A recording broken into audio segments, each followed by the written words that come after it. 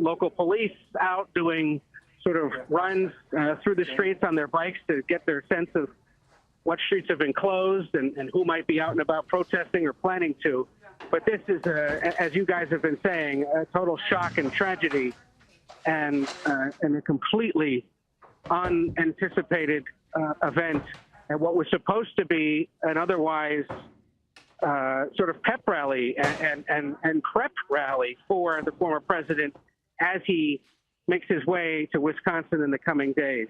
This Midwestern city was supposed to host this event 4 years ago for Democrats. Republicans opted to pick it instead, and conventioneers are starting to make their way in this direction. We have no official word from convention organizers here or the Republican Party as they prepare.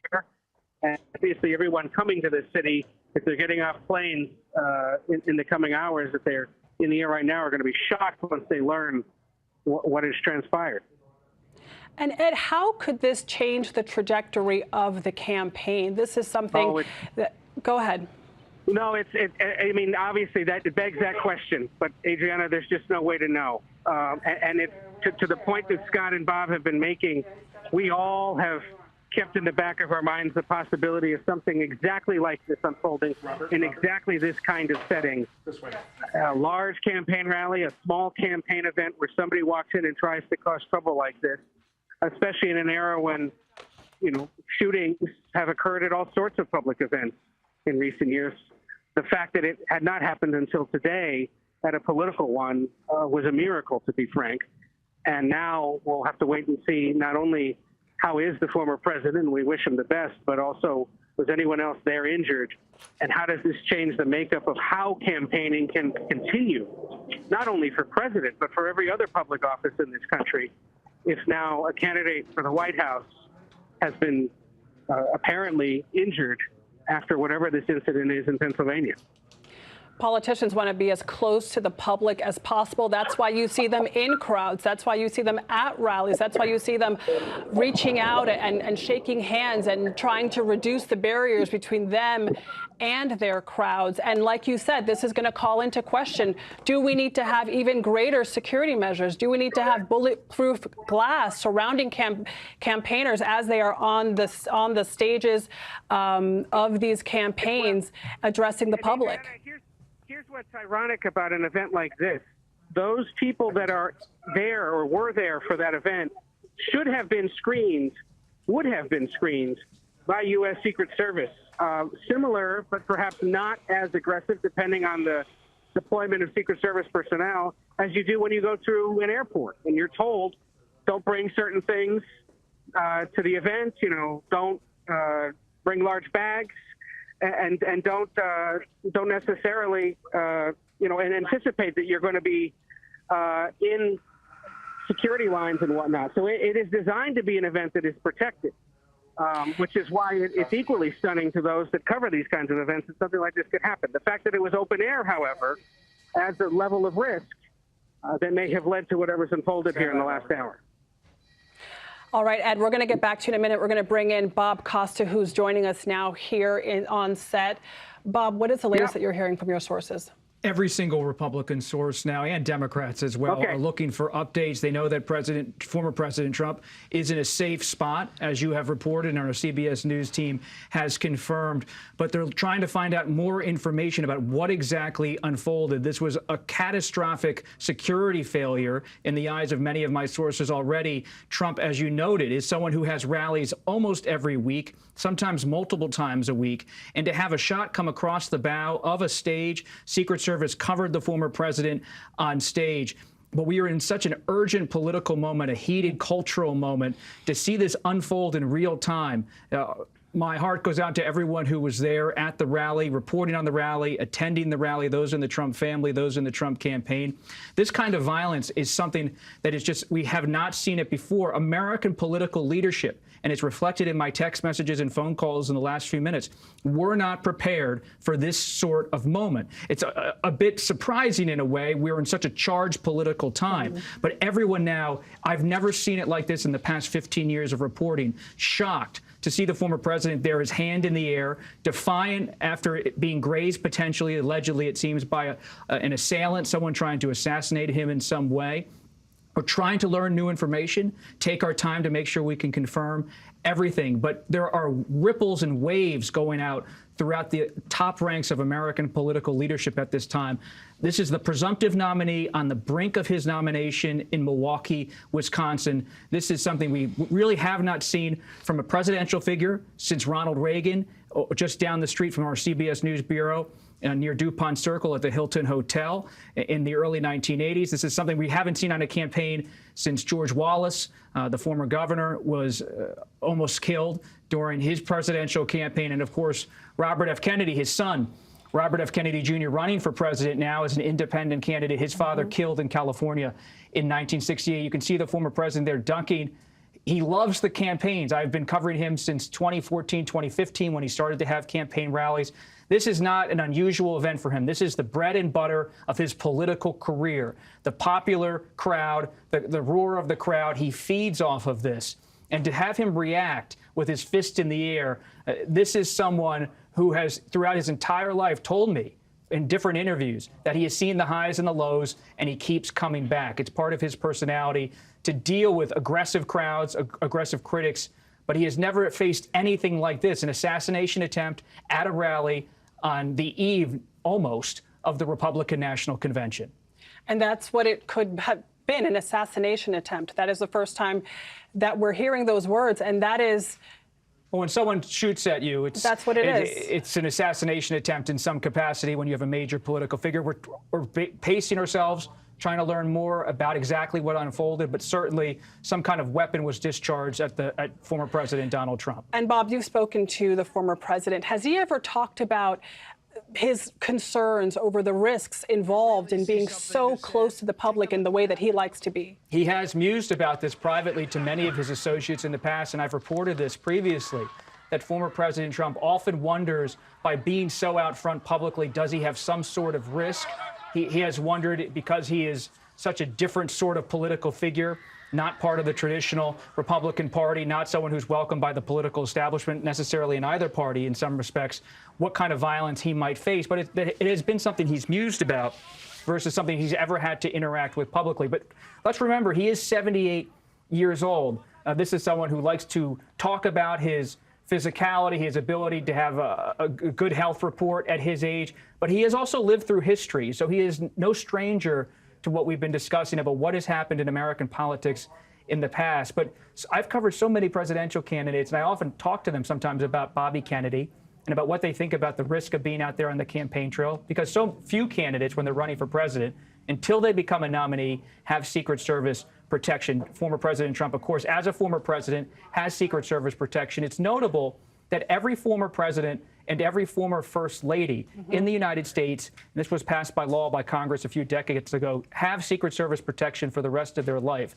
Former vice presidents do not necessarily have it unless there's a security risk. It's only former presidents and major party nominees who have that level of Secret Service protection. And Trump, heading into the convention, has an enormous footprint. If you ever cover Trump, it's car after car after car, multiple groups of agents. And for this to happen, again, a seismic political moment, a security failure at some respect, and everyone right now, I mean, I've never seen anything like this in the past year, at least. That everyone is wondering what happened, why.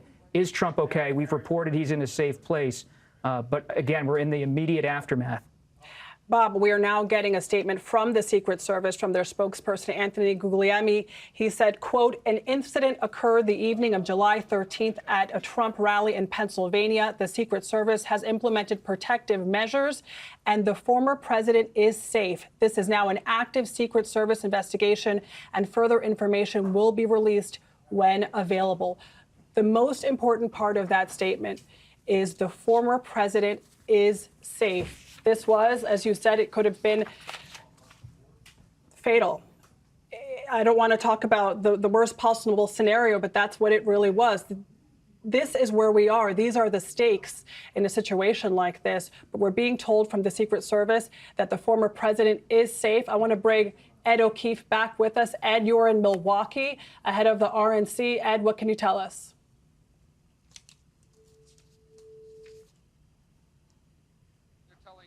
president has received an initial briefing on the incident at former President Trump's rally. He is in Delaware, specifically his Rehoboth Beach, Delaware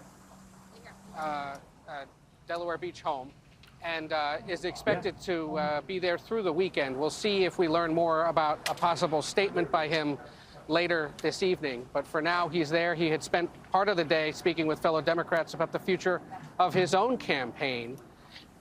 And now this event obviously is going to have an effect not only on the Trump campaign, but potentially on the contours of the debate underway with Democrats about who exactly should be representing them on the ticket come November. But that Secret Service statement coming as quickly as it did, saying that the former president is safe, is encouraging, but there's still obviously unanswered questions. To what condition was he injured? How exactly did this happen, which is going to take a while, obviously, to determine. And where is he right now, specifically? Is he still in Pennsylvania, or have they put him back on his plane to go back to Florida? That much I don't believe we still know. We're here in Milwaukee, where there is a massive Secret Service presence. This is what you call one of those national security special events, the kind that the Secret Service and other federal and state and local law enforcement agencies spend years preparing for. And they are currently, literally as we speak, doing the security, what we call security sweeps of the Fiserv Forum, which is the arena that's going to host this starting Monday night, checking the facility before they open it up to the press and convention organizers again. And we'll see what exactly this incident tonight does to the festivities that are set to begin tomorrow evening as convention delegates begin arriving here in Wisconsin's largest city. And to Bob's point, how this has scrambled things is quite stunning. And there's a specific concern I'm hearing from sources about the fact that yet again he held another open air rally, an outdoor rally. There was one a few weeks ago in Las Vegas where dozens, if not hundreds of people had to seek medical attention, not for security reasons, but for the heat. There were issues with that at this event today, again, and now this incident as it unfolded a little while ago. That's right, an open-air rally with all the risks, despite the heavy security protocol, the metal detectors you have to go through being wanded down. Clearly, there was a breach here in what happened. I want to bring back Scott McFarland. He's now on the phone because his team got removed from the location, as this is now a crime scene. The Secret Service is investigating this. Scott, can you hear me? I hear you fine. A helicopter landed and just took off from this site. They've moved everybody out of the complex. Everybody, media, cameras, staff. Stand by 1 second. We have law enforcement moving in on somebody near us. And I'm sorry, we had to take a moment there because law enforcement was stopping somebody near us, moving in the wrong direction. This is an active crime scene. There's no mistaking it. Unequivocally, law enforcement is arriving at this scene. Different groups, different units. So many people in paramilitary gear are here now, sidearms in their hands, moving through what remains of the people inside the park. Most of the crowd is gone, but they're moving out the rest of us. They have now moved everybody to a perimeter so they can deploy, appears to be more resources, more investigators, more officers on site. This is a law enforcement response, the likes of which I've never seen before, though this is an incident, the likes of which we haven't seen in modern times. Historic security failure. When you recognize the amount of law enforcement here, the fact that everybody had to be wanded or go through magnetometers, everybody had to be screened. How something like this can happen is an answer that we'll be seeking, but it may not be easy to come. Scott, thank you so much for that report. So a helicopter has landed, and did you see anyone get into the helicopter, or was it too far away? It was behind the stage, Adriana. It landed down for about 3 or 4 minutes, took back off, up into the sky. Took off twice, in fact, up into the sky. We see so many folks in paramilitary gear who were invisible to us before and during this rally. They were either here in a covert way during the remarks from the former president, or they have arrived since. And anybody who's anywhere near the inside area, inside the bike racks around the perimeter, is being stopped by investigators and questioned. So it's a good way of motivating people to get out. This is an active crime scene, as you said, Scott. So many questions that are still open, most notably, who did this? How did they get into the area? How did this happen? What is the condition of the former president? We are told by the Secret Service that he is safe, but where is he? He was hustled out of that area by the Secret Service in a motorcade. Is he in a hospital? Is he still in a car? Is he still in the area? We're being told that the governor of Pennsylvania has also been briefed on the situation. He said that violence targeted at any political party or political leader is absolutely unacceptable. He says that Pennsylvania State Police are on the scene in Butler County and working with federal and local partners. The governor of Pennsylvania briefed, the White House briefed. I'm just getting some more notes here. We're also being told that a local emergency room physician saw a man who was shot in the head. We don't know who this person was. Clearly, it's possible that someone else may have been hit when shots rang out at this event. Clearly, this is a chaotic scene. There were thousands of people at this rally. And, you know, Bob, I know that you've covered plenty of these.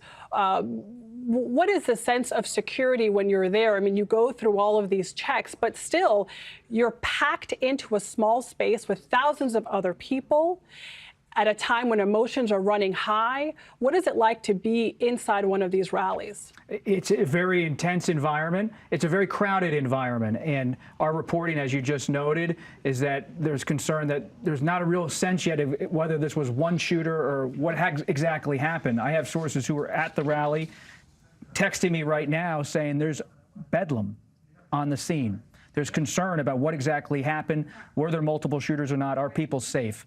And so for the Trump rally, what you're seeing there on screen is what often it follows former President Trump as he's on the campaign trail. He's alone on stage. The Secret Service stands about 5 to 10 paces off, and you have between 5 to 15 or sometimes even 20 to 25,000 people. He often goes to arenas, some of the minor league hockey arenas around the country in smaller cities, but often in the summer and springtime, he's outside. And you have to go through a long line of Secret Service to get into the event, to make sure you're fully go through a magnetometer to see if you have any kind of weapon or metal on you. And so it's a very slow and orderly process to get into these events. Secret Service has presence not just at the immediate site, but at surrounding neighborhood locations. This is an unusual one, and that former President Trump usually has a wider stage. This is a bit of a smaller rally in the small area of Butler, Pennsylvania. And you bring up an important point. We don't know yet what the scope was. Who opened fire? Was there more than one person? Was there more than one person hit? We're seeing reports of someone else possibly conducting CPR at the scene, but it's just too early to know. We are still getting information in, but this is a horrific moment in American history, no matter what the outcome is. He is safe, we're being told, but it doesn't change the fact that this is truly historic. It's historic. We are watching something, political violence in real time. And the governor of Pennsylvania, Democrat Josh Shapiro, just said on social media, this has no place in Pennsylvania or the United States. You're seeing right now in this immediate aftermath a bipartisan outcry and outrage about what unfolded in Butler, Pennsylvania. The governor of Pennsylvania, Josh Shapiro, said, I have been briefed on the situation. The police are on the scene. He's working with federal and state and local partners. We're told the White House, the president of the United States, Joe Biden, also briefed running against Trump in the race. And Bob, I'm going to jump in because we do have a statement now from a spokesperson representing former President Trump. It says President Trump thanks law enforcement and first responders for their quick action during this heinous act. He is fine, and he's being checked out at a local medical facility. More details will follow. I'm going to read this one more time. This is a statement from President Trump's team. It says President Trump thanks law enforcement and first responders for their quick action during this heinous act. He is fine and is being checked out at a local medical facility. More details will follow. More details will follow, Bob, because this is an active crime scene. And that's why we're trying at CBS News to take our time to digest the information. We're getting the statements from the local leaders, the state leaders, federal law enforcement. But this is a fluid moment. You have still people on the ground on the site of the rally in Butler, Pennsylvania.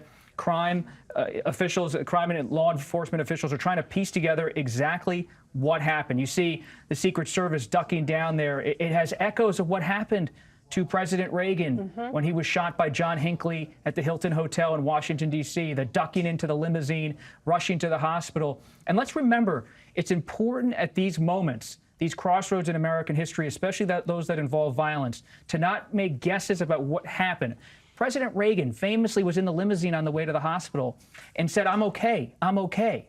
But he didn't actually know the full extent of the damage that had been done by the shooter to his body. And so the Secret Service, as history has now shown us through many books and reporting, did the right thing by taking President Reagan to the hospital to make sure he got a full check, didn't take him back to the White House. In fact, years later, multiple Reagan books show if he had gone back to the White House after being shot, he might have risked death. And so these are very fluid moments where even the person involved sometimes doesn't have the full grasp of what exactly has happened. We're trying to learn more and more. And we do know that he is being checked out by medical officials to determine the extent of his injuries, if any. It is possible that he was just grazed. It is possible that it was more than that. This comes on a day when we were expecting potentially news on who he was going to announce as his vice presidential pick. You and I spoke by phone this evening to learn about your reporting, and we have statements here from some of the top contenders. Senator Marco Rubio has tweeted on X, "We are praying for the president and all of those attending the rally in Pennsylvania today." Doug Burgum has tweeted, "Please join Catherine and me in praying for President Trump and his family and everyone attending the rally today." J.D. Vance, senator from Ohio, saying, "Everyone join me in praying for President Trump and everyone at that rally. I hope everyone is okay." That is a sentiment that is being echoed across the country, across the world, I am sure. But this is the worst possible scenario. This is, as you said, political violence unfolding in front of us. It is something that has not happened, so thankfully, in recent presidential cycles. As a reporter, you're almost sometimes attuned to how Secret Service has a constant presence, but luckily it has not been something you think about, that you're on somehow the precipice of violence when you're covering a rally for President Biden or for former President Trump. I'm getting text messages from people who were at the rally, and of course we're going to be careful here, but there is concern among those who were there and those who were talking to those who were there about whether some people in the crowd might have been hit as well or affected in any way by the violence that has unfolded today in Butler, Pennsylvania. Former President Trump raising his fist in defiance. This is a moment for Trump supporters as they talk to CBS News tonight, where they feel like he is determined to carry on in this race, but they're still just stunned and shocked. When a president or presidential figure is facing an assassination attempt, the nation is on the edge. Even if they dislike that person deeply on a political level, you think about that moment on CBS News in 1963 when Walter Cronkite took off his glasses after President John F. Kennedy was assassinated. Thankfully, in this instance, former President Trump, based on the statement from the campaign and Secret Service, is in a safe place, isn't somehow being treated for the injury. But you could see blood visibly on his face based on CBS News' footage and on photos that have come out of this event. He is walking there. He walked, raised his arm several times as he made his way off the stage. But you are watching history unfold. Tragically, it involves violence this time. And it is a reflection of our time. Emotions are running high, and this is something that so many people worried about on both campaigns. These are highly charged times in our political reality, and these are large events. These events are meant to be large. They're meant to draw a lot of people, and these are the types of events former President Trump, as you said, likes to conduct. I want to recap for everyone who just might be joining us now.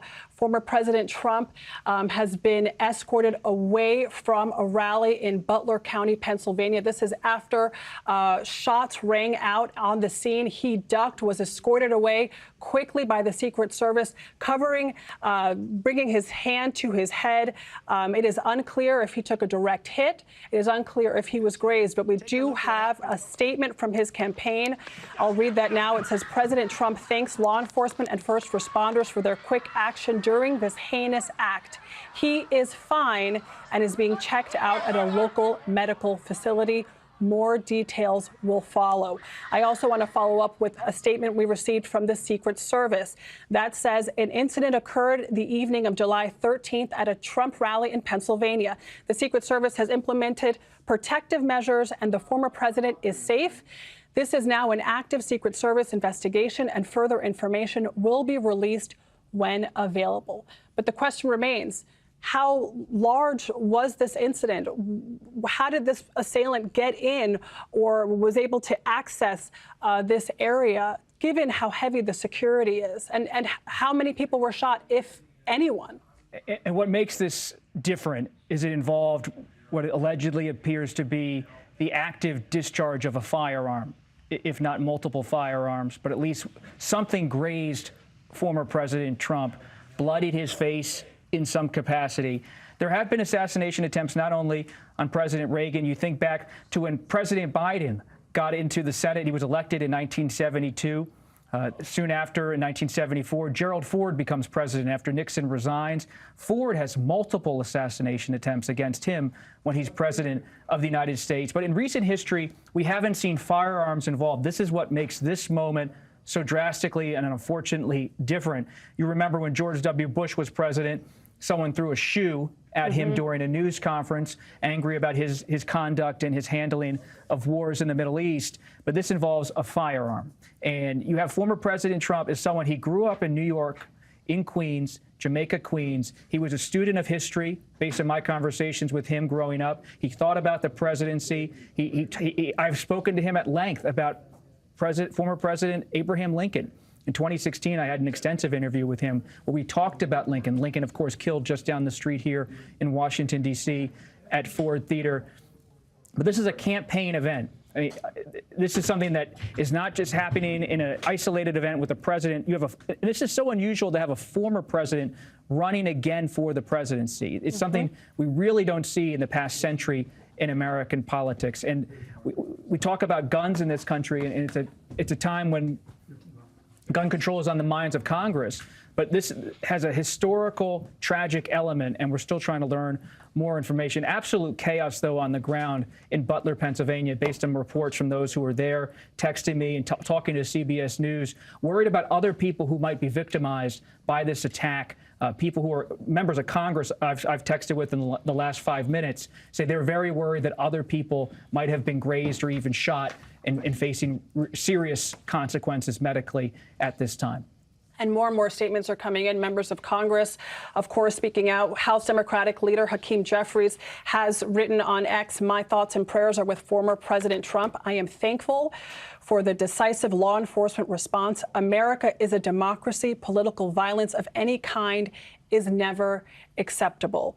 These are the sentiments being echoed here across the aisle at a time like this, of course, where everyone is coming together. Everyone is going to unify. I want to bring in Caitlin Huey-Burns from Milwaukee, where she is getting ready for the Republican National Convention. Caitlin? Adriana, good to see you. Yeah, we're here where thousands are going to descend upon Milwaukee in just a couple of days here. Donald Trump is supposed to be nominated for the third time as the party's leader here. I can tell you that just on Tuesday, I was covering a Trump rally in Miami. And just to give you an idea of what these kinds of events are like, the security is, of course, extremely tight. You have to go through magnetometers to be able to get in. But it is also important to note that these rallies take place outside.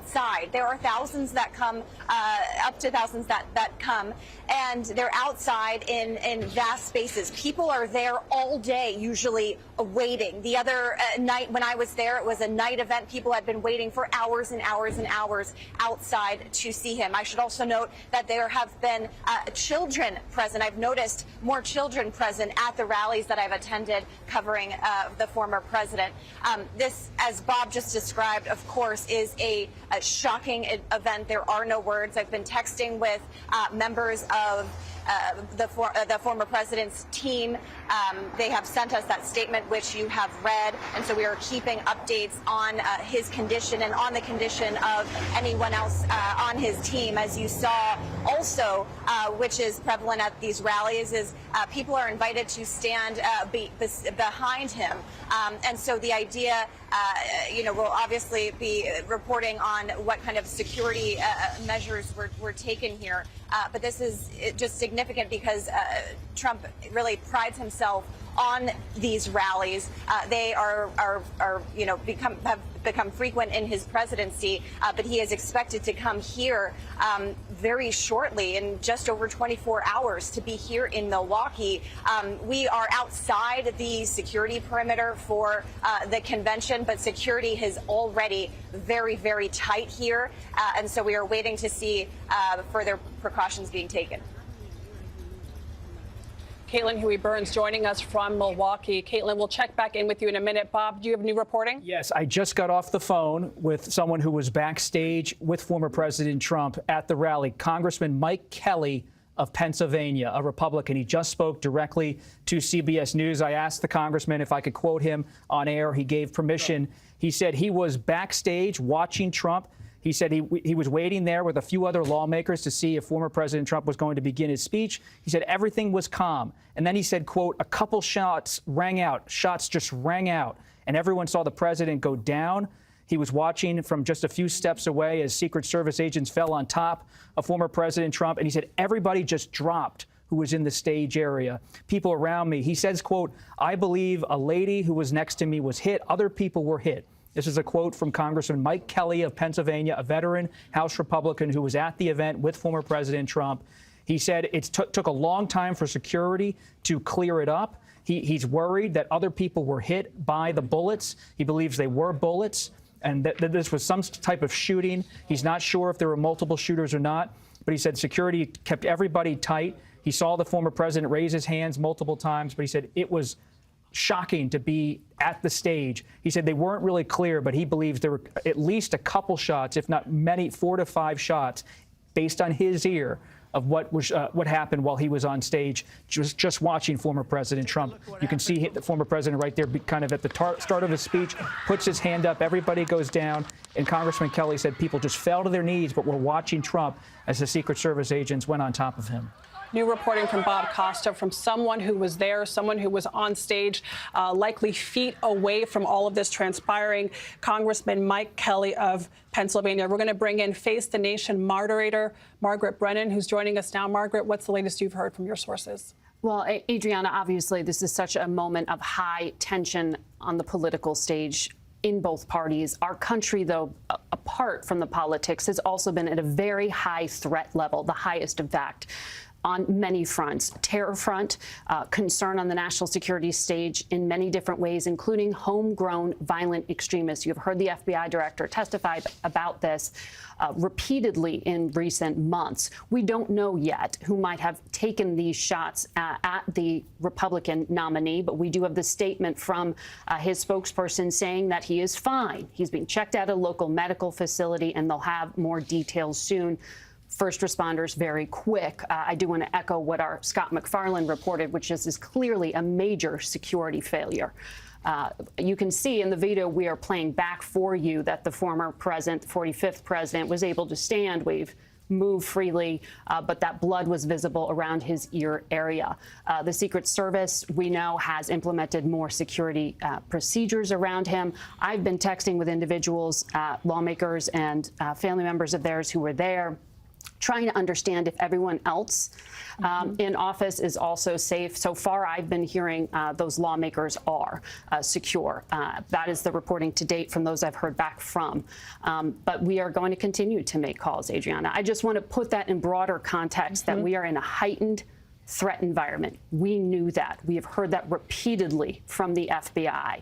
Warning and warning and warning recently in front of Congress. Homegrown violent extremists who could be radicalized inside or outside this country. We just don't know what the motivations here. Obviously, the context within a political rally is key, particularly in a battleground state like this one, at this moment on the cusp of what is basically a week-long extended media focus on Donald Trump.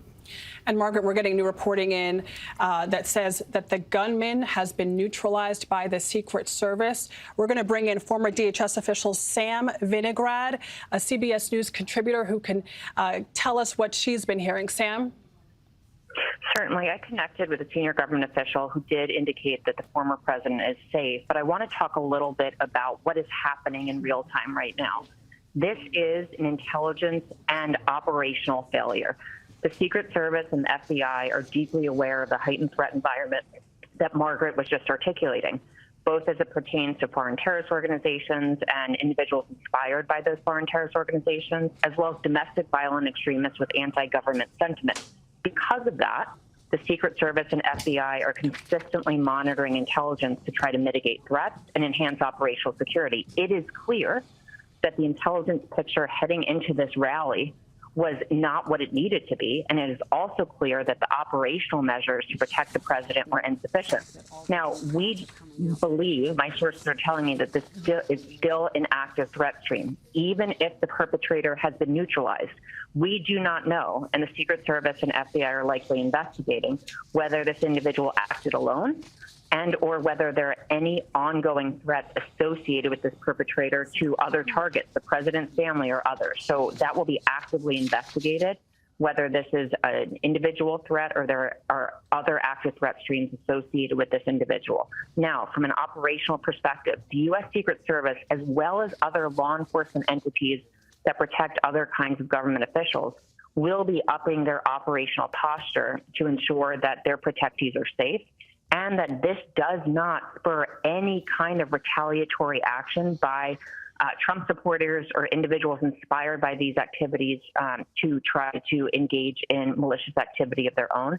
So this is, to put it quite simply, one of the most significant threats that we have seen materialize in this country in decades, and our law enforcement community is upping their operational posture to try to mitigate threats while this active investigation is underway.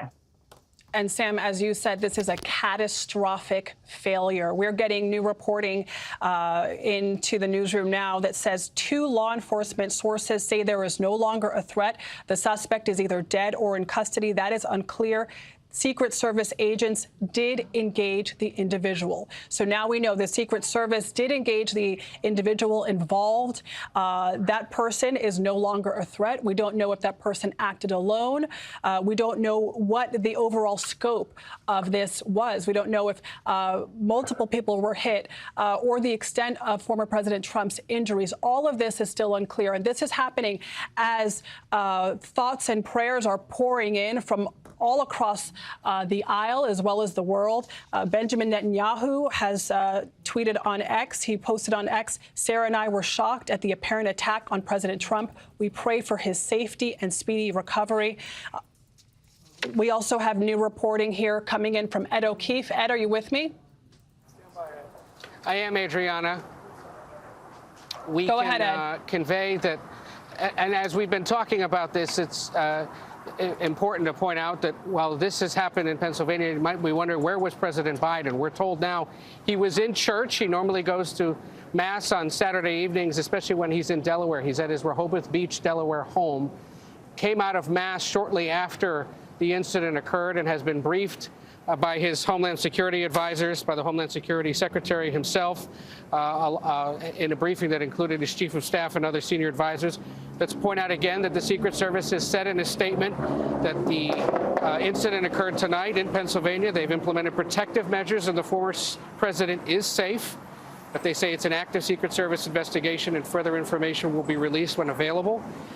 There are a large number of Secret Service, other federal, state, and local personnel here in Milwaukee, which is set to begin hosting the Republican convention with a series of events tomorrow ahead of the not formal nomination of Trump on Monday. We've got no word from convention organizers yet, which is understandable as they're still trying to sort out exactly what's going on. But there is a carefully choreographed schedule that is set to begin on Monday.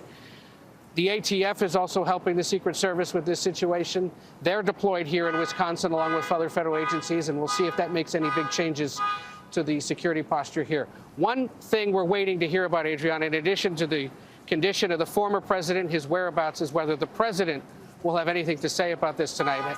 We know that the reporting pool that travels with him has not been cleared for the night as they normally would be after he goes to church, which suggests that perhaps the president will have something to say later tonight about what transpired in Pennsylvania a little while ago. So again, while the former president is safe, lots of unanswered questions about his condition, how this happens, how the president and his campaign may respond to this, beyond the statements that are coming from Democrats and Republicans about the concerns about violence and what effect it might have on the convention that is set to begin here Monday in Milwaukee. Adriana?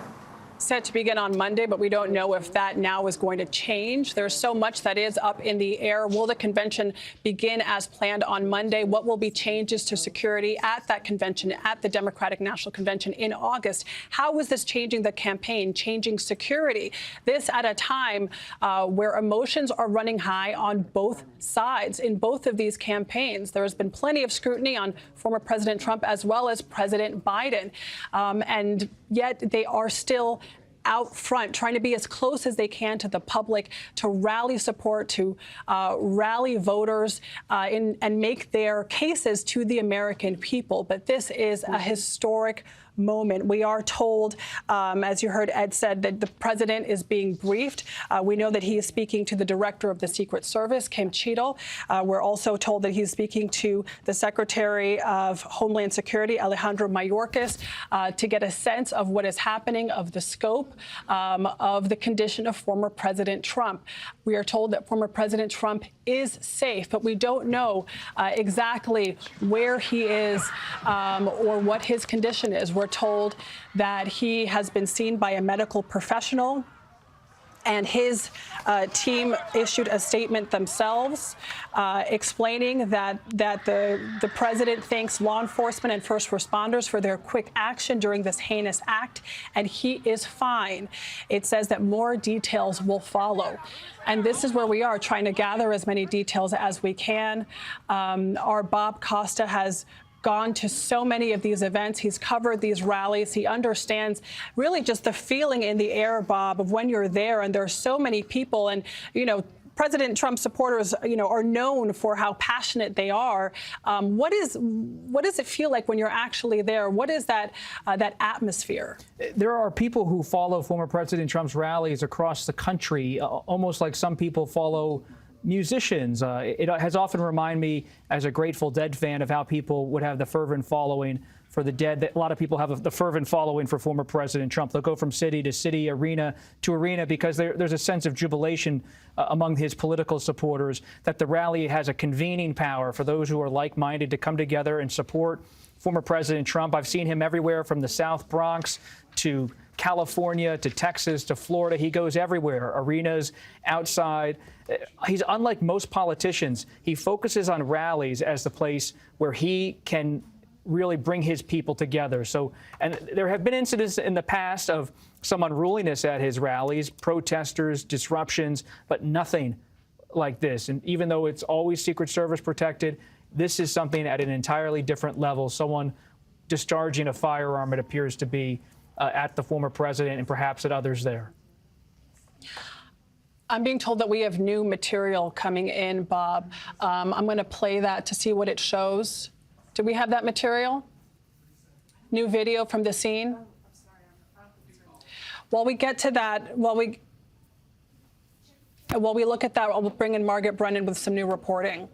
I've just been trying to make phone calls to make sure everyone is safe. The Senate candidate, Dave McCormick, who is in that front row, has confirmed that he is safe at this rally, but there are reports of other individuals in the area who did have contact here of some sort, injuries of some sort. So I'm just trying to call lawmakers to confirm their whereabouts. But what you can see, and as you have been seeing, our inboxes are just exploding with emails from Democratic lawmakers, the Democratic governor of Pennsylvania, Josh Shapiro, coming out condemning political violence, the governor of Michigan, Democrats very quickly to condemn this act of violence, to distance this from their political party in any way. There is no suggestion that there would be a connection, but they are very clearly trying to, out of the gate, say that there is no place for political violence in our politics at this moment of such high tension.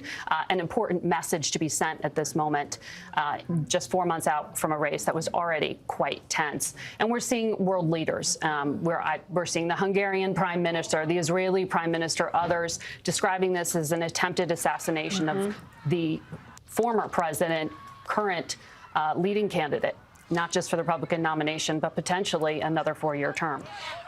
And Margaret, I'm just getting an email now from CBS News contributor Richard Esposito. This says that according to multiple state, local, and federal law enforcement sources, the shooter who fired at Donald Trump was, quote, neutralized, as we have reported, by U.S. Secret Service agents. This was most likely from a counter-assault team. Multiple spectators were wounded and injured, at least one in critical condition. This is all based on initial reports, but what is happening now is we're starting to piece together what is it that exactly transpired. This is an active crime scene. It is, and our reporters who follow every movement that the candidate makes, Jake Rosen, Olivia Rinaldi, were there. They saw it happen. They heard it. You can see from that very rough video that they dropped to the ground. And by the way, political violence is not necessarily a norm in this country, but let's put this in the context of not just the moment we're in, but what we, as reporters, have been preparing for, which is the expectation that in this election cycle, there very well may be political violence. And our reporters do train for that now. That is something you do typically when you go overseas to cover an election, but now our reporters are doing that to cover these rallies, to cover political conventions. And so we are happy to know that those two reporters are safe. But as we're seeing from the video they are feeding in. I just watched one of the videos Jake Rosen sent in, and he's talking to attendees who are clearly traumatized. And one gentleman, I'm sure we'll have it soon here at CBS News on Air, had a shirt that clearly had blood on it in some capacity.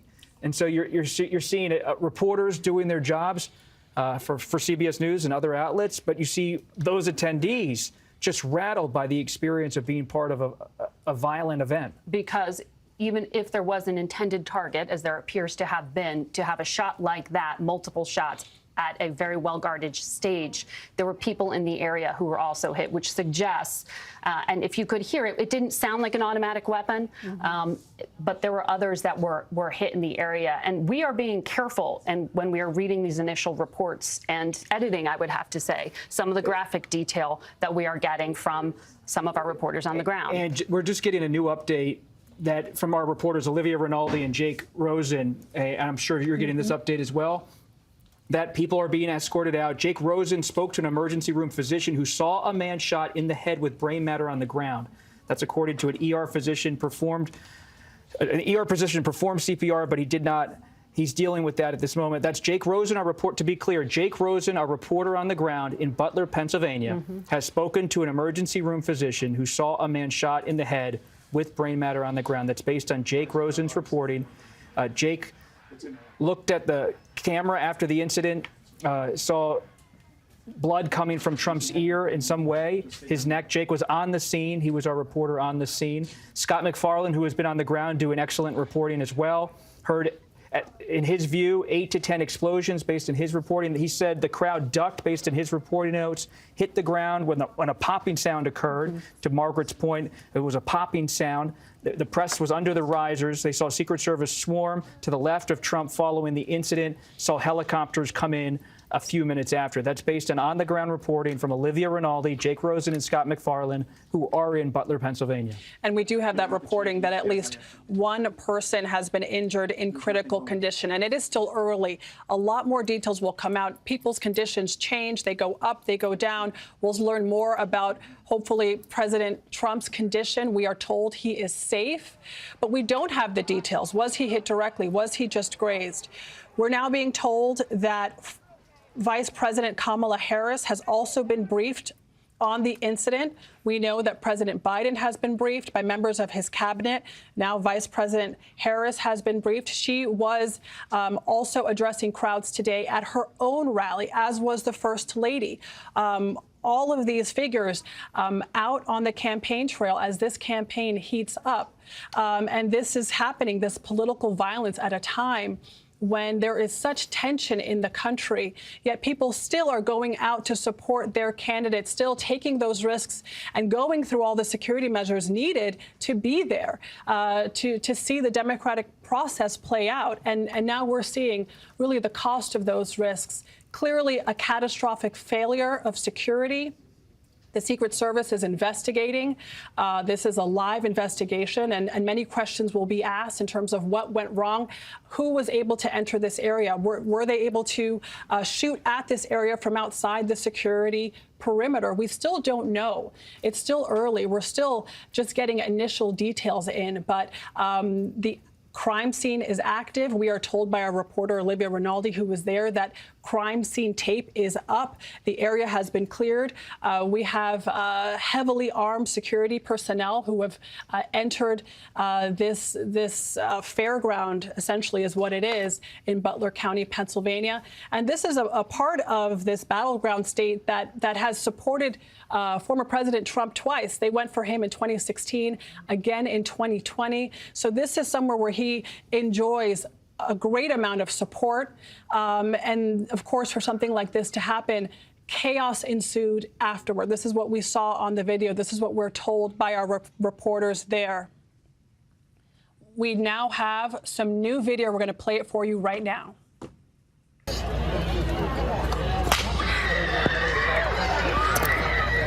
my gosh. Okay? Yes, don't. We're okay, we're okay, we're okay.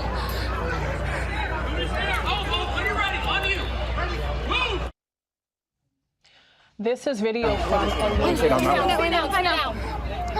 She follows President Trump. She's been to countless rallies like this.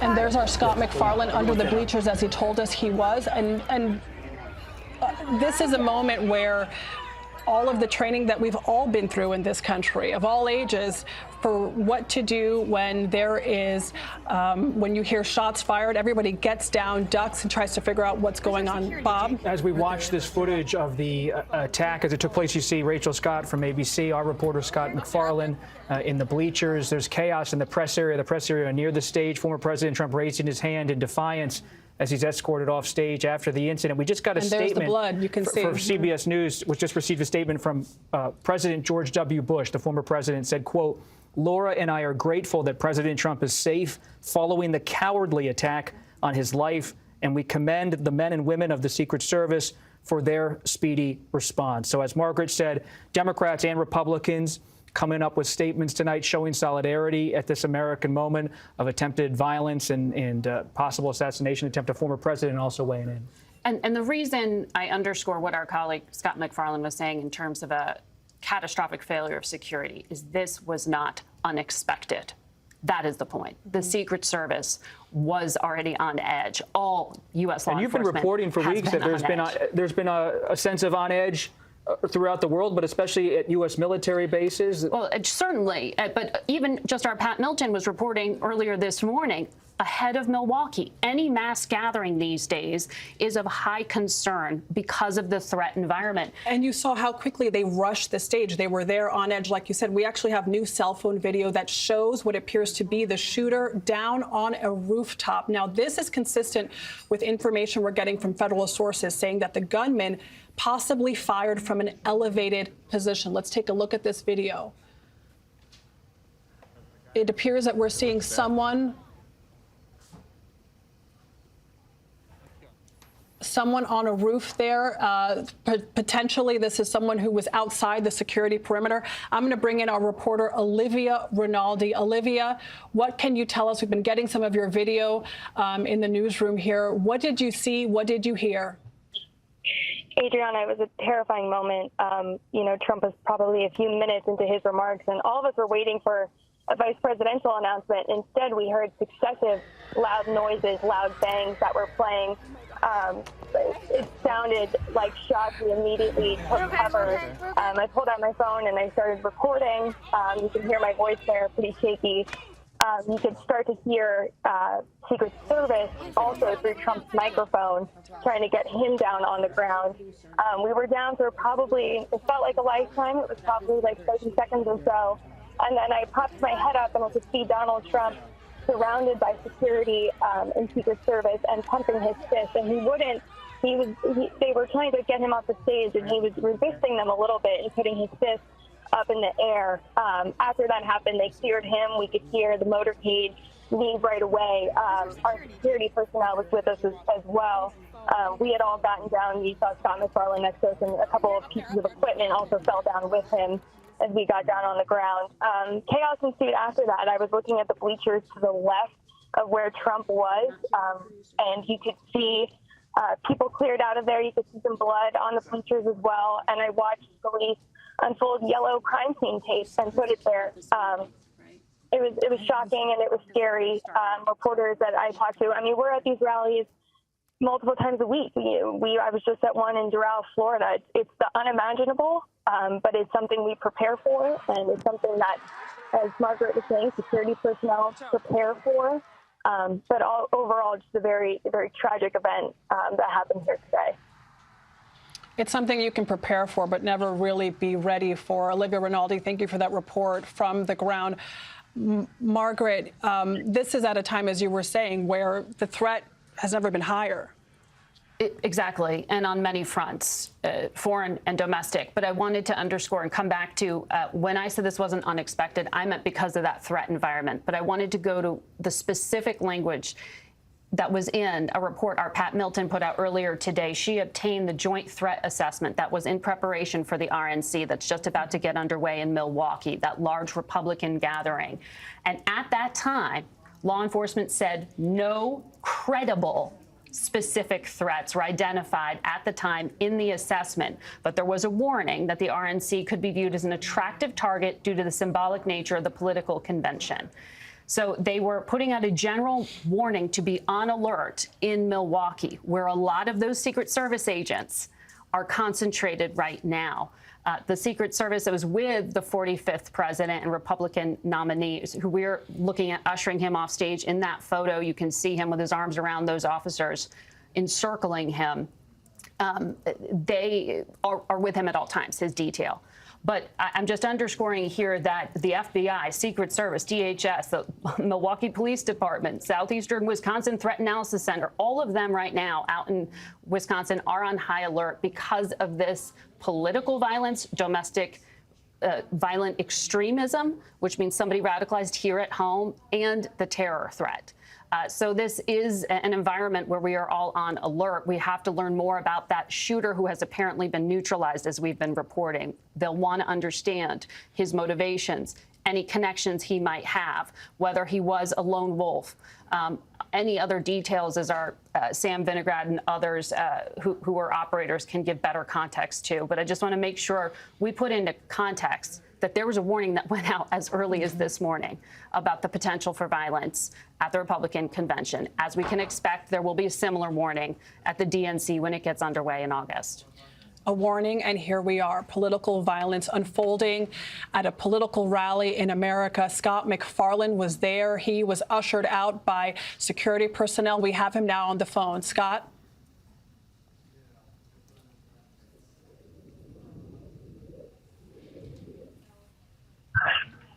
Scott, if you can hear me, go ahead. What am I doing in front of him? He's not getting anything on the phone. Can you dial into that same number? We've lost Scott McFarlane, but I'll bring it back to our discussion here and summarize what we know so far for anyone joining us now. Shots have rung out at a rally in Butler County, Pennsylvania, where President Trump was addressing a crowd of thousands, something that he does day in and day out. These events have happened so much. The security protocols are typically so tight. Metal detectors, wands, bomb-sniffing dogs, Secret Service in uniform and in plain clothes. And we saw, as soon as what sounded like firecrackers rang out, Secret Service personnel rushing the president, removing him from the area. His fist goes up. He puts his hand to his head, and you can see in the close-up photos of the president blood on his face. We have been told by the Trump campaign, as well as the Secret Service, that the president is safe.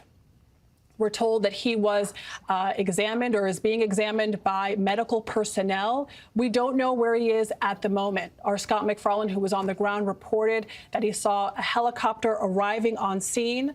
Bob Costa is here with us. Scott McFarland has been doing exemplary work along with our team on the ground since he can't join us just now at the moment. To reiterate Scott's reporting and our reporters on the ground, Scott says he heard between 8 to 10 explosions, popping sounds. He saw the crowd duck. He hit the ground when he was sitting under the bleachers. He heard this popping sound. The press was under the risers, most of them around that area, very close to the stage. They witnessed the Secret Service swarm to the left of Trump following the incident, climbed on top of the former president. Then they saw helicopters come by a few minutes later. They did see Trump head toward a motorcade. Helicopters arrive in some way. Our reporters on the ground, Olivia Rinaldi and Jake Rosen, just to underscore what we know, this is an active crime scene. They are setting up tapes still, talking to bystanders, witnesses, blood seen on the bleachers, blood seen on the T-shirts and pants of those leaving this rally, people being escorted out. There was a lot of anger, confusion in the air. Jake Rosen spoke to an emergency room physician who was there, who says he saw a man who he believes was shot in the head. And Bob, we have that video. Let's play it right now. I heard the shots. I thought it was firecrackers to begin with. Somebody over there was screaming, "He's been shot, he's been shot." So I made my way over. I said, "I'm an emergency department physician. Let me help you." The guy had spun around and was jammed between the benches. He had a headshot here. There was lots of blood, and he had brain matter there. And so I got him. There's a helicopter coming in to get him. I got people there really helpful. I got Was there him only up one on the person bench. shot that you saw? Then I did CPR, did chest compressions as well as I breathed for him. One person. And there we have an eyewitness account from a man who says he is an emergency room doctor and rushed in to help a victim who had a gunshot wound to the head. We are also getting news from the Associated Press reporting that the shooter is dead, and from our affiliate, KDKA. Our affiliate, KDKA, that the Butler County District Attorney told our political reporter, John Delano, that 2 people are dead. That's the shooter and an audience member. So the suspect we referenced as already being neutralized, add to that an audience member. One bystander at that rally has lost his life. And former President Trump injured, still trying to figure out the exact number of those who were potentially injured beyond Trump. That's right. That's right. We have people on the ground. As you can imagine, we're all trying to get in contact with our reporters, either because there's so many phone calls being placed or because of security protocols. It's hard to get signals out. They're struggling. A lot of us, you see us texting because that is, frankly, easier than getting people on the phone. But there are a lot of people who went to that rally there, as you were just talking about. To go into a rally like that, you go through levels of screening. So when you were showing that rooftop, I would assume that that is at a distance from the rally, that was not someone who was in the confines of the area where the rally was taking place. We don't know that yet. We need to get that kind of context from law enforcement. But I imagine that's why our producers in the control room put up that video for everyone to see. And like you said, from our affiliate there in the area, we are being told that 2 people are dead. The shooter, as you said, Margaret, and an attendee of this rally. I want to bring in Sam Vinograd, a former DHS official, a contributor to CBS News. Sam, where do you think this investigation is right now? What are officials on the ground doing?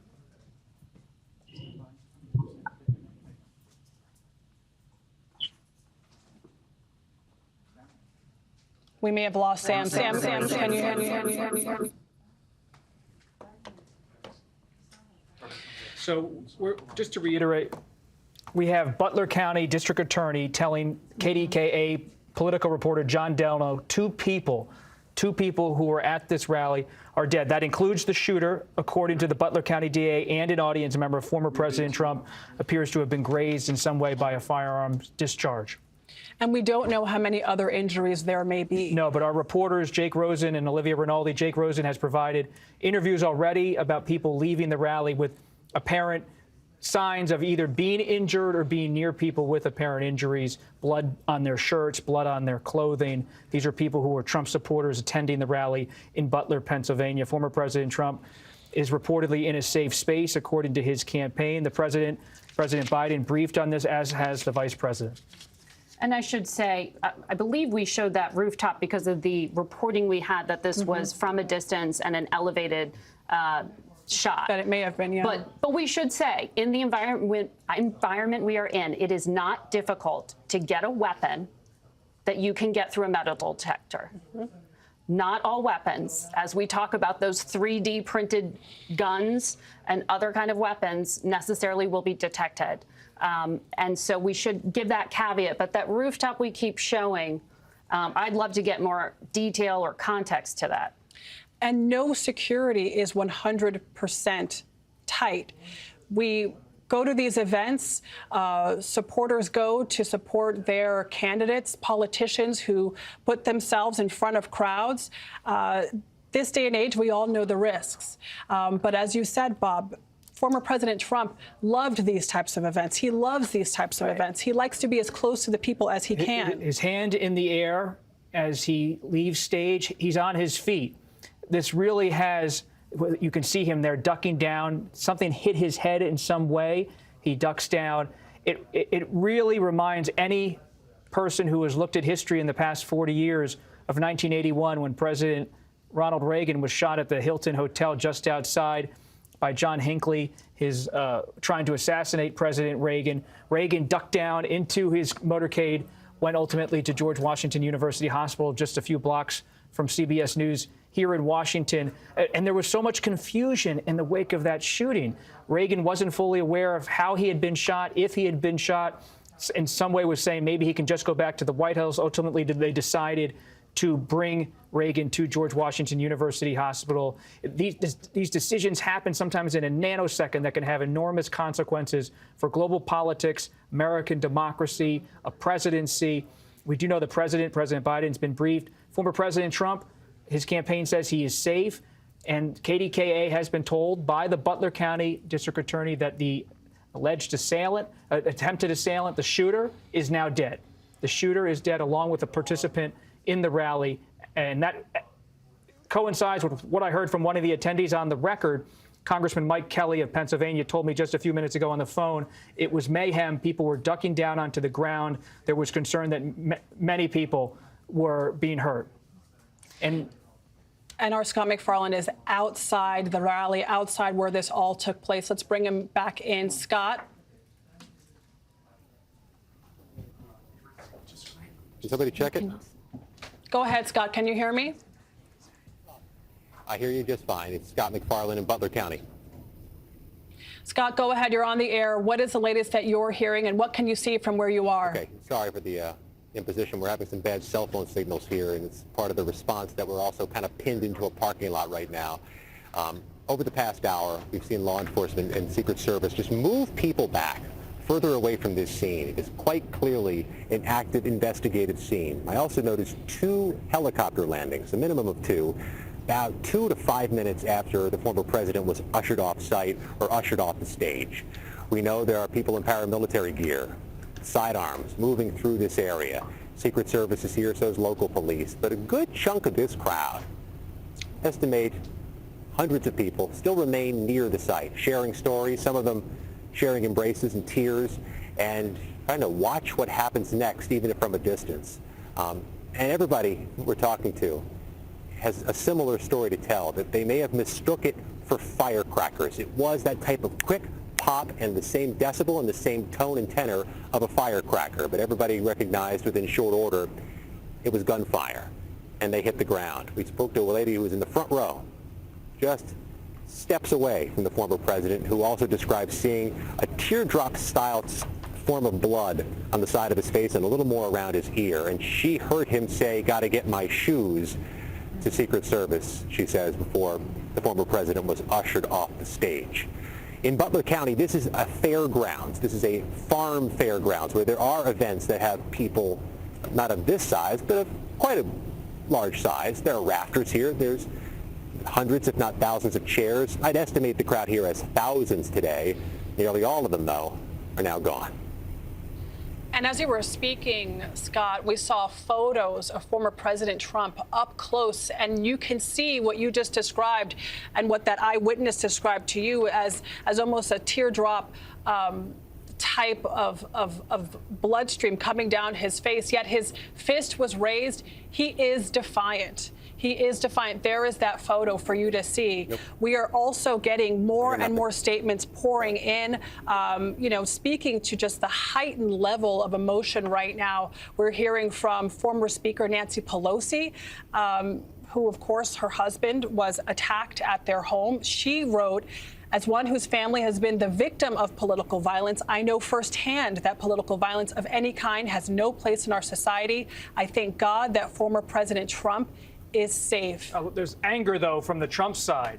This is a new social media post from Chris LaCivita, who is one of the top campaign advisors to Trump. He said they tried to keep Trump. I hear nothing. They tried to keep Trump off the ballot, and they tried to put him in jail, and now you see this. So you see a politically charged response from Chris LaCivita. Taking it right to where Democrats are trying to prevent it from going. You saw former Speaker Pelosi issue a statement talking about the political violence her family had experienced and condemning it in this context and saying how glad she was that former President Trump is safe. You have the expectation that the White House will soon issue some kind of statement. We know that both the vice president and the president have been briefed on what's been going on. They themselves, of course, have Secret Service detail, and you have to imagine that there's an alert level across the board right now. But one of the things that we do need to pull back, that is just incredibly incendiary at a moment of incredible sensitivity to say something like that, to allege whatever they means. There's no context to who they are who are trying to keep them off the ballot, but they tried to put him in jail, and now you see this. Trump's top campaign advisor in many ways. Exactly. Those words have extreme weight. But if just to separate topic, very much related, the language around this campaign has been about us versus the system, me versus them, that all the legal cases against Donald Trump he claims are politically motivated to prevent him from re-election.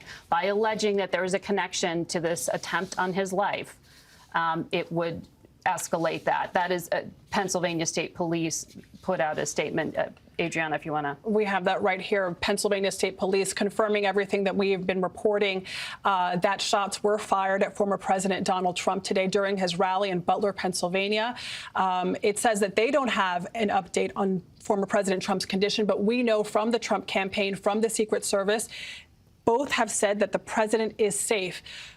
But we also don't know what safe means. Safe could be a lot of things. We did see in the video and the photos after this incident that the president had his fist in the air, that he appeared to have some blood on the side of his face. We don't know exactly what happened, if he was grazed or if it was worse. There we have that picture. His ear there, the top of his ear is red. But like you said, Margaret, now is a time to bring down the temperature and assess what happened, ensure that everyone is safe. Already, one person who went to this rally to support their guy is dead. That's the reporting that we're getting from our affiliate KDKA. You know, I'm just thinking about who that may have been, you know, what mindset they were in as they were going to this rally. Like you said earlier, Bob, people attend these events, you know, like they follow them across the country. His supporters are so passionate, and what can change in an instant? It's so true. And the tension in this country has been so high. There has been such a concern about domestic violent extremism and political violence. So cooling tensions, cooling tempers is what you would hope leaders would do in this dangerous moment, because this, as you're alluding to there, these are passionate people who showed up at that rally. It's hot outside. They're standing there. They went through security. They are there because they love Donald Trump. And they are now being told by the head of his campaign that there is some kind of alleged connection between what just happened to the candidate and whoever they are.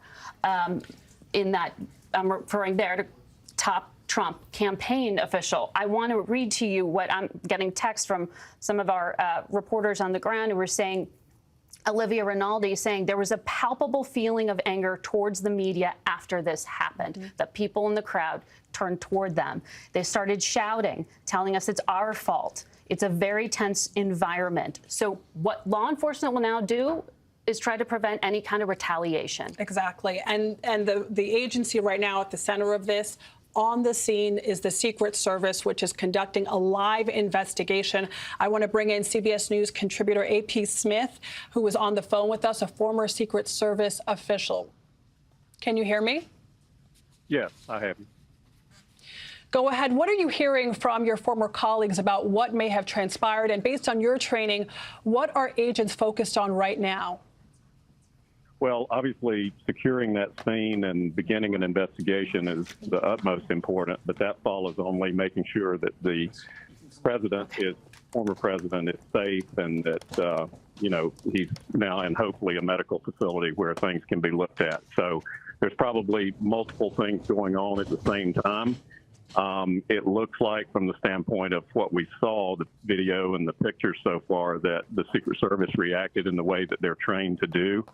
The counter-assault team, which you saw, the tactical team come up on stage, they're there to cover while the agents working the president, either renders medical aid to him or evacuates him completely to get him out of harm's way. So all of that looks like it occurred in the way that it should.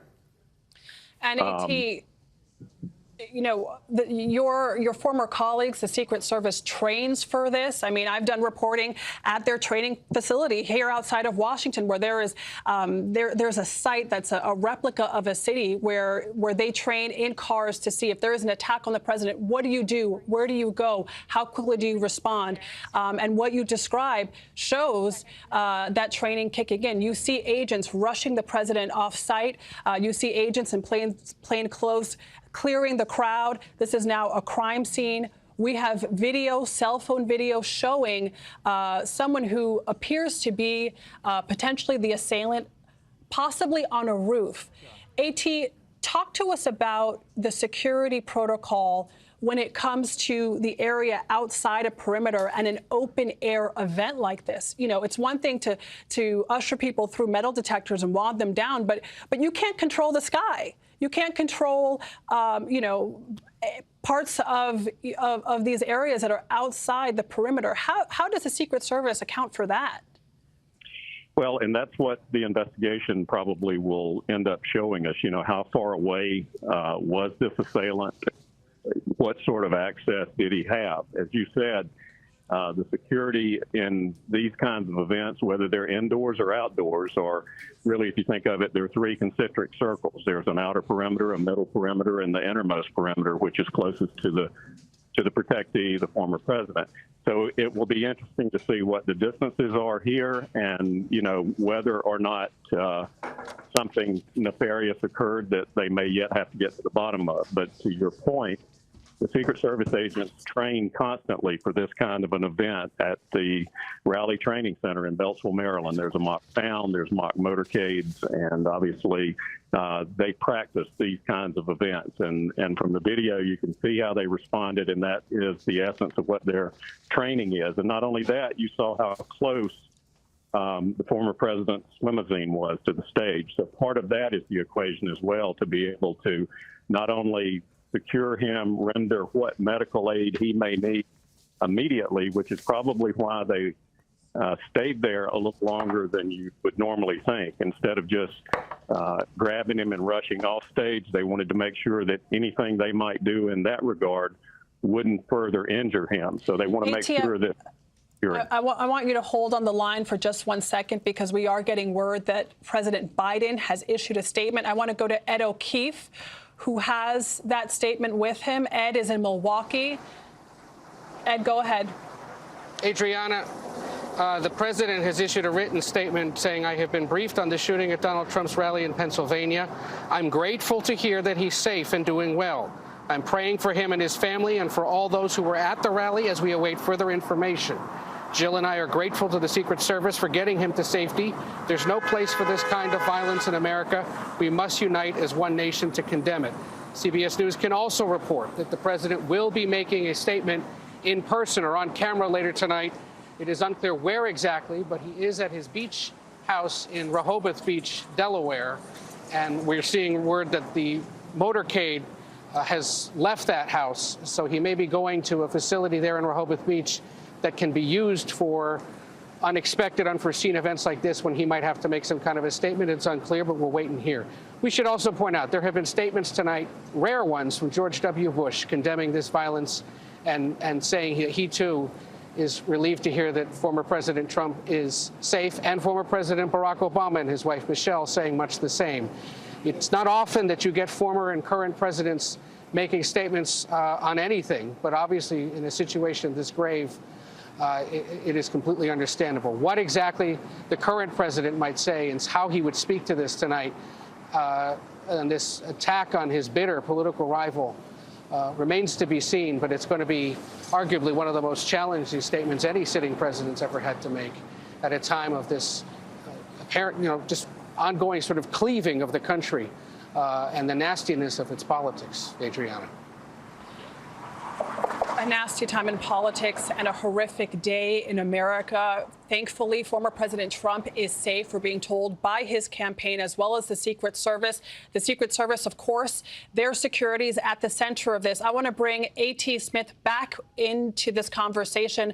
A.T. is a former Secret Service official, and we're getting new information, A.T., that this is being called a sniper incident and that this person was outside of the perimeter. Tell us what it means when something's labeled officially as a sniper incident. What does that mean to you, and especially for agents working this on the ground?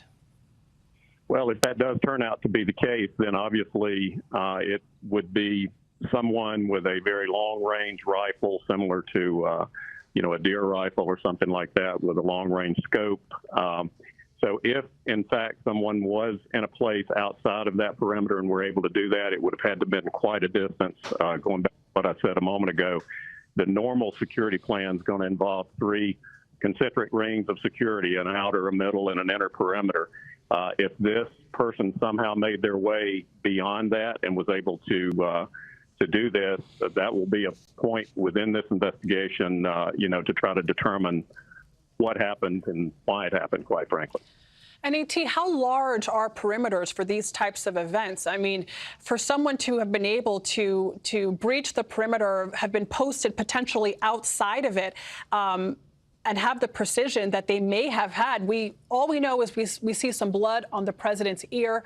How wide is the perimeter usually?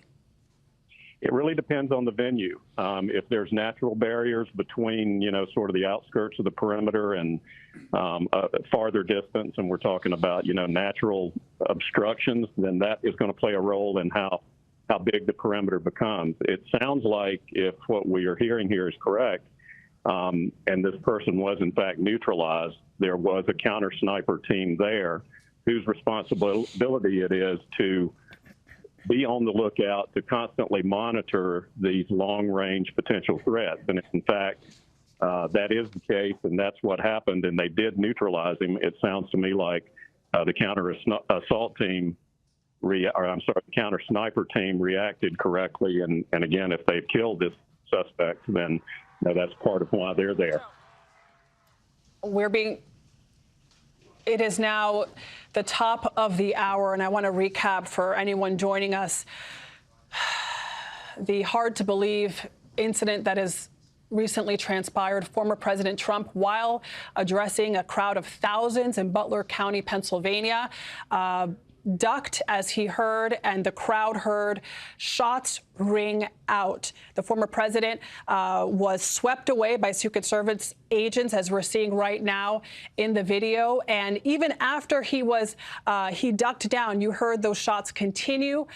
We are being told that the assailant has been neutralized, has been killed, and our local affiliate reports that another person, an attendee of this rally, has also been killed. We have reporters who were there on the ground, who've spoken to eyewitnesses who describe, of course, a chaotic scene. One person conducting CPR on a victim who that person said was shot in the head. We're going to slow this video down so you can see it in detail. The former president, addressing crowds, raises his right hand toward his ear and drops down toward the ground. It looks like he ducks down toward the ground. You see a motorcade leaving the area. There he is on a hot day in Butler County, Pennsylvania, where, you know, there are folks behind him. There are folks in front of him. There's security and Secret Service that jump in hardly a second after this happened. I mean, they just appeared out of nowhere. Scott McFarland was there and saw all of this unfold. Scott, we're going to bring you in. Bring us back to that moment when you heard that noise, what you thought, and what happened in this scene. It was uniquely jarring. Again, it had that same sound of fireworks, that same tone, that same volume, and that same rapidity, a series of about 8 to 10 of those. It took just a few moments, though, for us to realize it was something much more sinister than that. There would be no place for fireworks at an event like this. I was up on a press rafter, facing the former president from above, and those of us on the rafters jumped below to get beneath them, with all kinds of equipment and tables falling on top of us to shield ourselves. And we could look out and see other members of the crowd, of which there were thousands here today, doing the same, kind of face planting into the ground, into the grass, up against the bike rack barriers that surrounded all the chairs here. We could see after the former president was moved off the stage, some group of law enforcement in paramilitary gear rush as a unit to what would be the former president's right side of the stage. From our view, the left side of the stage, about 90 seconds after. Soon after that, we saw 2 helicopter landings, helicopters that almost immediately lifted back up. Behind me are cars that are in line to leave that haven't moved over the last hour. It may not move. It seems that they have stopped the departures from the scene. This is an active investigation, no doubt an active criminal investigation, and the crowd that didn't get out immediately is here now for quite a while. They're in their cars, air conditioning running, with the exits either closed off or slowed down. It's like this fairgrounds kind of in the middle of nowhere in Butler County, Pennsylvania. It's a populous county, but it's in a remote site, the type of site where you could have all the open space you'd need for hundreds, if not thousands, of rally goers. There's only a 1-lane road in certain stretches that gets you in or out of this area. It's going to be a very slow departure for those who are here. But we're only a couple hundred yards from businesses. There are some manufacturing businesses, there are some car dealerships on what is County Route 68, which is within sight of the fairgrounds. And there's a law enforcement presence there as well, Adriana. Like you said, that area now under lockdown. Anyone who is still within the area has to stay put. A very rural part of the state, a 1-lane road, as you said. Scott, thank you for that eyewitness account. We're going to also show some video that our reporter Olivia Rinaldi, who follows President Trump, shot on her phone. Oh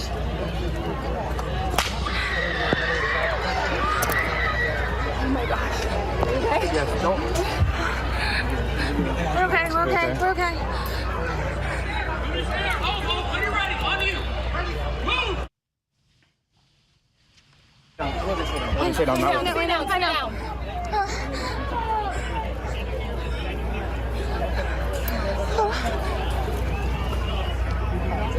You okay, Scott? Yes, sit down. Everyone sit down. Yeah.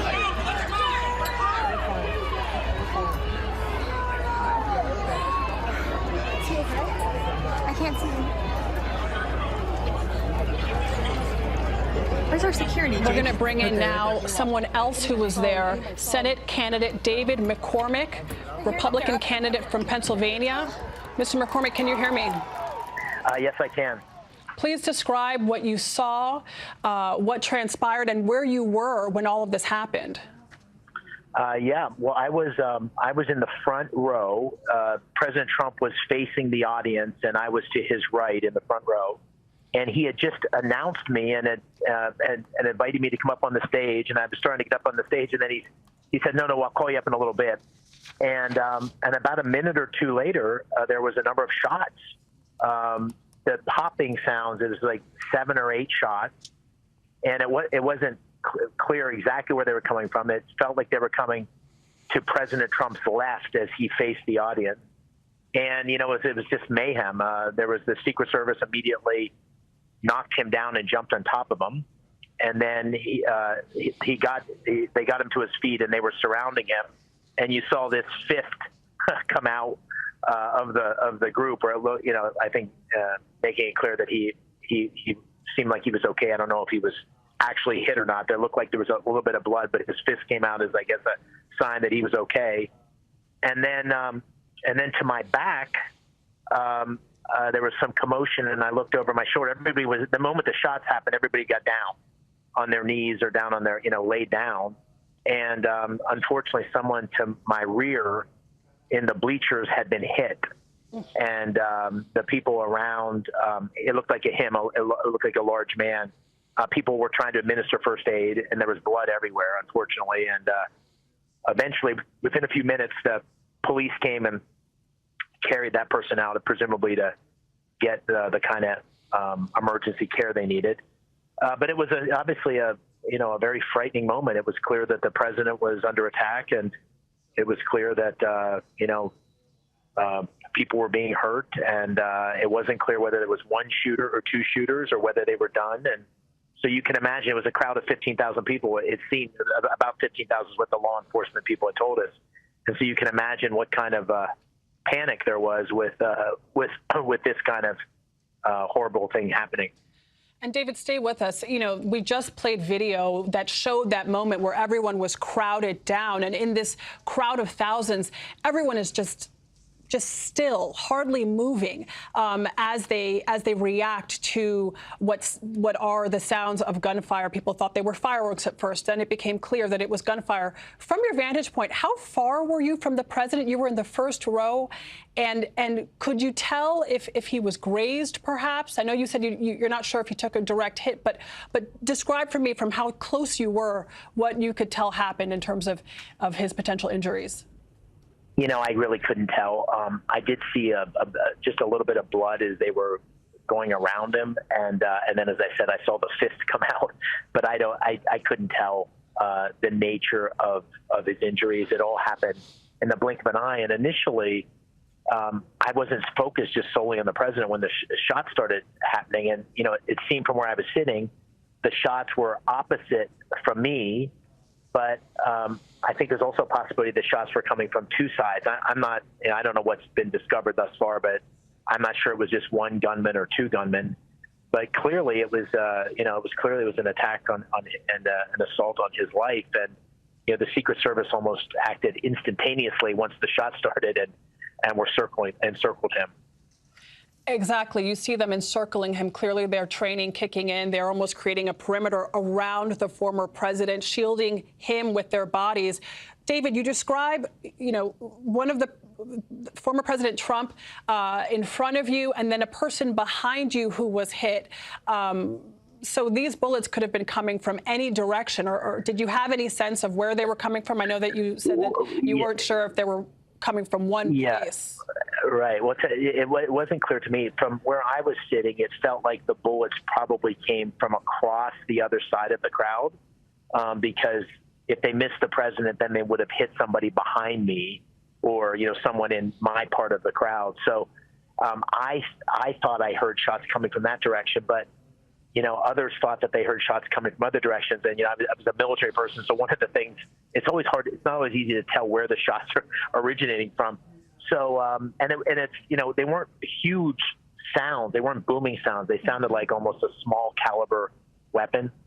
You know, in moments of chaos like this, you know, you always have to be careful you don't jump to conclusions. But But I think they felt like they came from the president's left from where I was sitting. And David, you know, these events are loud. So for these sounds to pierce through the crowd and all of the noise, everyone reacting quickly, getting down. I mean, we've all been through lockdown training, unfortunately. Tell us a bit about the scene with the victim that you saw. Where did it appear that this person had been hit, and how severe were those injuries? You know, it was really hard to tell. It was a lot of blood, so it wasn't clear where the bullet had struck him and how, you know, how severe the wound was. You know, he looked to be unconscious, but even that's not entirely clear to me. But it was obviously a lot of blood, so I'm assuming he was pretty severely wounded, and you know, I'm hoping and praying he's okay. 2-minute warning for Biden. David, stand by. Thank you so much for that account. You were there. You were in the front row. I'm here with Bob Costa, who's been, as we're sitting here, reporting to you. Bob is next to me on the phone, making phone calls quietly to all of his sources to find out what happened. Is the former president okay? We're being told President Biden is going to be addressing the nation in minutes. We're standing by for that. You see the shot that we have up, waiting for his arrival. Bob, what's the latest that you've been hearing? The latest remains the suspect has been killed, one dead in the shooting at Trump's rally. We're still trying to learn more from those witnesses who were there about what exactly happened on stage in terms of a firearm being discharged. Did it hit something and then ricochet onto Trump? And then you see there's confusion about exactly what happened in terms of the injury for former President Trump. This is a major moment for President Biden, not only the president of the United States, becomes just days before the Republican National Convention, and as President Biden is facing consternation in his party over his recent debate performance in Atlanta. The president is someone who has had his differences, to say the least, with former President Trump over the course of this campaign. But we are in a fragile national moment when there's this kind of violence at a political event for your opponent. This will be a presidential moment, if there ever was one, in the 2024 presidential campaign. We are soon to hear from the President of the United States, who is at his weekend residence, a place he loves returning to for peace and quiet, Rehoboth Beach, Delaware. Here's the president. I've been thoroughly briefed by all the agencies in the federal government as to the situation, based on what we know now. I have tried to get a hold of Donald. He's with his doctors. Apparently he's doing well. I plan on talking to them shortly, I hope, when I get back to the telephone. Look, there's no place in America for this kind of violence. It's sick. It's sick. It's one of the reasons why we have to unite this country. We cannot allow for this to be happening. We cannot be like this. We cannot condone this. And I want to thank the Secret Service and all the agencies, including the state agencies, that have been engaged in making sure that the people who, and we have more detail to come relative to other people maybe injured in the audience. I don't have all that detail. We'll make that available to you. I may be able to come back a little later tonight, but we'll put out a statement if I'm not able to if it's not convenient for you all. But the bottom line is that the Trump rally was a rally that he should have been able to be conducted peacefully without any problem. But the idea that there's political violence or violence in America like this is just unheard of. It's just not appropriate. And everybody must condemn it. Everybody. I'll keep you informed, and if I am able to speak to Donald, I'll let you know that as well. But so far, it appears he's doing well, number one. Number two, that they're thoroughly investigating what happened to anyone else in the audience. We have some reports, but not final reports. And every agency in the federal government, I'm going back to my phone to speak with the federal agencies that are being put together again to give me an updated briefing. Has anything happened? They learned any more in the last couple hours. So thank you very much, and I hope I get to speak to them tonight, and I'll get back to you if I do, okay? Mr. President, do you think there was an assassination attempt? I don't know enough to, I have an opinion, but I don't have any facts. So I want to make sure we have all the facts before I make any more comments. Thank you. Are you worried about President safety?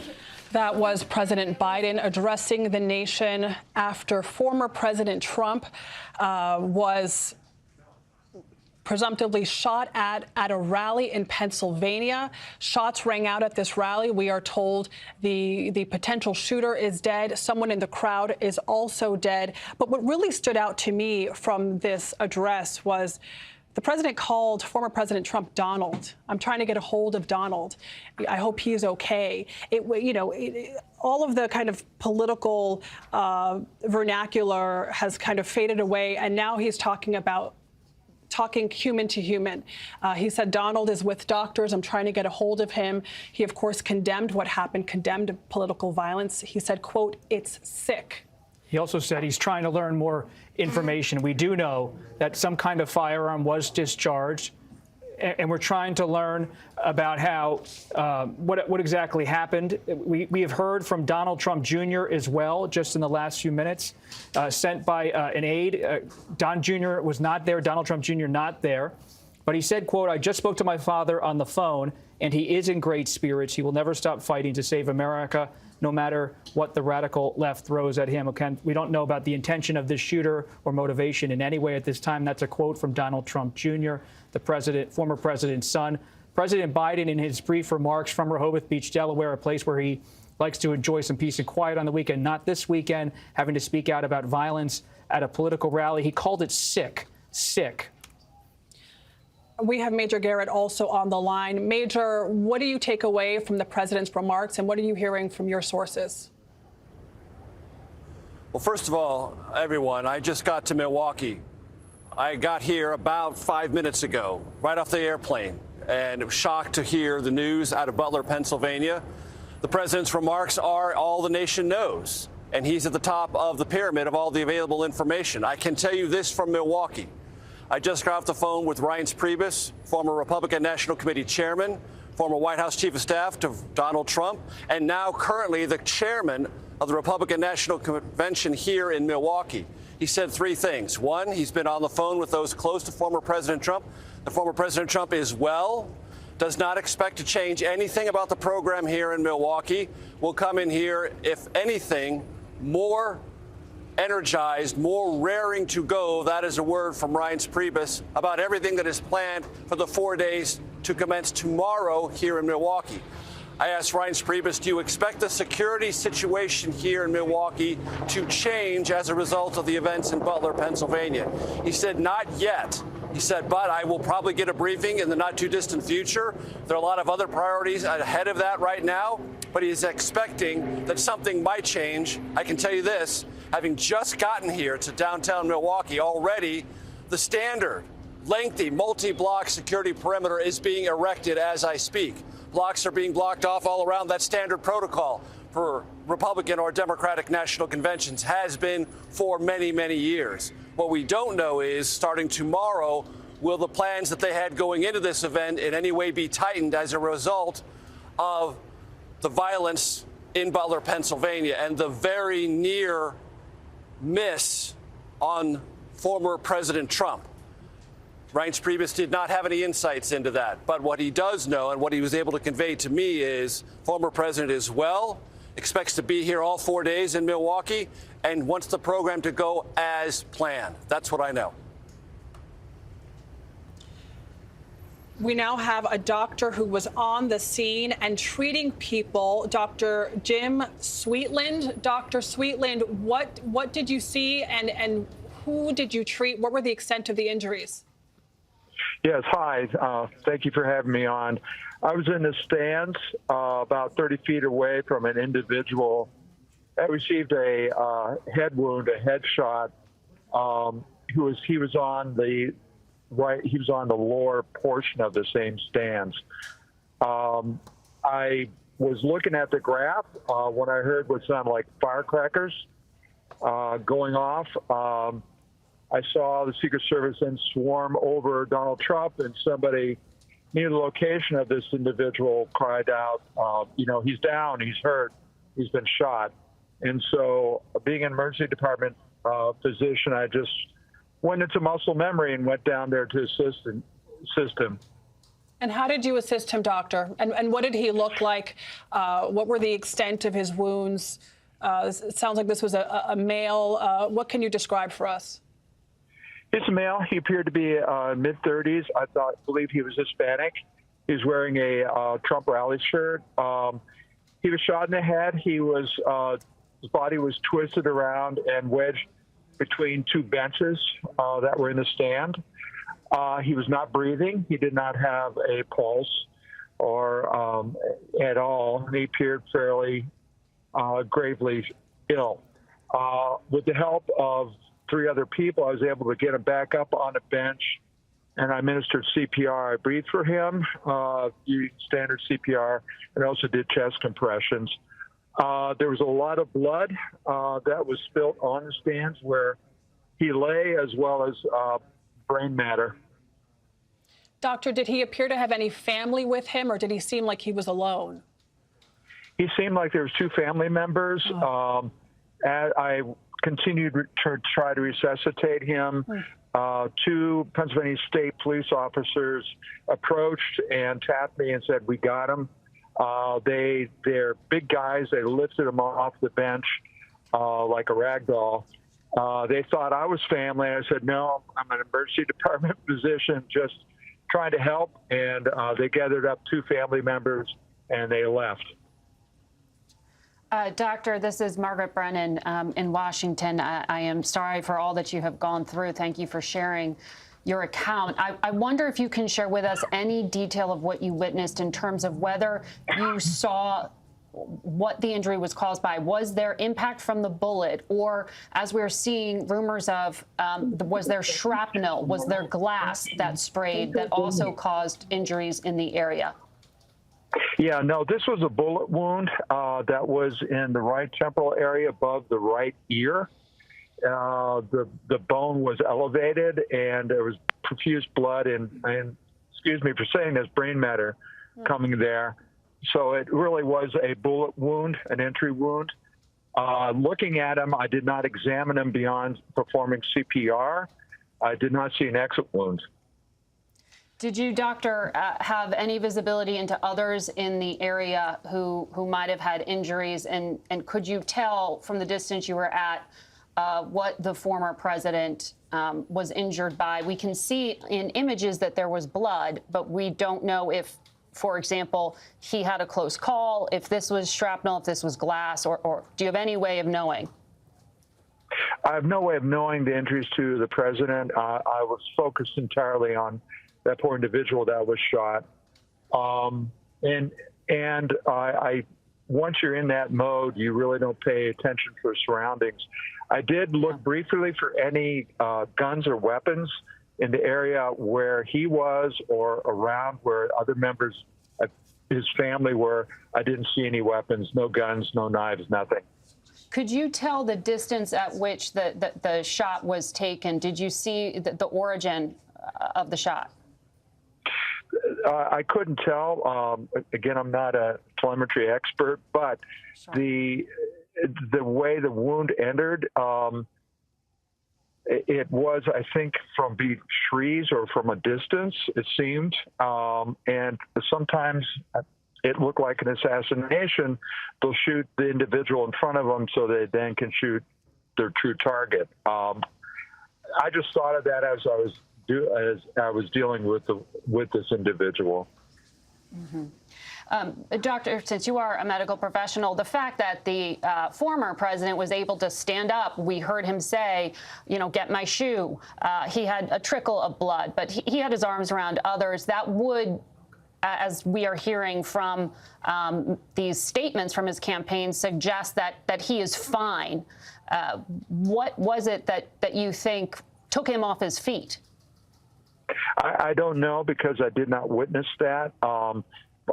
When I turned around, the Secret Service were already piled on him, and my attention was entirely on this individual, so I could not really assess the president how he was walking off the stage. The first thing I said when I got up and I turned to my friend said, "Did Trump walk off the stage?" And he said, "Yes." And so to me, that indicated that the wound was not severe, at least at that moment. Doctor, you were there as an attendee. Tell us about the level of security required to enter these fairgrounds. It was quite tight. I mean, it was a good hour to get in. There were an hour to get in the line to go through the metal detectors. I happen to have artificial knees that always lights up metal detectors, and they had to wand me after I got in, and they confirmed that I had that. It was quite tight. I felt pretty secure there. Okay. Also, where my vantage point in the stands, I could observe I could observe what I consider to be SWAT snipers with silencers and different guns. I think we just lost him. The reason, Adriana, that description of the distance is so important is it gets to the security protocols. Clearly, the security perimeter was not broad and wide enough.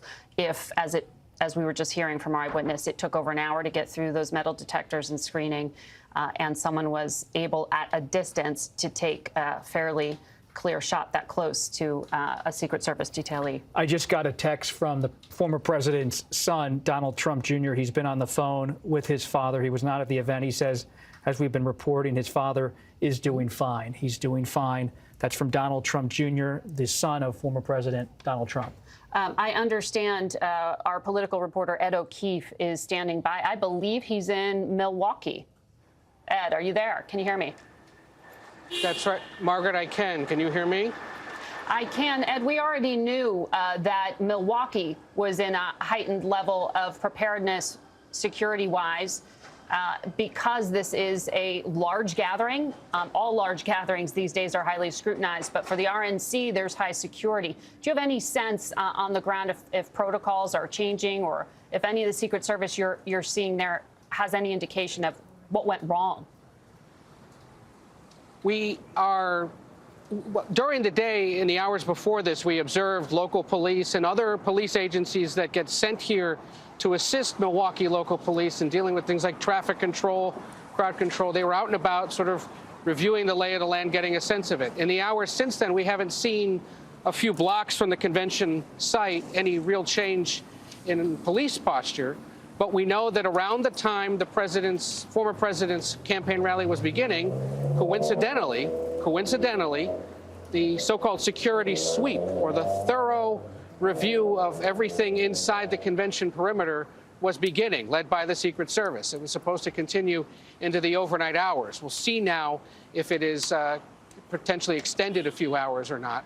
And we'll also see, as Major was reporting earlier, whether there's any change to events that are scheduled to begin tomorrow. I know of one, for example, convention attendees from the 50 states and the territories are invited to a large outdoor music and festival area on the shores of the lake here for a big event tomorrow night. We'll have to see if that is changed in any way, given that it is an outdoor event, like the campaign event in Pennsylvania. But otherwise, hotels here are beginning to fill up. Preparations are underway. One other piece of politics that's worth conveying, Margaret, while we're waiting to see what exactly Republicans decide to do with their convention, the Biden campaign let it be known moments before the president spoke that the Biden campaign itself is moving tonight to stop all television and digital advertising across the country to acknowledge this moment, and is working to ensure that all outbound communication to voters, in essence, that's fundraising appeals and advertising, is stopped. To mark this event. That is a notable pause, given that upwards of $50 million were supposed to be spent this month on that kind of advertising and other outreach. Well, Ed, what you're saying, just to put it in context, this is already affecting the operations of a campaign 4 months out from Election Day, but it is also a choice, a deliberate choice being made by the Biden campaign to say this is not the moment for politics. It was very quickly that they got the president on air. Tell me what you thought about the language chosen by the president and the thinking in the White House in trying to tamp down any kind of perhaps retaliation. When the current president speaks about his predecessor and bitter political rival, I had never heard him before refer to him in that way, as Donald.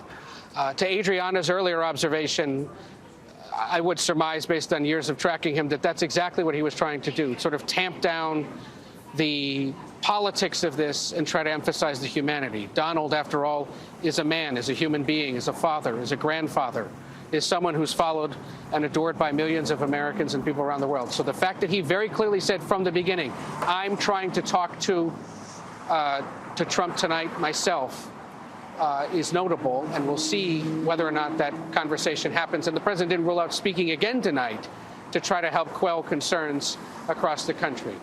That response, different to the one that Trump made in the moments after this, though perhaps understandable. And we'll just have to monitor here in the coming hours how these two leaders, and perhaps former presidents, Margaret, consider speaking out or doing something to try to quell the obvious rancor and violence that we've seen today and could potentially see over the next 3.5 months as the campaign continues. Yeah. And Adriana, apologies if you've already reported that, but our Pat Milton is saying we now know the weapon used was a rifle, that the shooter used that. And in that video we were showing earlier of the downed individual appeared to be wearing fatigues. You couldn't see the weapon. And we don't know that that's the shooter, but we believe that that video does reflect that was the eliminated threat Secret Service took down. That's new information. And confirmation from Pat Milton as well, from 2 law enforcement sources to her. The shooter was outside of that cordoned area, as we've been discussing. It was a couple hundred yards away from former President Trump. It was on that elevated structure, shot and killed by a member of the Secret Service counter-assault team. As Margaret said, the shooter's weapon was a rifle. New information from Pat Milton. In other words, a skilled shooter to be able to take a shot like that at a distance with a rifle. And to Ed's point, the current president is talking about unity, trying to cut through the politics and talk about the humanity of the situation. The vice president has also issued a statement. She says that she's been briefed. She says, Doug and I are relieved that he is not seriously injured. We are praying for him, his family, and all those who have been injured and impacted by this senseless shooting. She continues and says that we are grateful to the United States Secret Service, first responders, local authorities for their immediate action. Violence such as this has no place in our nation. We must condemn this abhorrent act and do our part to ensure that it does not lead to more violence. And new reporting from Nicole Skanga, a CBS News reporter, that it's still being determined if former President Trump was hit by a bullet or from debris. Some evidence he might have been cut by the glass. He's surrounded by teleprompters, which are plastic or glass, depending on the event, on stage. Different elements are on stage as well. Again, from Nicole Skanga at CBS News, the suspect was on a shed. Again, that elevated platform outside the security perimeter. Usually, multiple sources tell CBS News the president or Republican nominee would have some sort of protective glass in the area, but it's unclear at this event what the extent was of the security around former President Trump. And this on a day when, you know, the campaigns are in full swing. Just today, I just read that statement from the vice president. She had a campaign event in Pennsylvania, in Philadelphia, that was indoors. These events have different levels of security based on the risk. There, of course, is more risk when you are outside. There is less ability to control all the elements. We don't know exactly what happened, but we do know that an alleged assailant has been neutralized. We believe him, if it is a man, to have been up on a roof. CBS reporting at this point is that it is a male. And we're having communication issues ourselves on this end, and this is a breaking news environment. So stay with us in this fluidity. But I want to make sure that our control room in New York tells me that we have someone on the phone right now who was an eyewitness to events. I'd like to be able to speak to him. I'm told his name is Josh Dresling. Josh, are you there, and can you hear all of us? Yes, I'm here, and I can hear you. Wonderful. Josh, can you give us a little context? Why were you at the rally today? I was just an observer there to take some pictures and see the goings-on of, you know, this whole movement in our country, and then chaos kind of broke out. You're a journalist, or why? You stood in the heat in an hour, and you went through security and at this campaign. You're a pretty interested photographer. Tell me a little bit about why you were there and what you saw. I'm an amateur journalist. I mostly cover music and that kind of stuff. So this was more of a personal kind of adventure today. I was there and bared through the heat and went through the security with, you know, there was several thousands of people there, and it was very hot. And I made my way to basically the center of the crowd. You know, I was a little bit off to the right of the podium, about 50 yards away, standing there with, you know, shoulder to shoulder with many, many other people. And then I heard one pop, and then a second pop, pop, pop. And then there was like four or five that followed that. And it sounded like it came off from my right, which would have been Trump's left, where the video that you were showing, there was two people that were injured. I kind of think that these two people were in the line of fire, and that was the shots ricocheting on the like aluminum grandstand kind of seating there. Yeah, we heard some of our eyewitness reporters were saying that they could see blood on those metal boards in the stadium area in the infrastructure. What are we talking about there, and who is that from? I didn't personally see blood on the things, but I did see them, like paramedics and whether it was Secret Service or military or whatever, they carried two guys out of there. And actually, it's one of the videos you've been playing was a video that I had shot, but they were carrying him down the steps. And the one guy was able to exit on his own with some help from the other people. But another guy was being carried out, and he really didn't have any expression or anything. And they took them off to the side and laid them on the ground there, and were attending to them at that point. And actually, I'm seeing the video on your station right now. That's your video that you shot? Yeah, right there. You filmed? Okay. Correct. And can you tell us if you saw the image that we have up right now of the person injured, did you, with the American flag cowboy boots, were you able to see anything there? What happened and the extent of those injuries? No, that gentleman there with the flag around him, they took him and laid him in the grass there, and they eventually loaded him into an ambulance. I don't know what type of condition he was in at that point.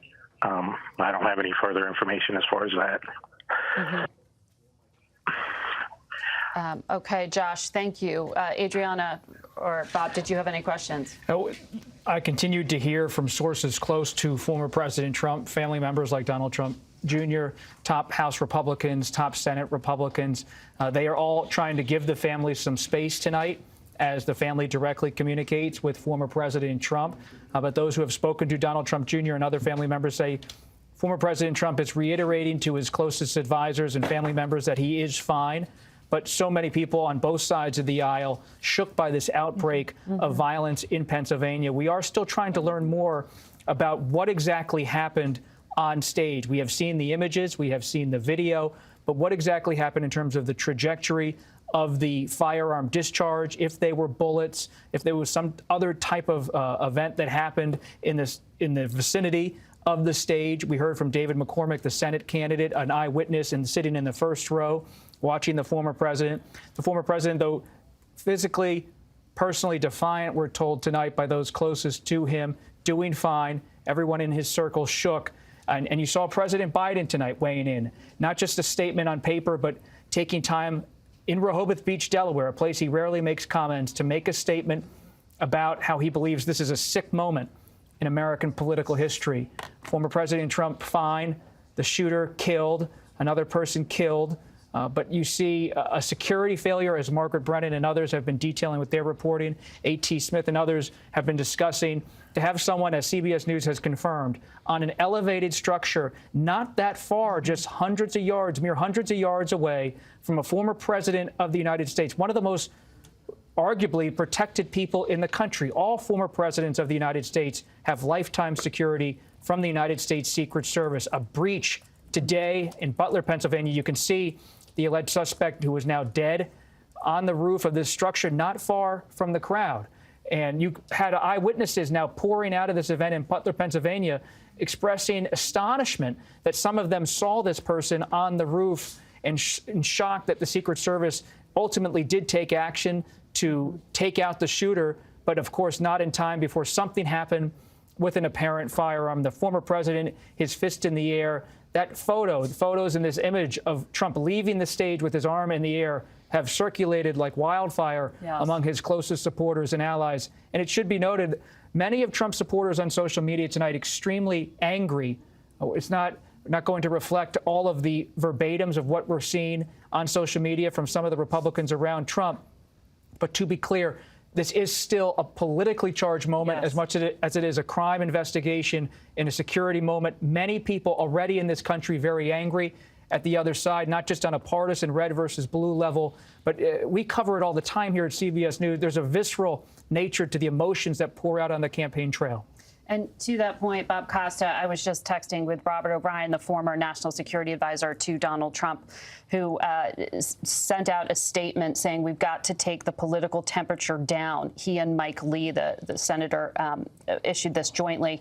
We've got to take the political temperature down as evidenced by what happened in Pennsylvania today. So two key Republican Trump supporters calling for the rhetoric, the political violence, the threats of it to be lowered. That is in stark contrast to the head of the Trump campaign, one of the top Trump campaign officials you were reading statements from earlier.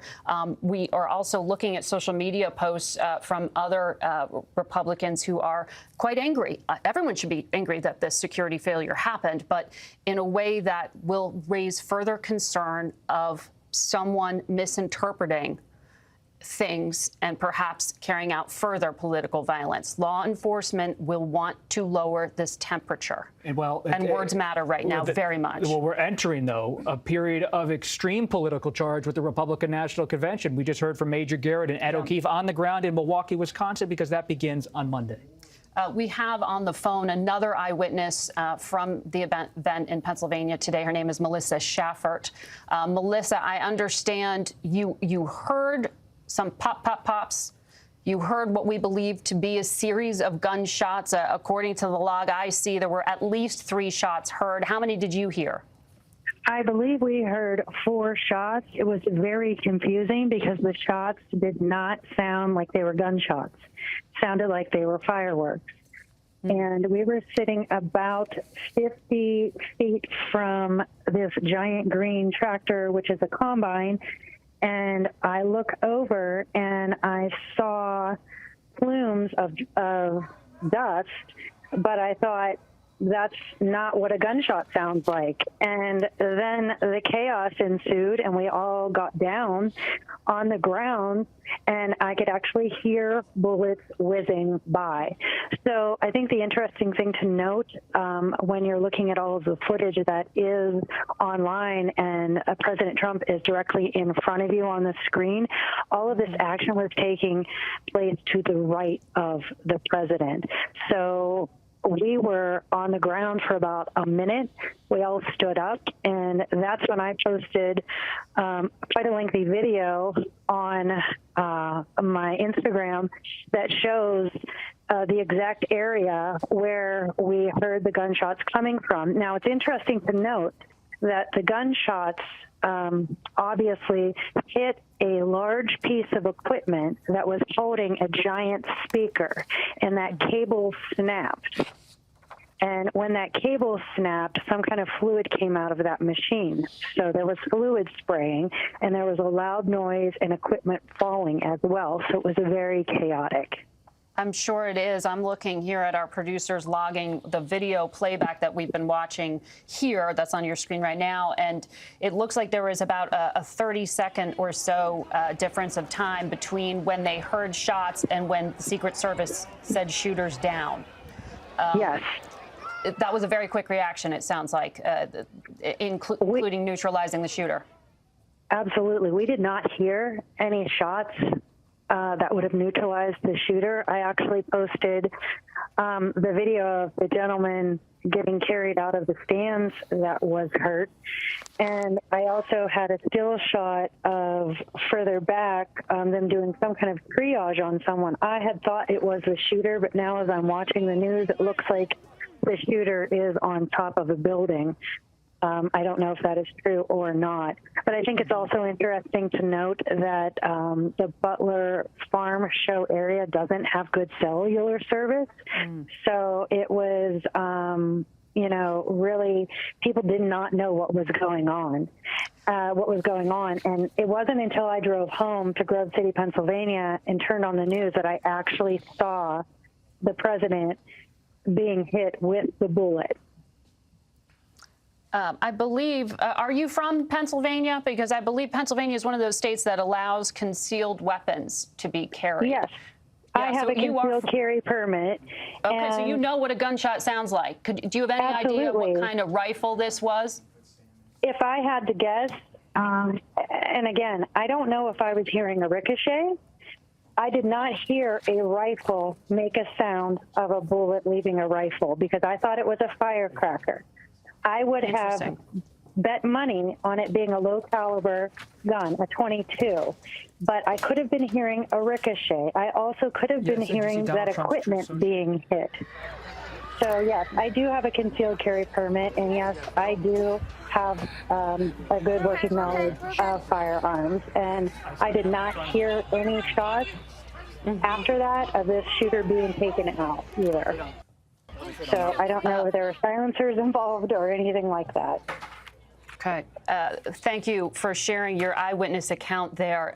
So very familiar with what guns sound like. Very interesting detail to know there from Melissa. I understand, Bob Costa, you are seeing Donald Trump himself make a statement now. Yes, former President Donald Trump communicates on a social media platform, Truth Social. This is a verbatim of what he posted moments ago. I want to thank the United States Secret Service and all law enforcement for the rapid response on the shooting that just took place in Butler, Pennsylvania.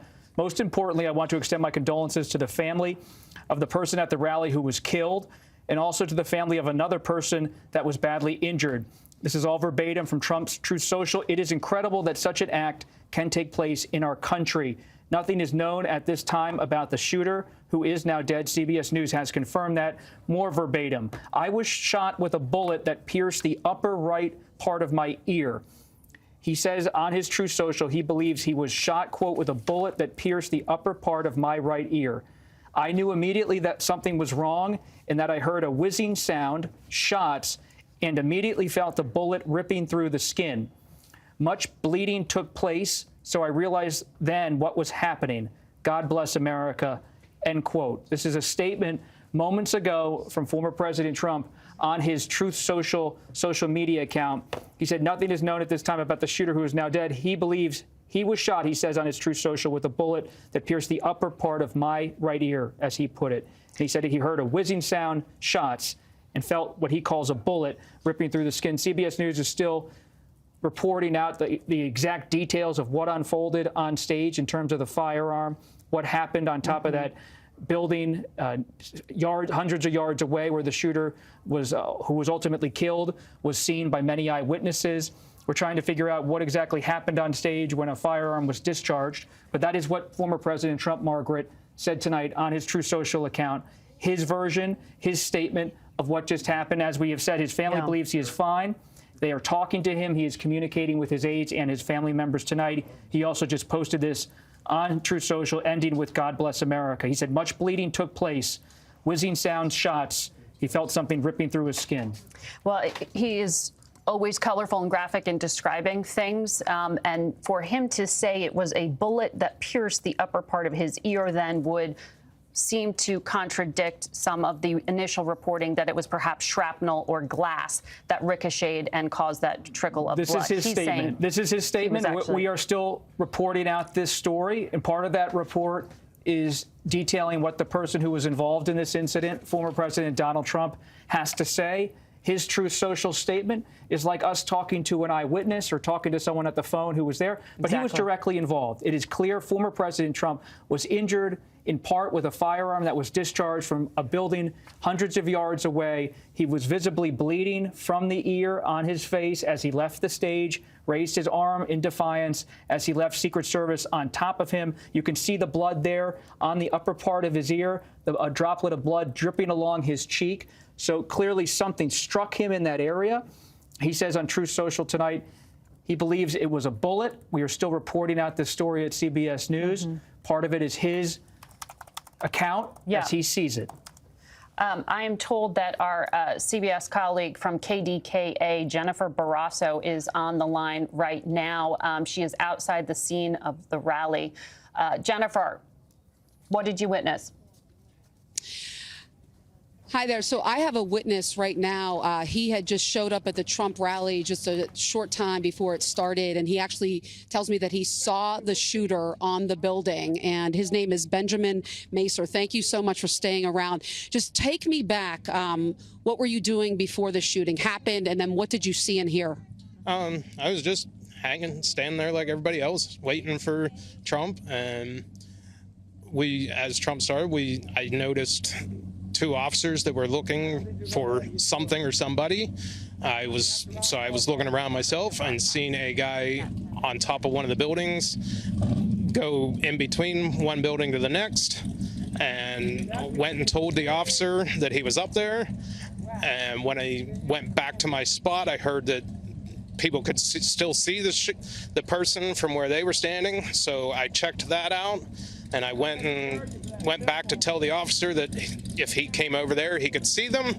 And when I turned my back is when the shots started, and then it took me a second or two to figure out exactly what it was. And then it was just getting out of there and helping some other person out with her child, and we got out, and that was the end of that. And I went and left, and that was all. So the viewers have some perspective. Behind us, okay, is the American Glass Research Company, okay? Can you kind of describe the building behind us, the tan building right there? Can you take a look at it? And then where was the shooter exactly? There's more buildings behind the tan building that we can see, and we were back there, and there's two or three buildings behind that, and he was on both of them. I assume both of them when he went on that small section from one to the other, and that was where I last saw him, was the end of his day. So this man was able to basically climb to the next building, and you told law enforcement, hey, there's a guy over there. Correct. I don't know how he got up there. I don't know any of that, but I definitely saw him up there and the officer, and that was all I know. Did you get a good look at the shooter? No, I don't know anything about him other than I believe he had a gray shirt on, but that's about as much as I know. And then what happened after the shots were fired? Can you describe just the panic and just the fear I'm sure you felt? There was definitely panic.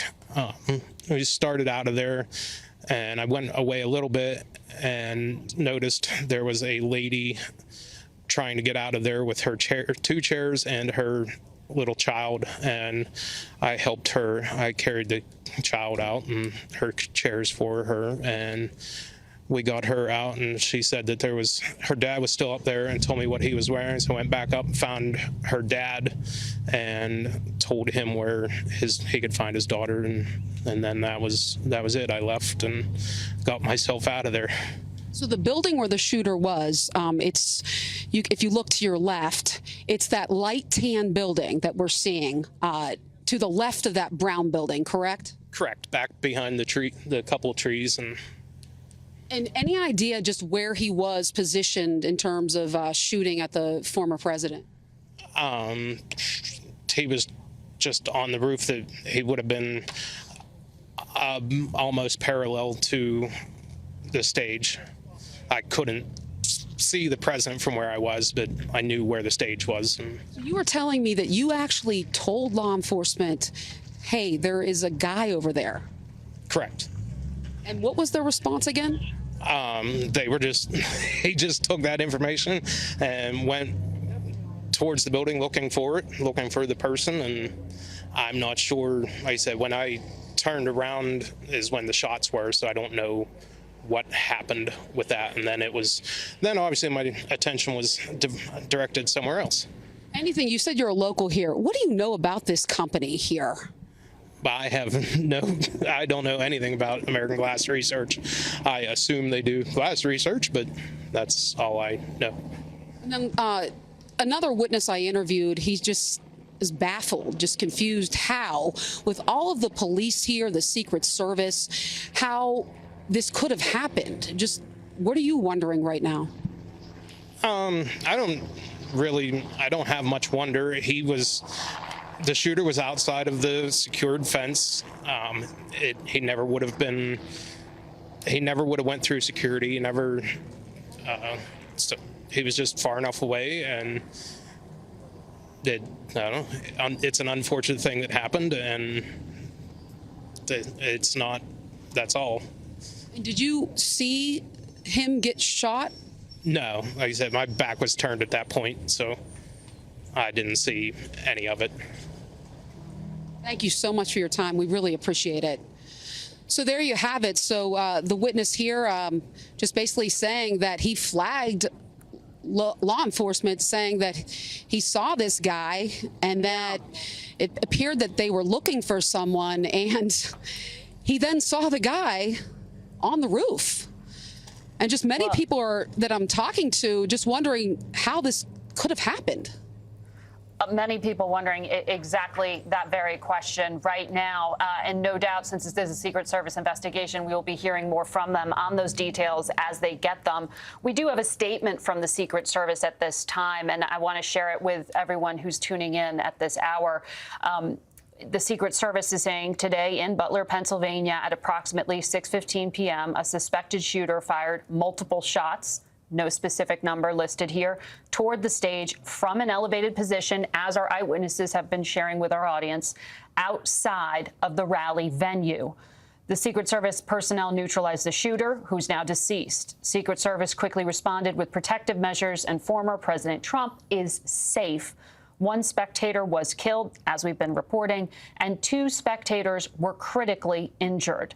This incident is currently under investigation, and the Secret Service has notified the FBI. So the Secret Service confirming from the federal level what our eyewitnesses have been saying in terms of the numbers of those injured, that the shooter was from an elevated position, and notably that those shots were taken from outside of the rally venue. That is going to be a key part of the investigation here, why the security perimeter didn't include that area, how the shooter knew and could get to that elevated position and be able to take the shots that came this close to the 45th president of the United States.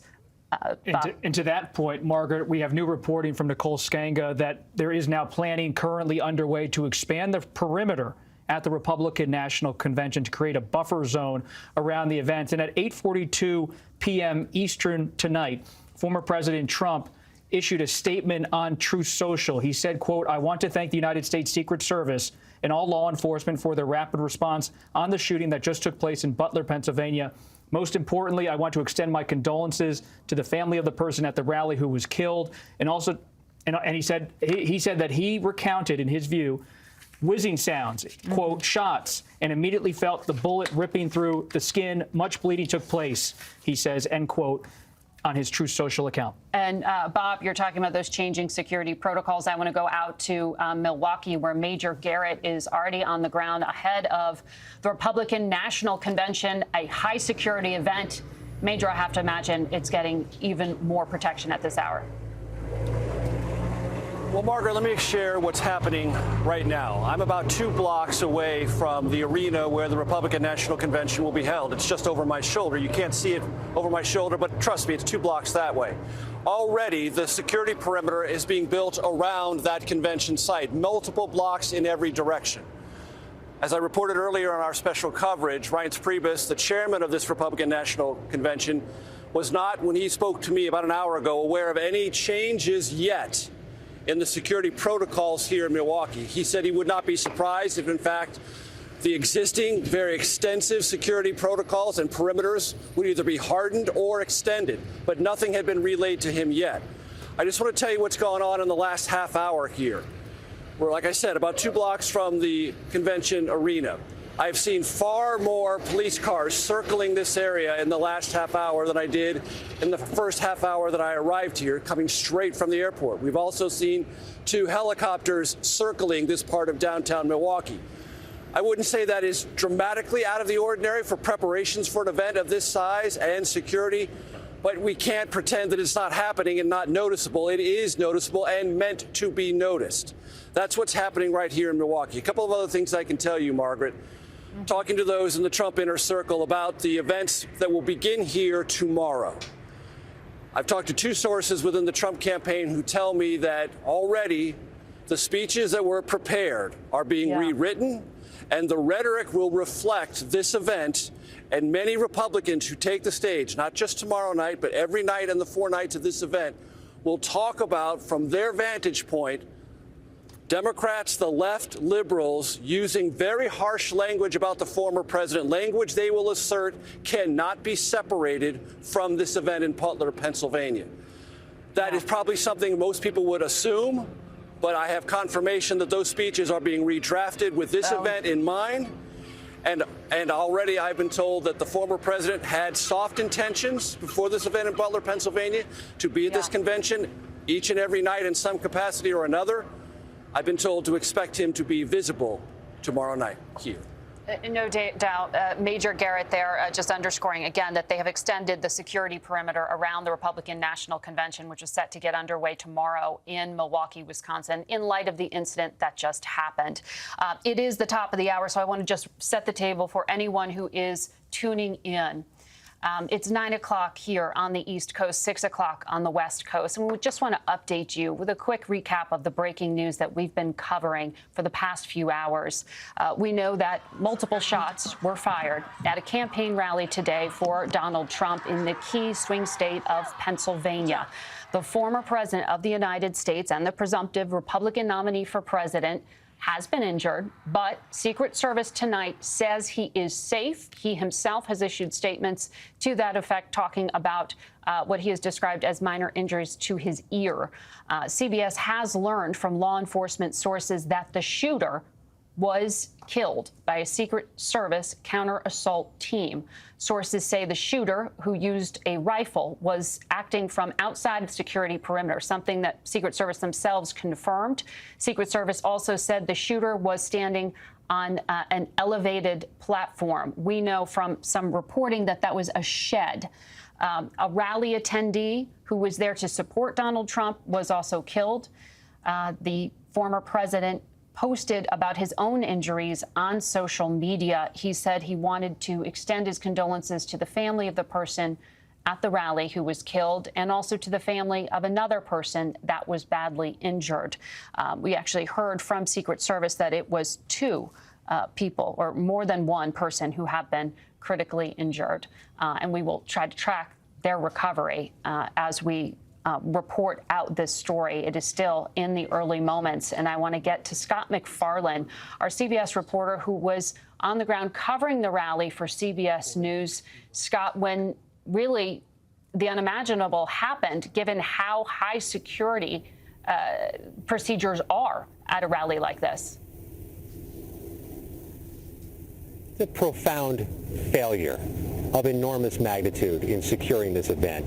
When you're on the rafters inside this rally site, you can see a car dealership, you can see office buildings in the distance. They're in your line of sight. But for everybody who came in, the thousands of people who are here today, you had to go through a magnetometer. You had to get wanded. Your bag had to be searched. They opened the zippers. They checked everything. They looked at your water bottles. Everybody who went through those magnetometers was screened. Yet something like this happened in America at an event secured by the U.S. Secret Service. I can tell you from being here, being in the middle of it, gunshots don't sound like they do in the movies. They just don't, at least not these. We all conflated them initially for firecrackers. Some of us are kicking ourselves for taking so long to duck for cover, and you get a sense now from all of the shootings across America, all the tragedies, why there is a fog of war during them. It's so disorienting. It's so disabling. You lose your senses. I can't tell you how many there were. I lost count because there was a fog of war going on. A lot of us jumped beneath the nearest thing we could find, chairs. We were beneath the press rafters. Things were hitting us in the head. People were running into each other. There was this collision of humanity. But I also can tell you that among those in the crowd who were last to leave, they were in a holding pattern here for hours. They just now have been freed to go. Overhead, there are still helicopters circling. I saw ambulances arrive minutes after the former president was taken away, which gave us an indication there were more medical needs on site. We also saw a different helicopter, potentially a medevac, land twice within minutes of the former president leaving. This is an absolute horror and trauma for those who lived through it, the thousands of supporters of the former president. I'll tell you something else. Some in the crowd turned on us, heckled us, made gestures at us, approached the police line or the barricade they had near the media rafters. There were some, though, also, Margaret, who were heckling us earlier in the day, as often happens at these events. A couple of them came up to exchange good words when this was all over, to check on how we were doing. This is the mutual trauma for everybody involved. No doubt, Scott, and I know you're still digesting and processing what you just lived through, and we are very glad that you are safe, along with our two other reporters, Jake Rosen and Olivia Rinaldi, and the rest of the CBS team. Bob Costa is here still on set with me. And Bob, you've been reading to us the details from the former president's statement describing his injuries. What more do we know? Well, we know that in former President Trump's inner circle tonight, there is shock. And there is also growing outrage, including from those who are potentially going to be named in the coming days to be former President Trump's running mate. A United States Senator, J.D. Vance, 39 years old, from Ohio, a Republican who is seen as one of the final candidates, a front runner to be named as Trump's running mate, said that, quote, the central premise of the Biden campaign is that former President Trump is an authoritarian fascist who must be stopped at all costs. That rhetoric led directly to President Trump's attempted assassination. I share that, Margaret, with you because this is someone who might be named in the coming days as Trump's running mate. He's a very influential United States senator. And so we're seeing tonight on a personal level, I texted with Donald Trump Jr. They're speaking with their father. He's issuing a statement on Truth Social about how he felt bullets around him. He had blood on his face. He was whisked off stage. This comes also before the Republican National Convention. That's not going to be canceled. There's no sign tonight from our reporting in Milwaukee on the ground that that's going to stop in any way. They're going to expand the perimeter. But you're seeing so many Republicans tonight. And you also see, just again, former President Trump is fine based on our conversations with his closest advisors and families. And I want to just read a part of his statement from 8:42 tonight on Truth Social. He said, nothing is known at this time about the shooter, who is now dead. I was shot with a bullet that pierced the upper part of my right ear. I knew immediately that something was wrong and that I heard a whizzing sound, shots, and immediately felt the bullet ripping through the skin. Much bleeding took place, so I realized then what was happening. He closes with God Bless America, and we saw him raise his hand in the air defiantly, blood on his face as he left the stage. He is recovering from these injuries now. This was a traumatic event, no doubt, for him. But I did notice there was no call for lowering the temperature, condemning all political violence, and really trying to signal to his supporters as well not to retaliate or to have any kind of escalation here. I just am looking at these statements. There's a belief in his inner circle that he's under siege after being attacked at his rally. And so there's a lot of every text message I'm getting. Will exactly digest it, like you're saying. I mean, every single text message, literally every single one from Trump sources is outraged and shocked.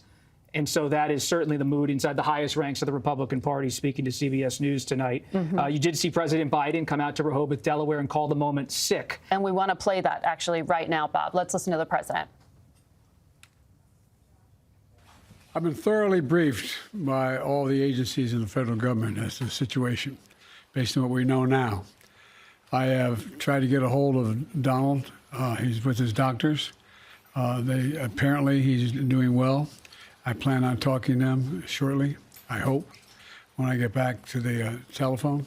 Look, there's no place in America for this kind of violence. It's sick. It's sick.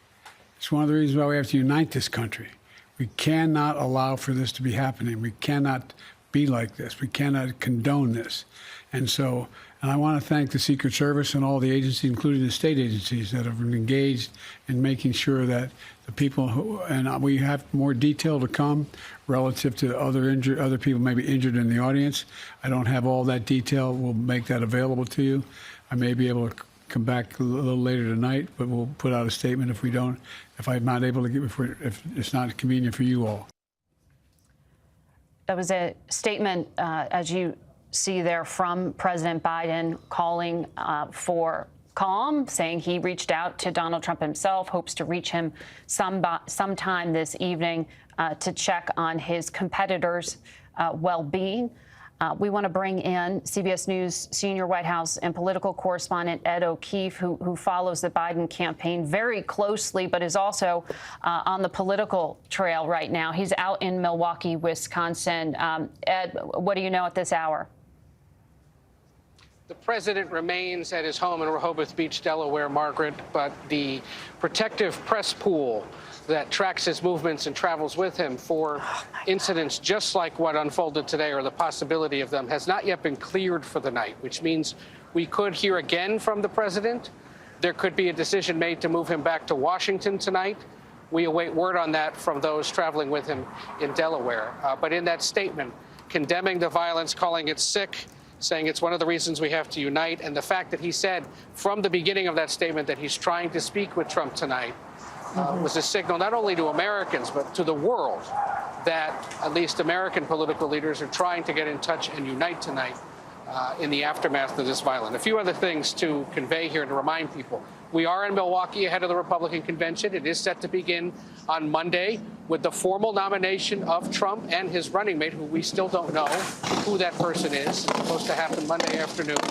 There are events beginning tomorrow. This is classified already, has been for years, as a top national security event on par with inaugurations, the Super Bowl, the Democratic National Convention, and other big, large events. So there are thousands of federal, state, and local law enforcement here in this city deployed across Wisconsin.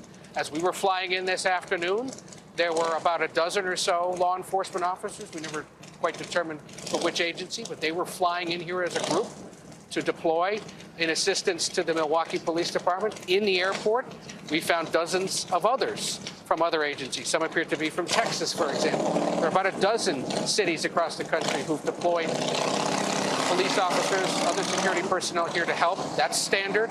It's happened. There may be more in the coming days, but for now, they've been part of planning for years. We saw them riding around on bicycles earlier today, getting the lay of the land, trying to sort out their bearings. And of course, all of them under the leadership of the U.S. Secret Service, which is responsible for these kinds of events. So we await word tonight, Margaret, on whether or not we'll hear again from the president and in what form. And we should also add, in a sign of one attempt at least to address the heated rhetoric of the moment, the Biden campaign has decided to immediately begin postponing television and digital communication across the country on television, in your social media stream. It may take a few hours or days for it to all filter out. But as of now, the Biden campaign isn't spending any money reaching voters on the air, online, through text messaging. Officials here at CBS confirmed that they've received the messages, as would be standard, telling them to please cease that advertising. And so that is what will happen, unclear for how long, but a sign of at least the Biden campaign's effort to address this and take down the temperature. Okay. You can hear Ed O'Keefe there on the street in Milwaukee, Wisconsin, ahead of the RNC getting underway. The Defense Secretary of the United States of America, Lloyd Austin, has also issued a statement condemning the violence, which has absolutely no place in our democracy. This is not the way we resolve our differences in America, and it must never be. He says he's relieved that reports indicate former President Trump is safe and he is in his prayers. I want to go to Samantha Vinograd, who is here on set with us, former Homeland Security official. Sam, you and I have been talking frequently about the concern about political violence, domestic violent extremism, and outside actors.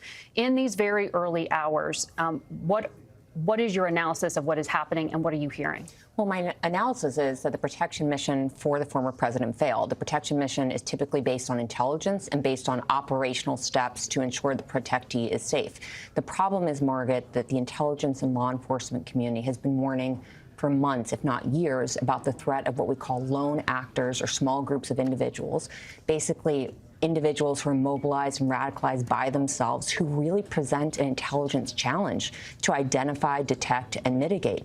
And that may very well be what we saw play out today. A lone actor, perhaps a small group of individuals targeting the president. And in this case, it is clear intelligence did not pick up on that threat. Well, and the reporting so far is that the threat was neutralized, which would suggest that there isn't necessarily a reason for broader security concerns directly related to this. Is that right? It is, but as a former operator, I'll say that at the moment what's happening is really two concurrent investigations. One is an investigation into the perpetrator, whether he did act alone, and whether any other individuals could be inspired by his actions to copy what he did. So there's that piece of it. There's an investigation to the security failures that resulted in this incident.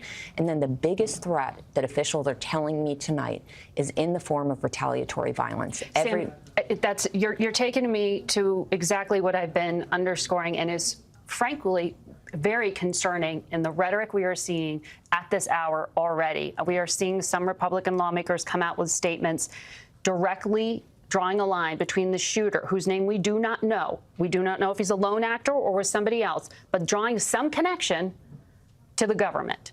We have nothing to base that on at this hour. At this hour, leading officials within the U.S. government still don't know what transpired. And it is frankly unpatriotic at this moment to be stoking the flames when we know that we are sitting on a cauldron of tensions. We know that tensions were already high before this incident, and the counterterrorism officials and Homeland Security officials that I've spoken to in the last few hours are deeply concerned that this event will be used as a rallying cry to launch attacks against individuals associated with the Biden campaign and lead to broader domestic distress. So right now, the goals are to investigate the incident, both the perpetrator and the security failures, as well as to try to tamp down any tensions that may arise coming out of it. Now, in this country, there is the First Amendment. And what we're seeing on Twitter, while it is First Amendment protected activity, I will say again, is unpatriotic in the sense that we know that this kind of rhetoric has a nexus to violence. We saw that on January 6th. We saw that in the attack against Nancy Pelosi's husband and multiple other instances. An important point to make, which is not in any way to say that people shouldn't be concerned, shouldn't be angered at a security failure, but to direct it in some other kind of form of violence would also be incredibly wrong. Your former boss at Homeland Security, Alejandro Mayorkas, just issued a statement, the Homeland Security Secretary, saying we condemn this violence in the strongest possible terms and commend the Secret Service for their swift action today. We are engaged with President Biden, former President Trump, and their campaigns and are taking every possible measure to ensure their safety and security. Maintaining the security of the presidential candidates and their campaign events is one of our department's most vital priorities. And we did see some reports there that there was increased security around Senator J.D. Vance on that short list of potential vice presidential contenders, the junior senator from the state of Ohio as well.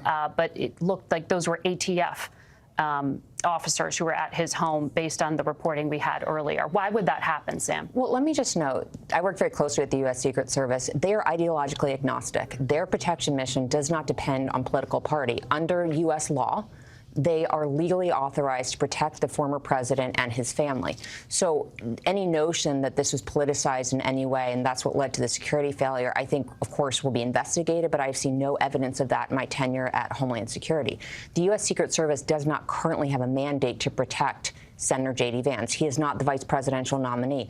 All that will change after the convention when we have a vice president nominated. So there are other law enforcement agencies, both federal, state, and local, that have jurisdiction to enhance security around individuals when the threat environment changes. So at this time, we should understand that there are likely efforts underway to identify whose security may be most at risk in this instance, and law enforcement stepping up its posture in that regard.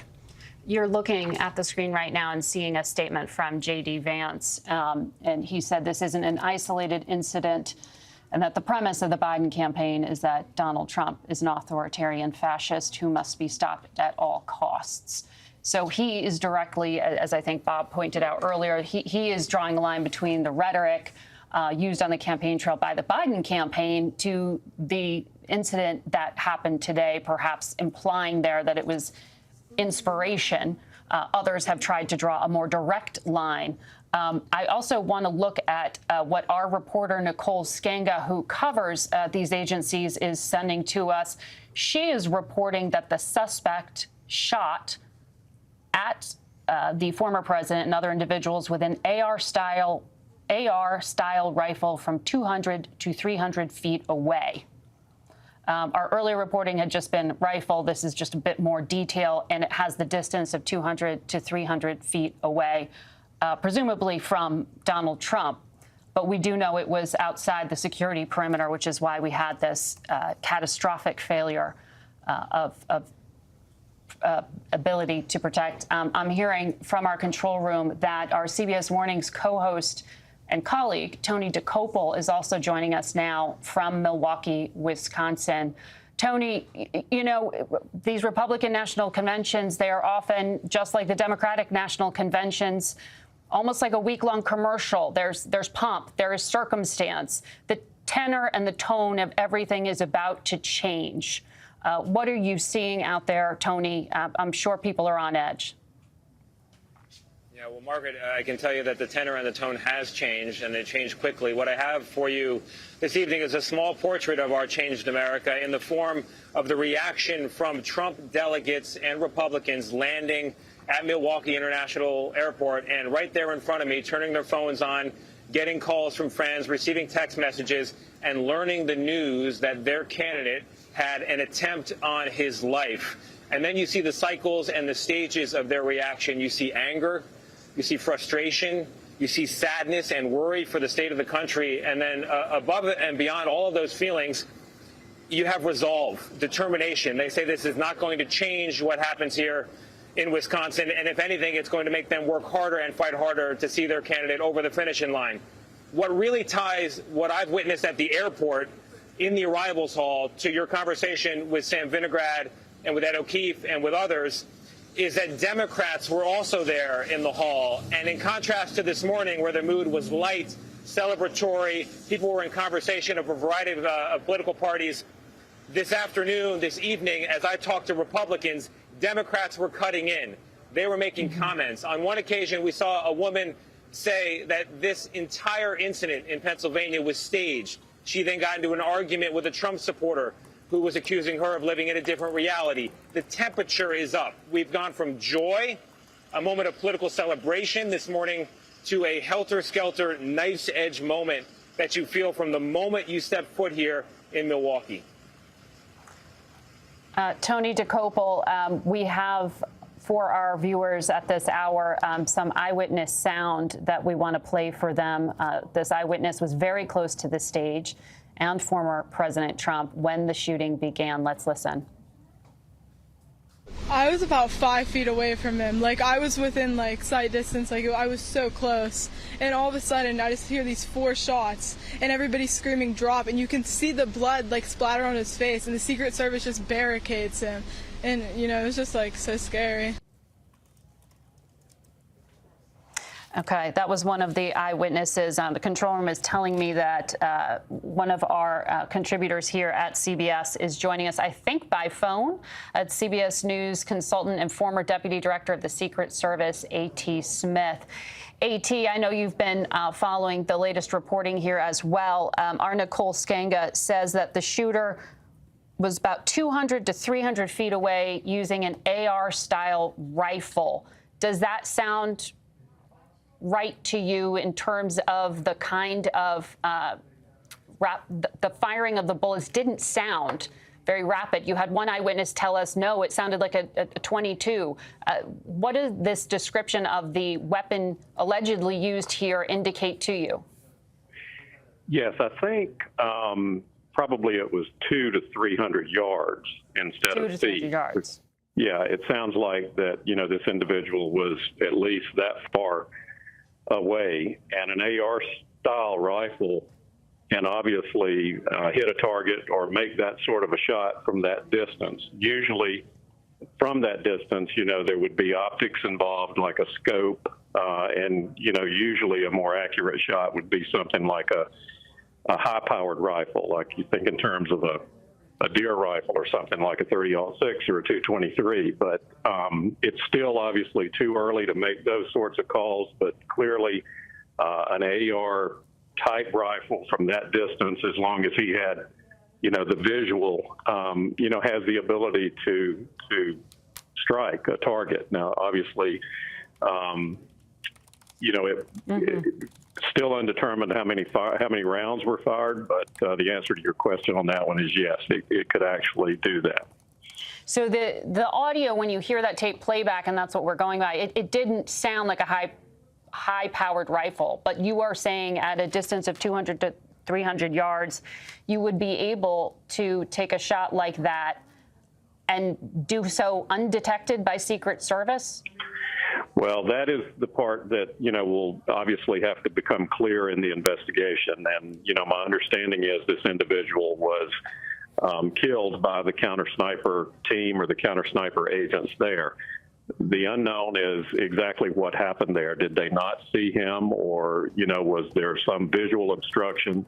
All of that will have to be looked at. But the reason that, you know, you have a counter-sniper team in place is for this type of a situation where you have a long-range gunman. And if, in fact, that was the case, they obviously did take him out. But, again, it certainly wasn't soon enough.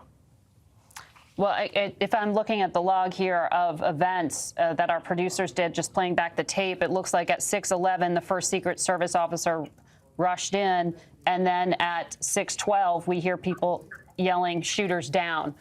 So what would that indicate to you about just how obvious a position this individual was in? And how is it that if they could act that quickly, that they didn't know ahead of time that there was that kind of vulnerability?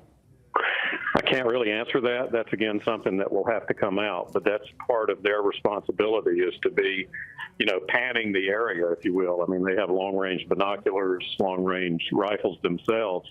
And, you know, maybe the individual was just camouflaged in such a way that he wasn't able to be seen until he started firing. So there is a number of questions that need to be answered, I guess, before we can say that. But by the same token, you did see that the Secret Service agents reacted in the way that they're trained every way to do, in terms of, you know, covering the protectee. They clearly checked him medically. That's why they didn't leave the stage any quicker than they did, to make sure that, you know, there was not other injuries that they would exacerbate by pulling him off stage.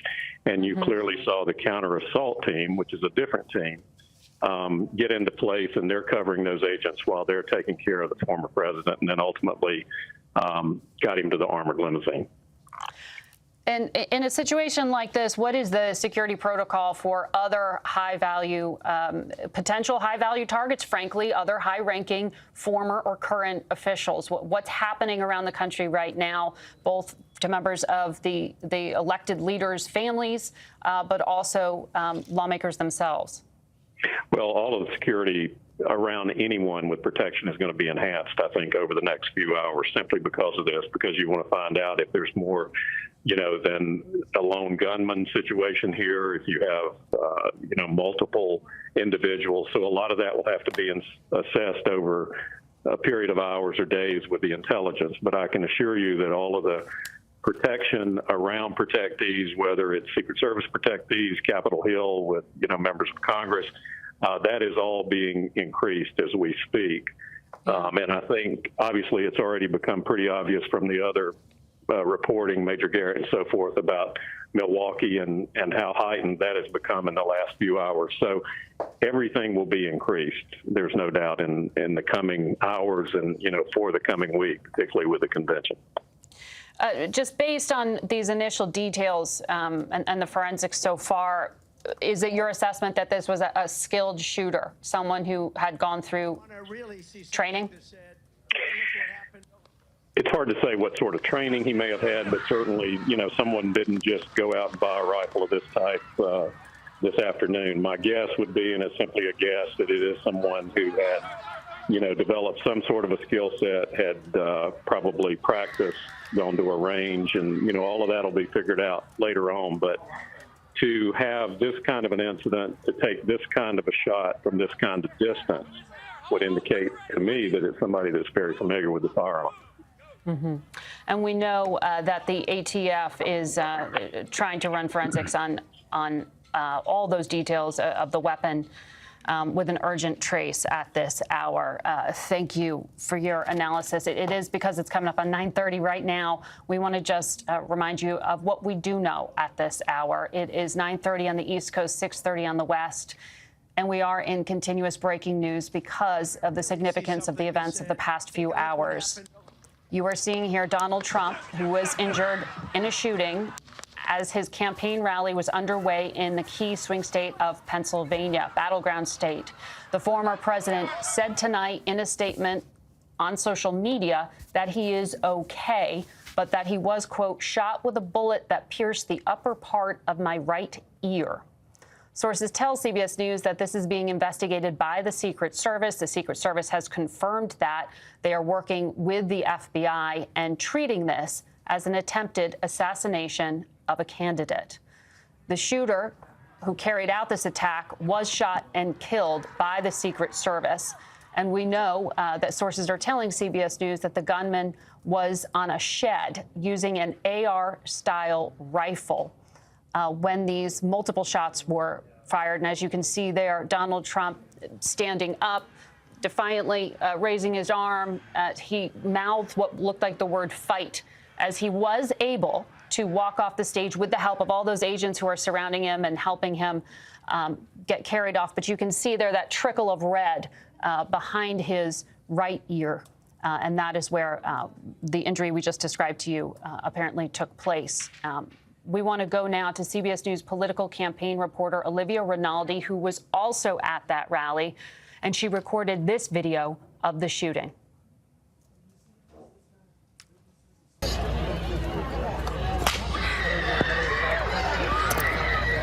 my gosh. Are you okay? Yes, no. We're okay, we're okay, we're okay. When you're ready, on you. Move!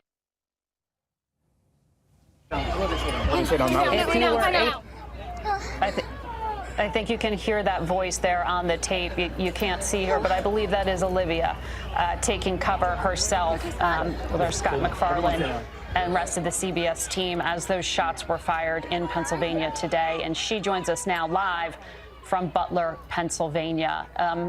Olivia, can you tell us what that moment was like? What was happening? Was there a sense in the moment of the gravity of what was underway? Yeah, Margaret, that was my voice on that video. I think you can hear how terrified it was being there during that moment. And we were towards the front of the stage, you know, expecting Trump to make a different sort of announcement tonight. I was anticipating perhaps a vice presidential announcement. When all of a sudden he was talking about immigration, we just heard shot, shot, shot.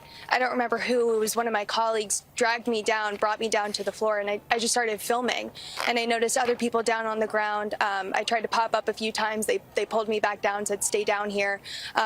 And you could just hear the screams and the panic of people, and it was extremely terrifying. I got back up when you could see Trump at the end, you know, raising his fist and really invigorating the crowd. You kind of see what you were saying earlier, where he kind of mouthed fight as he was being pulled off the stage. And in the moments after that, it was just pure pandemonium. People were forced to stay as the motorcade was leaving, which is normal when a principal is leaving an event site. Usually everyone has to stay in place while Secret Service handles that. But then it was just kind of chaos. Secret Service was telling people to leave, and I looked over at the bleachers to the left of Donald Trump, and there you could see blood on the bleachers, and you could also see water bottles and T-shirts strewn about, but there was a lot of blood over there, and I could see police unfolding yellow crime scene tape as that was happening. So a lot of terrible imagery today that is surely going to stick with a lot of people who were at this rally, Margaret. No doubt, Olivia, and we are just so glad that you are safe and able to recount for us what you witnessed. We know from the Secret Service that there were 2 people who were critically injured in addition to the single death of an attendee. Olivia, you said you saw a lot of blood there on the bleachers. Did you see who those individuals were? who were injured?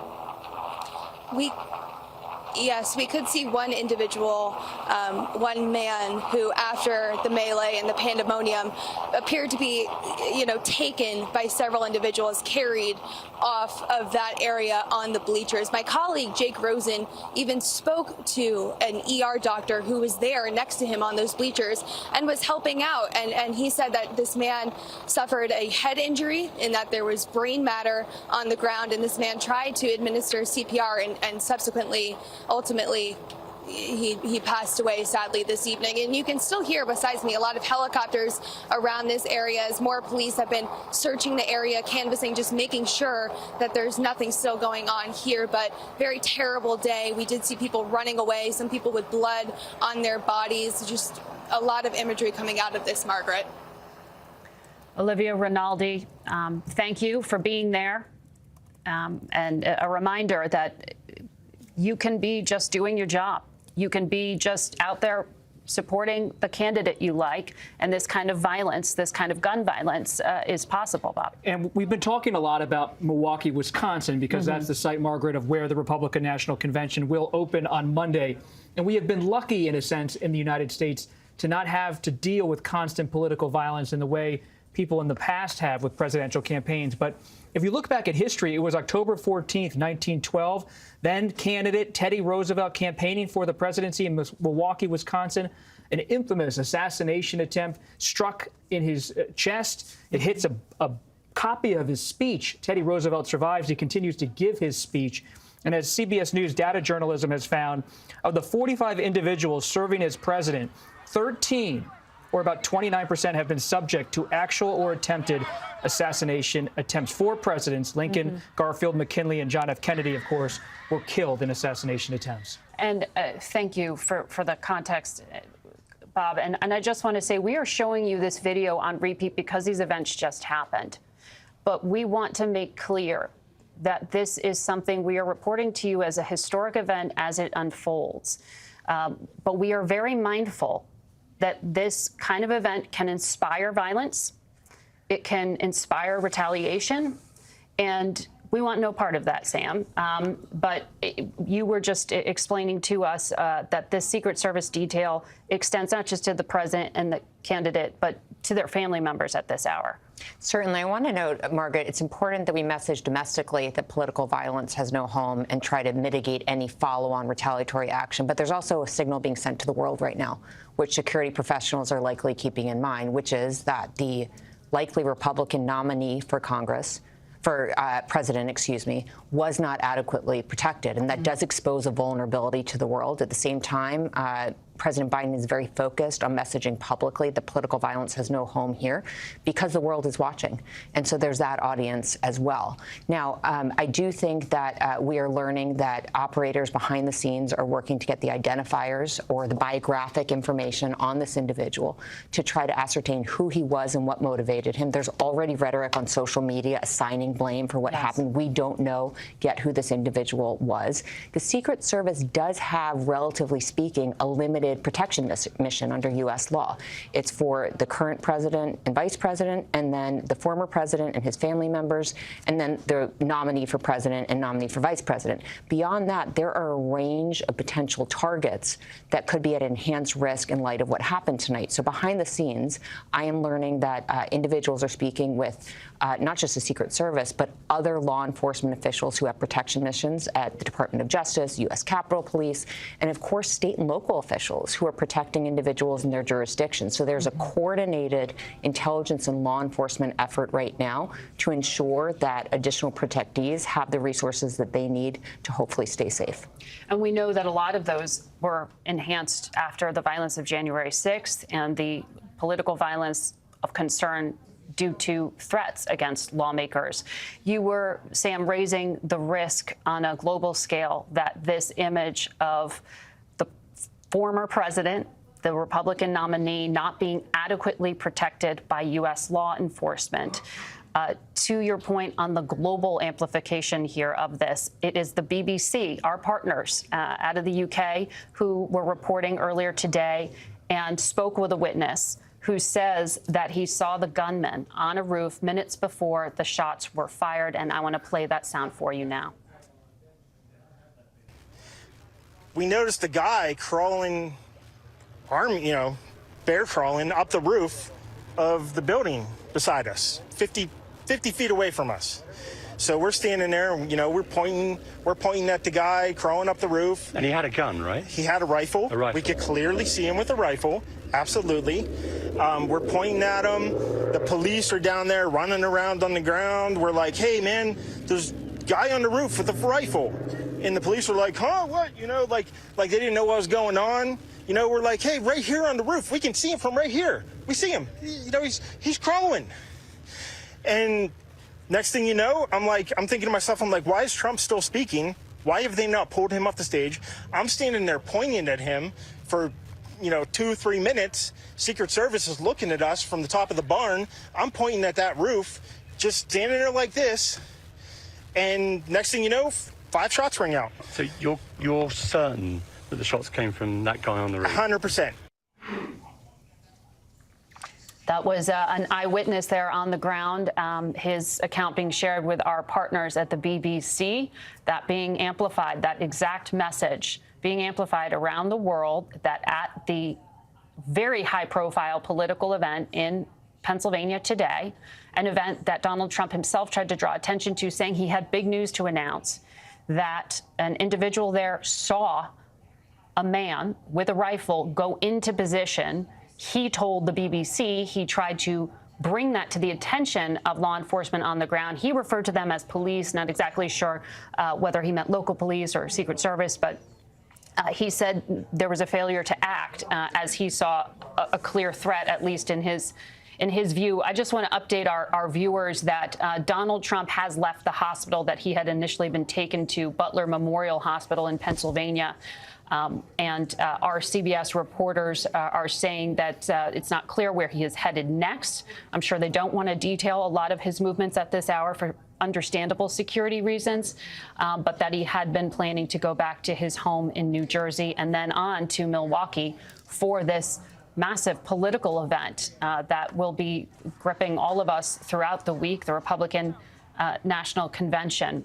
Our CBS News reporter Nicole Skenga is on the phone. Nicole, I know you, along with so many of our colleagues, are just trying to get hold of anyone with insight into what is happening with the investigation at this hour. Have you learned anything? Yes, Margaret, the suspect was using an AR-15 style rifle, shooting from about 200 to 300 feet away, according to multiple federal law enforcement officials. Multiple rounds were fired. We're still working to confirm an exact number, but that weapon explains the sporadic nature of the bullet spray. AR-15 style weapons are not known for their accuracy. We know the suspect was on a shed, an elevated platform outside of the Secret Service perimeter. Secret Service also confirming that. Right now, law enforcement still trying to determine whether or not it was debris from the teleprompter, from the protective glass surrounding the former president. But there is, of course, evidence he was cut in the face, lacerations to his ear. Not much known about the suspect at this time. Investigators working to confirm that he was working alone, working to confirm his biographic information. As Sam mentioned earlier, a male suspect. They're still gathering more. You mentioned the former president has left the hospital. Right now, Secret Service has already added more manpower to his detail, bolstering the security footprint to him and all other U.S. Secret Service protectees. That means not just the former president, but his family, the president, the vice president, White House officials. As is standard operating procedure, right now, Secret Service also leading efforts to expand the perimeter of the Republican National Convention in Milwaukee. They're already doing that, moving guardrails around the convention space, creating a larger buffer zone around the events of next week. And we know, Nicole, that the Trump campaign has issued a statement saying they will go on and proceed with the Republican convention. No change, not dissuading the 45th president from going to seek and to go to that rally, or excuse me, to the convention that gets underway in Milwaukee. Nicole, what do you know about what happens now to analyze the bullets and the weapons and to trace them to whomever the shooter is? Do we have any indication at this hour anything about the intent of the shooter or the motivations of the shooter? Investigators are working right now, Margaret, to try to get a better sense of whether or not the suspect had any prior criminal history, whether or not there was any known motivation, if he was working with other individuals or working alone. At this time, they are still working through that information, trying to collect all evidence. Quite frankly, rare that we have not received that information yet, but officials trying to make sure they get this right. You mentioned the Republican National Convention. We should point out that it is already it has the highest security designation of any event with federal law enforcement coordination, Tier 1, but you can expect just the manpower unlike any convention before. At least 24 states and the District of Columbia are sending officers to the RNC. More officers could be coming, I'm told, as a result of today's events. And of course, the Secret Service, the leading coordinating agency for that event, and working right now with the FBI leading the investigation into the suspect. All right. Thank you very much. Nicole, AT, I believe you are on the phone. You are former Secret Service. I think what was your title there? And had you ever been through anything like this when you were serving? Well, I was deputy director when I retired, but no, I've not been through an active event quite like this. I pointed out earlier, though, this is what the Secret Service trains for almost every day, and particularly the details around the president and former presidents. And so what you saw on the stage there today was the Secret Service agents reacting in the way that they're trained. They cover and eventually evacuate the protectee after they, make a determination of his sort of medical condition. And as to the shooter, I guess we will just have to see what the investigation brings out about the distance, the kind of weapon that he had for sure. But, if in fact he had an AR-15 style weapon, it's certainly, capable of making shots from that distance. AT, bullets travel faster than sound, as my colleagues are pointing out to me. If you've heard that tape, what does the difference there between the crack and the thump indicate to you? We've been describing it as an AR-style rifle. Does anything in the cadence of that indicate something to you that we should be aware of? No, nothing more than, what you have reported.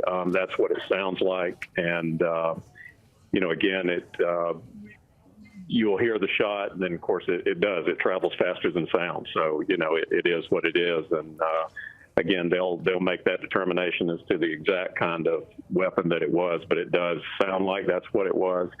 Certainly from that distance, there's other possibilities, a longer range rifle like a 30-06 or a 223, but it sounds to me like it's the AR-15 style.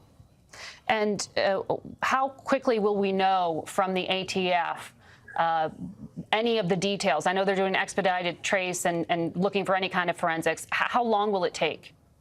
Well, this will obviously be a priority at the top of the list. They will, bar nothing to get to the end of this. It will take a little time. They will have to do some laboratory analysis. The ATF will probably be able to, very quickly trace the origin of the weapon, possibly the ammunition, possibly the person who purchased it, and then all of that will, coalesce around who this individual is. In this kind of a situation where you have an assassination attempt, the FBI, technically under the law, will be the lead agency.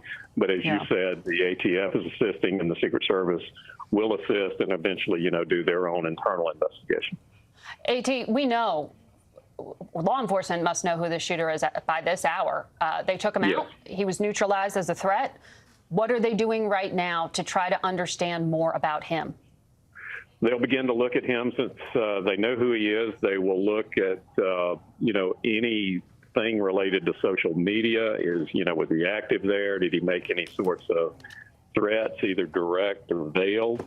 Who are his associates? Who are his family members? They're going to have to interview all of those folks to find out, whether or not this individual, had sort of an outspoken criticism of either way, either protectee, for instance. So they will have to run all that to ground, do the interviews on a personal level. But, the big thing, obviously, these days is social media to find out what he may have been not just posting, but get into his electronic devices and so forth to see what he might have been looking at. So all of that will come vis-a-vis the investigation, and that will take a little time, but they'll eventually get it and get to the bottom of it. Okay. A.T. Smith there giving us some expert analysis of what he knows at this point. Sam Vinograd, just to go back to you on one point, I was just texting with a former Trump official about the dark moment that we are seeing play out for our country, for our democracy, for the world, really. And this individual was echoing what you were gesturing to, which is that at a moment like this around the world, America's adversaries are looking at this, and that aggressors could choose to get more aggressive because of these kind of vulnerabilities. So I have to imagine at this hour, it is not just domestic threats that are being considered by all of intelligence and U.S. law enforcement. Well, we know that foreign actors are trying to spread divisions in this country. The Department of Homeland Security, the intelligence community put out an assessment just last week that Russia, China, and Iran are involved in election influence and, again, trying to deepen divisions in this country and undermine democratic institutions. By using our own rhetoric. By using our own rhetoric and targeting specific demographics. So we should assume, as we're all reading social media and on Twitter, that information is being manipulated in this moment because it is such a complex time for this country. And at the same time, the notion that the United States is more vulnerable tonight at 9:51 p.m. than we were at 6:11 p.m. is astoundingly true. The Republican nominee for president was not adequately protected by the U.S. Secret Service. And we also have, of course, the President Biden's reputation following the debate, which has been on the line. So overall, this is a very vulnerable moment for our country. And law enforcement resources are being redirected, of course, right now to meet this particular threat. And so it is a difficult time from a security perspective. We have the convention in Milwaukee, which was already a national special security event. More resources are being directed there and for other potential targets coming out of tonight's episode. And we should say at this hour, we have no reason to believe there is an ongoing threat here in the United States. But we also don't know much about who the shooter was. Well, I'll just say, Margaret, we don't know that there are other threats associated with this incident. Every official I have spoken to has said that there are threats associated with retaliatory action associated with this event. And so they are deeply concerned about the tense moment this presents for this country and potential retaliatory or copycat violence. Bob Costa, you had some new information? Yes, earlier in the evening, we were on the phone briefly with Congressman Mike Kelly of Pennsylvania, an eyewitness who was there on stage. I believe Congressman Mike Kelly is with us on the phone. Congressman? Yes, Bob, I'm here. Congressman, we spoke for a few minutes earlier. We appreciated your time. Walk us through the exact moment you heard a popping sound, where you were standing in relation to former President Trump, exactly what happened. We heard from David McCormick, who was sitting in the first row. Where were you? What exactly did you see? I was actually sitting in the first row, about one chair down from Dave McCormick, and we were probably 50, 60 away from the podium where President Trump was speaking. It was just all I could see. I was watching the president talk. He made a comment about something about this thing about people being all upset about MAGA. He said, making America great again shouldn't bother anybody. That doesn't make sense. Then all of a sudden I hear this series of pops, and I see the president go down, and I heard people behind me yelling, and about 10 rows up, 12 rows up from where we were sitting, we saw people kind of scattering, and they had blood on their shirts. And the next thing I know, the security men had surrounded President Trump. They were getting him off the stage. There was another group of security that had rushed up into the stands, up into the bleachers. They were carrying somebody out. I watched President Trump, and my eyes went back to President Trump, and I saw him hold up his hand to let everybody know I'm all right. But you watch it, it was so surreal because we were at the Butler Farm Show ground. This is a place where children show off, the 4-H kids show off the animals that they've been raising. They have baked goods that they have contests for that. They have it's such an agriculture community and such a base community, and on such a beautiful day where people showed up just to celebrate the fact that we can gather as a group and we can celebrate who it is we are as Americans. We're cooking food. They were playing music. They were playing cornhole, and it was just a fun day. And I would say yesterday the crowd was somewhere close to 30,000. But whenever that series of gunshots go off, everybody just hit the ground. And the security people were going down, down, down, everybody down, everybody down. Well, my wife was there with 3 of our grandchildren. My brother's grandchildren were there. And it was just so shocking. I wasn't with them. Right away, my thoughts were, where are my kids? Yeah. Where are they? Are they safe? And I couldn't locate them. But then the security started moving everybody off the ground and away from where the stage was. And it was just one of those things. People were leaving. There was just this sense of what in the world is going on. This is absolutely not who we are as Americans. Keep in mind, on the farm show ground, where people celebrate the summer, and the 4-H kids show their animals off, and it's just one of those things that is much of old America that unfortunately is disappearing before our eyes. Congressman, what are you hearing? You are close to former President Trump. You were with his key allies on the ground in Butler, Pennsylvania. What have you talked about? Who have you spoken with in the aftermath? What are you hearing? Things you know are for sure facts. What can you share about the aftermath of this event? Well, you know what? I have not talked with the president. I mean, talked to him moments before this happened, but I don't know. I think I'm like everybody else. I'm trying to figure out how this happened. I'm trying to figure out how far we have sunk as a nation, and where there is little regard for life. When there's an attempted assassination of a political candidate, it's like, no. That's not what we do in America. We go out and we vote, and then we vote for whomever we want. But if we don't like the other person that we don't like, who's running for office, you don't kill them. You just don't vote for them. This has become too bizarre for me. I think for my grandchildren, it's going to be something they're going to have to kind of look at. As we were sitting, we got them back off the grounds, and we were sitting on my brother's porch, and they were trying to figure out. They're like, Grandpa, why would anybody do that, Grandpa? That doesn't make sense, Grandpa. Is the president okay, Grandpa? And they were asking all these questions.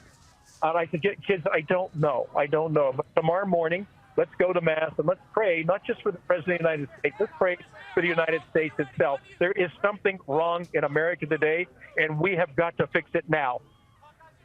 Congressman, I really appreciate that sentiment that you are sharing, and I can only imagine it was in such stark relief when you had your grandchildren there with you. That is terrifying, and I'm very glad to hear that they are okay.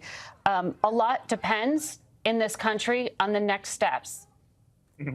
And I wonder what your message is to everyone in this country, all your fellow lawmakers, in terms of the rhetoric and the word choice they make to describe what happened. I know you talked about this as an assassination attempt, which is what we are reporting it was. But just to be clear, you are not in any way insinuating that this was linked to the United States government as an actor. Are you? No. But I witnessed this before in 2017 when our Republican baseball team was practicing for a baseball game to raise money for charity, and our current leader, Steve Scalise, a shooter showed up at that morning baseball practice and shot up the Republican baseball team. What you start to wonder, and the only thing I can go on is my childhood. Mother and a dad who raised us. We were faith-based people. We believed what we believed, and we believed it was right, and we believed the United States was far and away the best country to live in. And now I look at what's happening, and I said, you can't possibly turn your head away from 1.5 million men and women in uniform that have allowed us to continue to practice this incredible representative republic that we participate in as citizens.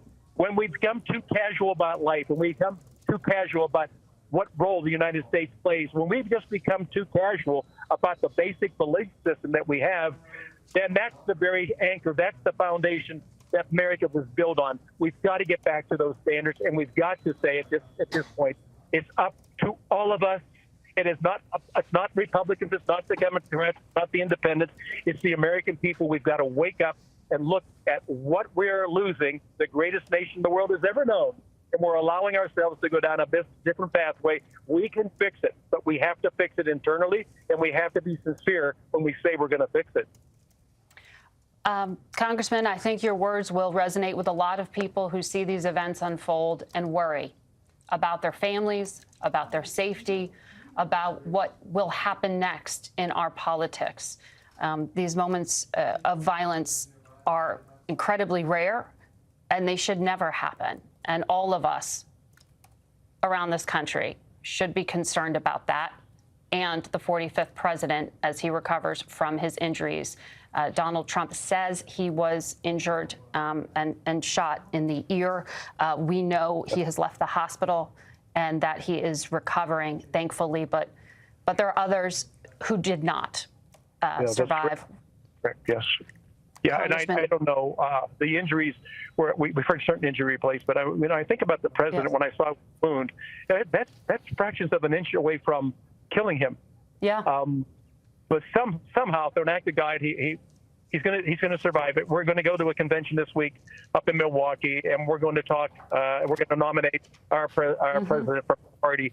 But folks, I mean this sincerely. Yeah. We've got to get away from where we are today and back to where the founding fathers, what we intended for this country. This has always been the beacon of hope and freedom and faith in the world. We cannot turn our back on that and say, well, this is okay. This is the way it is today. Don't accept it. It's not the way it is today. We can change it, but we all have to put our shoulder to the wheel on this one. Congressman, amen. I think all of us agree with you, and all of us here will be choosing our words very carefully in the coming hours. And we should be on that as well. It is 10 o'clock in the East, 7 in the West. And if you are just joining us on CBS News, we are reporting for you the developing story around what happened around 6 p.m. Eastern time today. The former president of the United States and presumptive Republican nominee, we know, is now safe, though he was injured in that shooting you just saw that happened at a rally in Pennsylvania. After that, as you can see, he was able to stand up. He was carried off with support of some Secret Service detail. He was rushed to a hospital, and we know now that he has since left that hospital, and he intends to follow through with all of the political events of the week ahead on to Milwaukee, Wisconsin, where the Republican National Convention will get underway. We should tell you that when it comes to the attacker, the shooter was shot and killed by a Secret Service counter-assault team. The Secret Service publicly announced that and said that the shooter, who used a rifle, was outside of the security perimeter, meaning outside the area that they were actively protecting. And that shooter was perched on top of a shed, an elevated structure. A rally attendee, we know, has been killed. The Secret Service also reported that 2 individuals who were attending were critically injured. We keep all of them in our thoughts at this moment. And now our Scott McFarland, who was covering the rally for CBS News, is joining us again. And Scott, you and our CBS colleagues were there. We're so grateful that you all are safe. Have you been able to leave the area? Is it still on security lockdown? It's still locked down. We're about half a football field away from the perimeter of these fairgrounds. We're in a parking lot, in fact, and we've been here for a few hours now.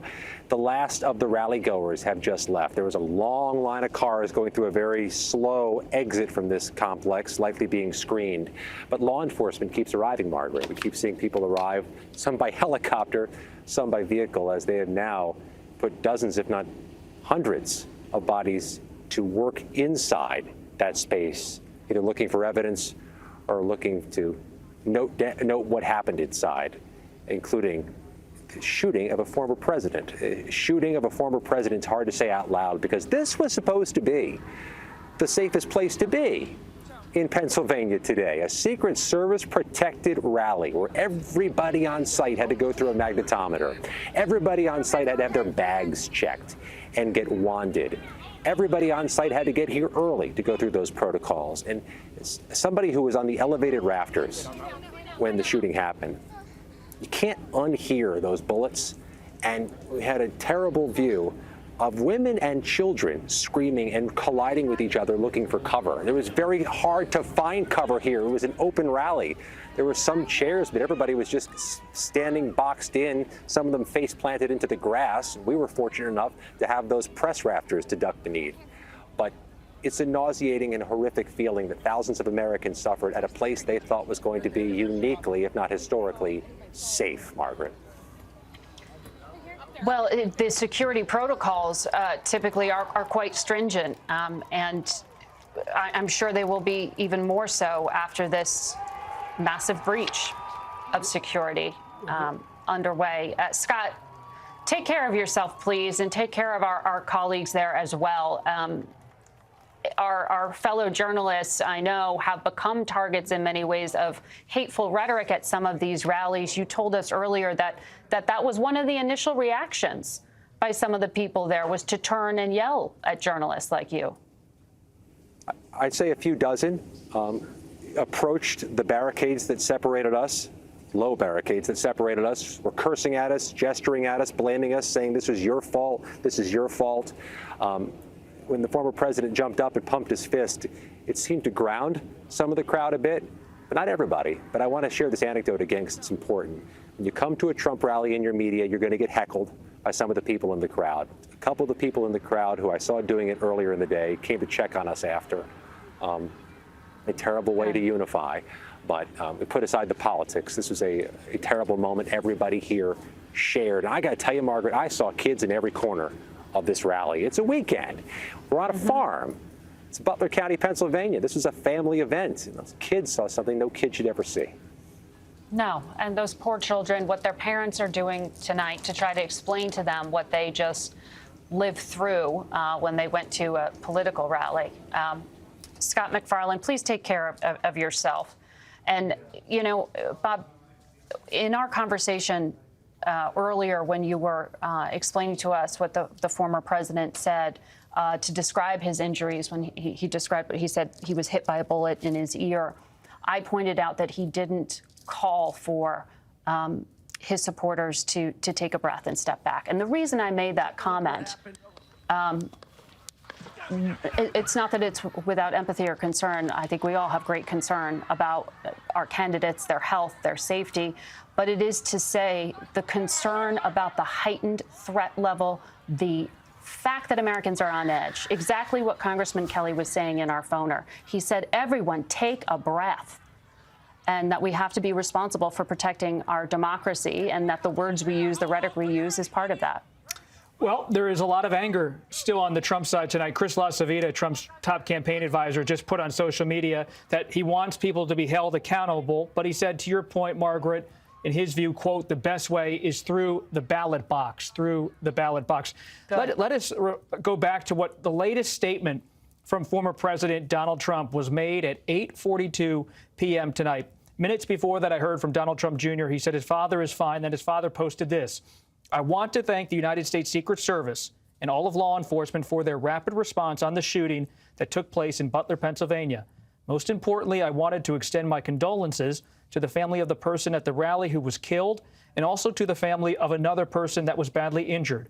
It is incredible that such an act can take place in our country.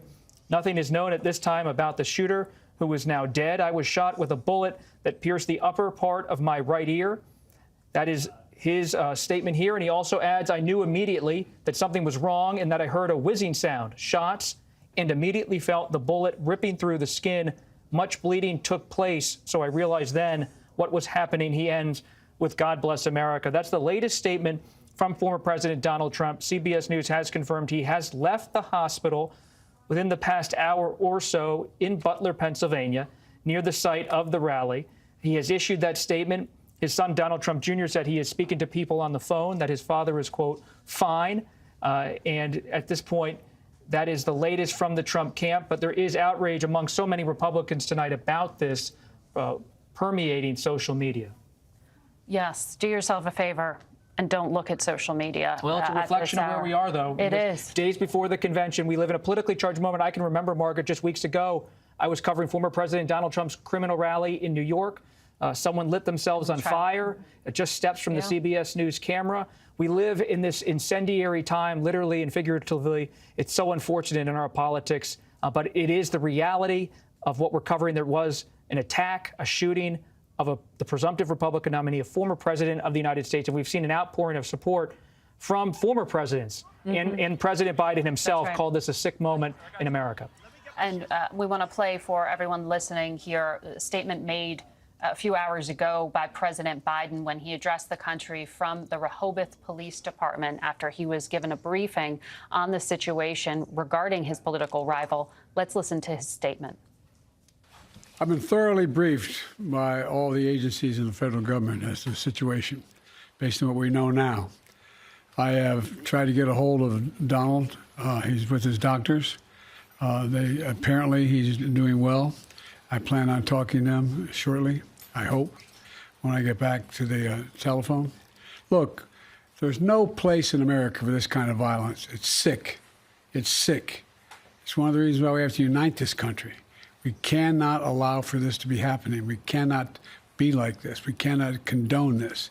And I want to thank the Secret Service and all the agencies, including the state agencies, that have been engaged in making sure that the people and we have more detail to come relative to other people maybe injured in the audience. I don't have all that detail. We'll make that available to you. I may be able to come back a little later tonight, but we'll put out a statement if I'm not able to if it's not convenient for you all. That was President Biden explaining that he had tried to reach out to Donald Trump, will continue to do so to check on whether he is okay following what is clearly a traumatic event, having been shot at that rally. He has left the hospital. We know Donald Trump has issued a statement to that effect, reassuring his supporters that he will carry on with his campaign and the political events over the coming days that are expected in Milwaukee, Wisconsin. Let's bring in CBS News senior White House and political correspondent Ed O'Keefe, who is out in Milwaukee. Ed, what can you tell us at this hour? Margaret, a handful of things that we should convey. First of all, the White House tells us now President Biden is going back from his Rehoboth Beach home to the White House tonight.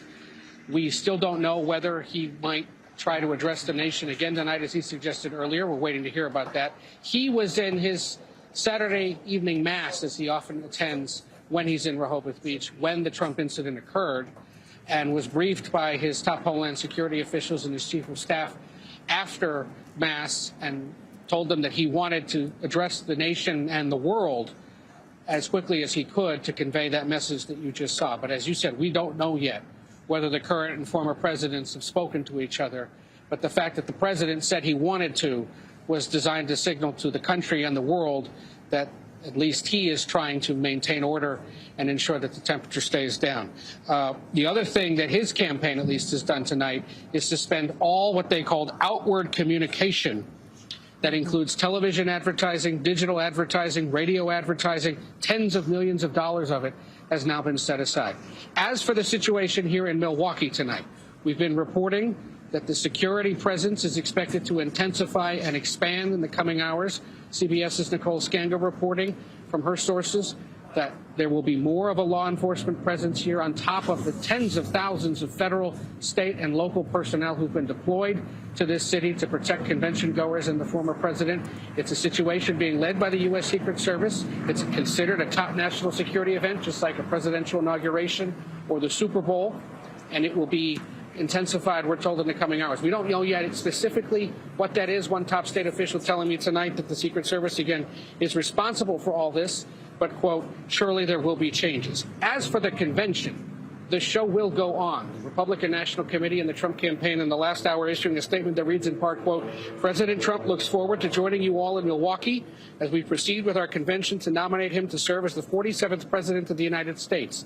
As our party's nominee, President Trump will continue to share his vision to make America great again. Important to point out, this Butler, Pennsylvania event tonight was seen as a potential spot for him to signal, hint, potentially announce who his running mate would be. That didn't happen. We still need to know who that is, because Monday afternoon, the Republican National Committee is set to formally nominate Trump, and he is to announce and have his running mate announced and nominated as well. So a critical 48 hours in American politics yet to come as we learn the name of the fourth participant, in essence, one of the top four participants in this ongoing presidential race. And to that end, Margaret, we will continue to monitor the situation here. Convention goers aware of this, obviously quite disturbed by it, but the resolve appears to be to continue on.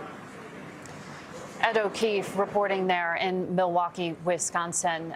And we don't have any detail at this hour as to the shooter, who he was, where he had obtained this weapon, how he was able to, as eyewitnesses described, get himself carrying that weapon on top of an elevated position to then take shots, shots that successfully at least nicked, if not went through the ear of the Republican nominee or expected nominee, along with other individuals, two people critically injured, and one who lost his life in addition to the shooter. And, you know, I'm looking at the research done by our data journalism team here at CBS News, looking at these active shooting incidents. The last time that these happened, an active shooting incident at a political event, were also in open air spaces like this one in Pennsylvania. One of them, the 2011 shooting of Representative Gabby Giffords at a supermarket parking lot in Arizona. And then in 2017, the shooting of then Congressman Steve Scalise at a congressional baseball game practice in Virginia. Scalise now part of the very top of House Republican Party. And we have joining us by phone now the former Speaker of the Republican House of Representatives at that time, Kevin McCarthy, who joins us by phone. Congressman, this is such a troubling moment for our country to see an attempted assassination like this in the heat of a political campaign 4 months out from the election. I wonder what your message is to your Republican colleagues and to the country at this hour. Well, my first are to the prayers to the family that have lost lives and to the president. The challenge that we have is the rhetoric that has continued to rise in this country. We all I think, need to take a very deep breath to be able to work forward here. I've been able to speak to the president's son and to the staff who was with the president going back to the plane.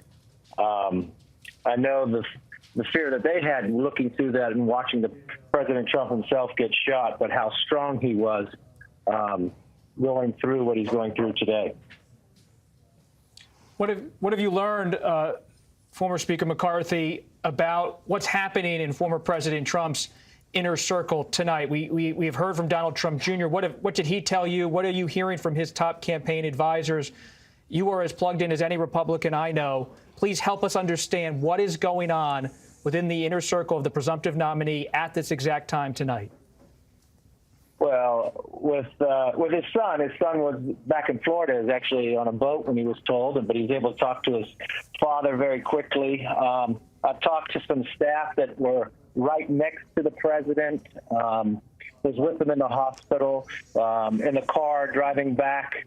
The president is, if you can only imagine going through this, but the strength that this man has gone through his entire life, and to be sitting on stage and watch that, a lot of their thoughts and prayers are with the family of who came to the rally, lost their lives, and was injured. We're now hearing a colleague, Congressman Ronnie Jackson's nephew, is one individual who was wounded and shot in the neck, scraped him, was at the rally as well. That is the congressman and former White House physician, Ronnie Jackson. You were saying his nephew. You know this is true? You know this?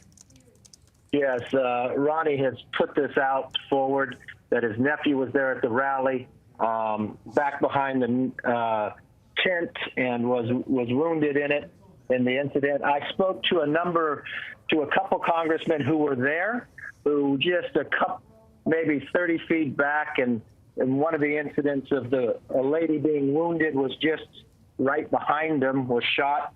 The number of bullets they heard going through, you could hear from their voices the concern. But, here's the President Trump who's been shot, and his concern has really been with those at the rally who were injured. And his thanks was to the Secret Service, to the work that they have done, the protection that they have provided. He is actually dealing with this much calmer than I imagine others that can go through it. But his real concern is with those who were injured at the rally itself. Do you believe, former Speaker McCarthy, there will still be outdoor rallies in this campaign for the rest of 2024? The Secret Service probably will have a big say in that. But it's the one thing, knowing President Trump, he loves to be with the people. And anything the president does, there's such large crowds. I don't know how you go about doing it without having it. But maybe I know there'll be heightened security going forward. There just has to be. Do you think this delays the vice presidential selection or the convention in any way? Knowing President Trump, no, not at all. I mean, I know that just talking to him the other day, he's going down to the very final portion here of making that decision. But knowing the president, this will only be more invigorated to make sure to not let a sick person like this win in any shape or form, and to show the country that we can come together. We've got to, in this nation, to respect one another's opinion. If somebody has a different opinion of yours, does not mean they're less American. You need to respect different opinion. That's what democracy is about. And to see a tragic situation like this, you look back at American history in the 60s and others, we do not want to repeat from that. We're supposed to be a more perfect union, to strive to be better. And I hope people take this moment in time of the attack on President Trump's life to actually dial down the rhetoric and really start respecting one another's differences of opinion. Former Speaker Kevin McCarthy, we couldn't agree with that sentiment more. We need to show more respect and be able to have civil conversations. There is no place for political violence, period. I do want to note at this hour that the FBI has issued a formal statement now saying that they have taken over from the Secret Service and are now the lead federal law enforcement agency investigating this incident involving former President Donald Trump.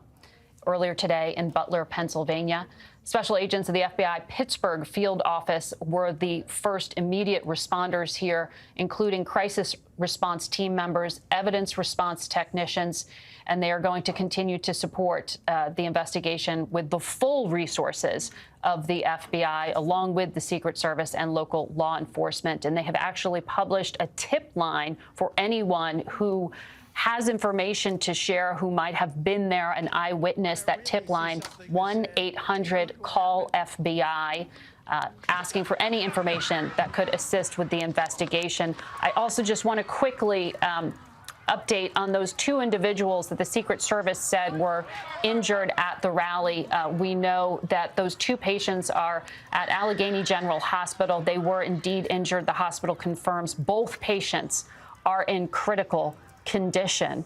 So Donald Trump is recovering from his injuries at this hour. There was one death and two people in critical condition at this hour. Let's bring back into the conversation Chief Washington Correspondent Major Garrett. He is on the phone. Major?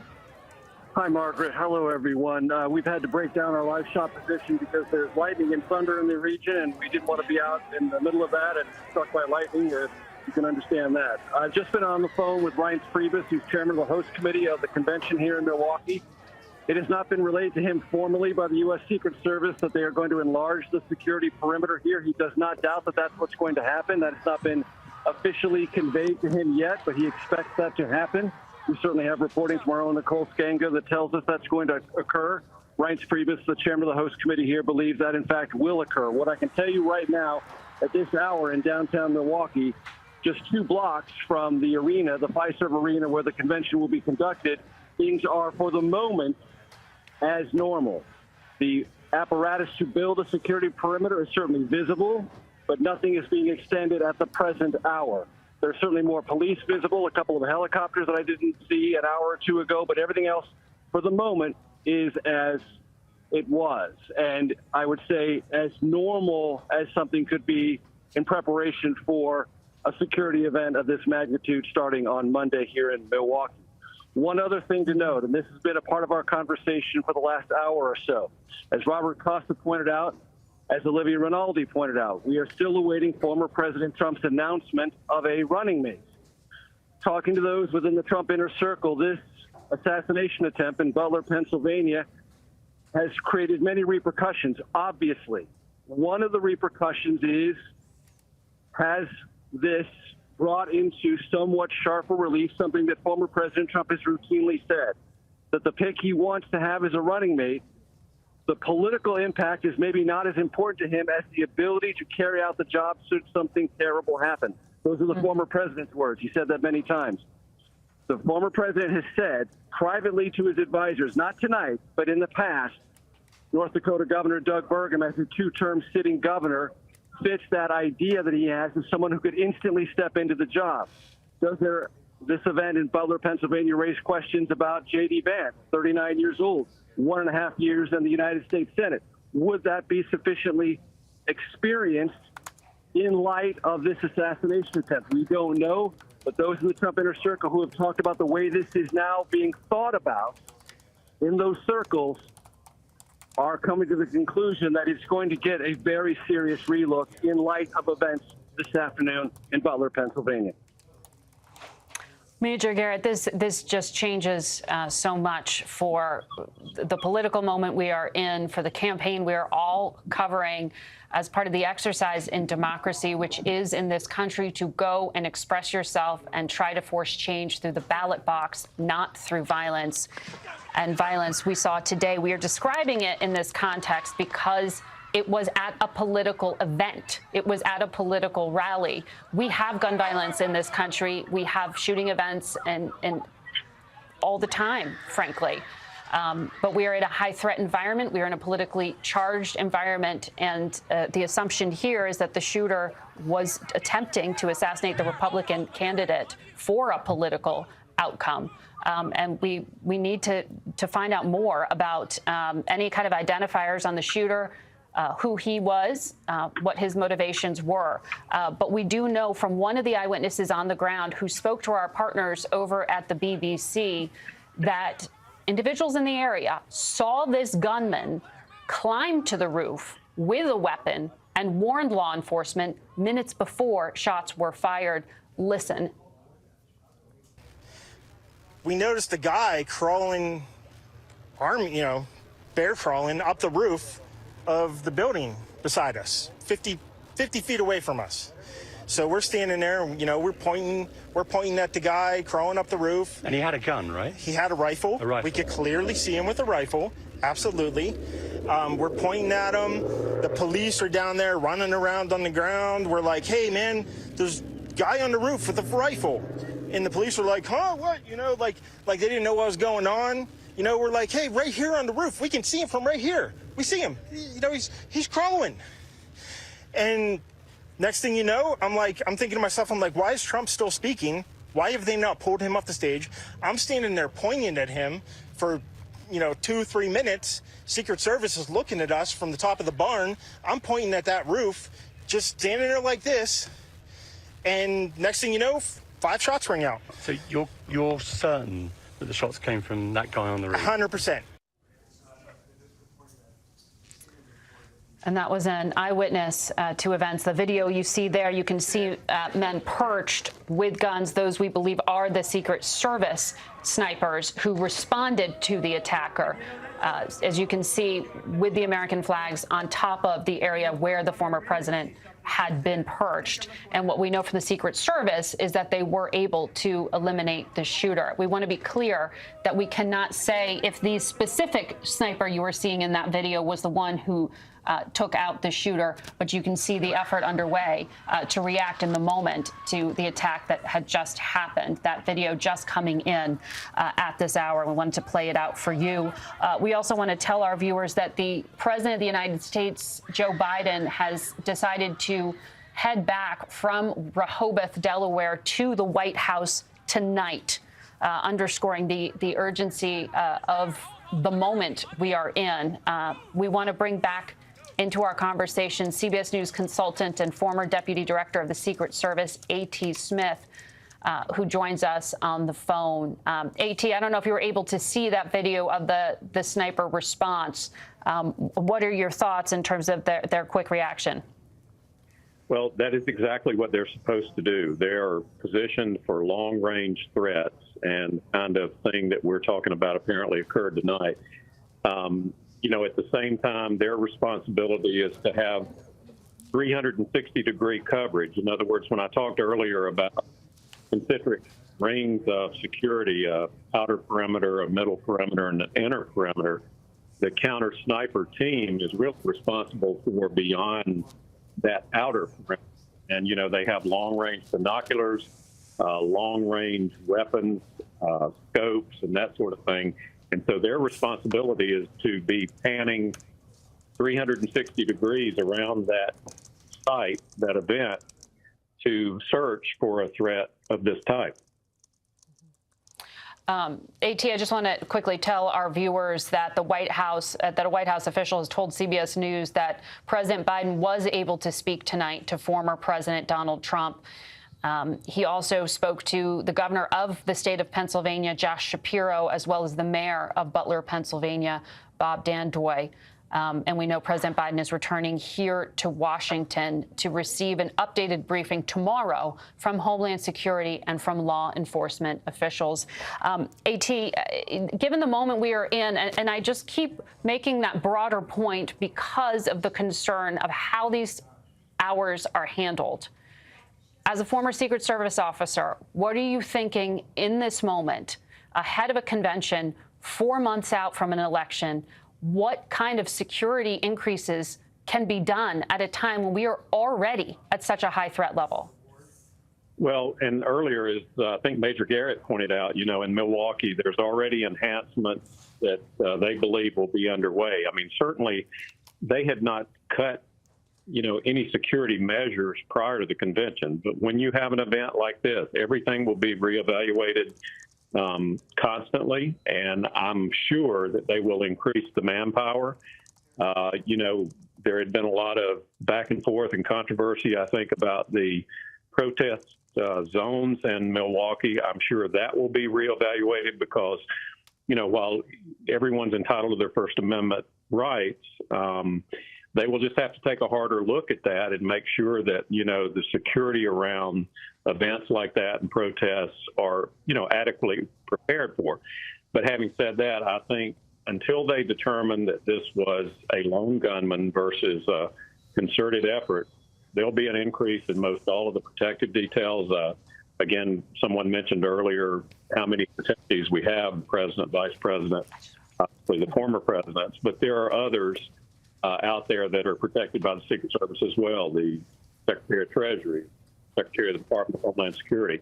And then obviously the Capitol Police have members of Congress and throughout the federal government. So I think all of the security details will take a hard look at where they may be. They'll work hand in hand with the Secret Service to see if any of the threat stream information increased and picked up. And, you know, as you pointed out and I mentioned earlier, the FBI now becomes the lead agency in this investigation, but they've obviously brought in the ATF, who has the expertise to determine all of the ballistics, the gun-related issues. Yep. All right, A.T. Smith, thank you for your analysis. It is 10:30, just after 10:30 here on the East Coast, 7:30 on the West Coast, and we want to recap the breaking news that we have been following.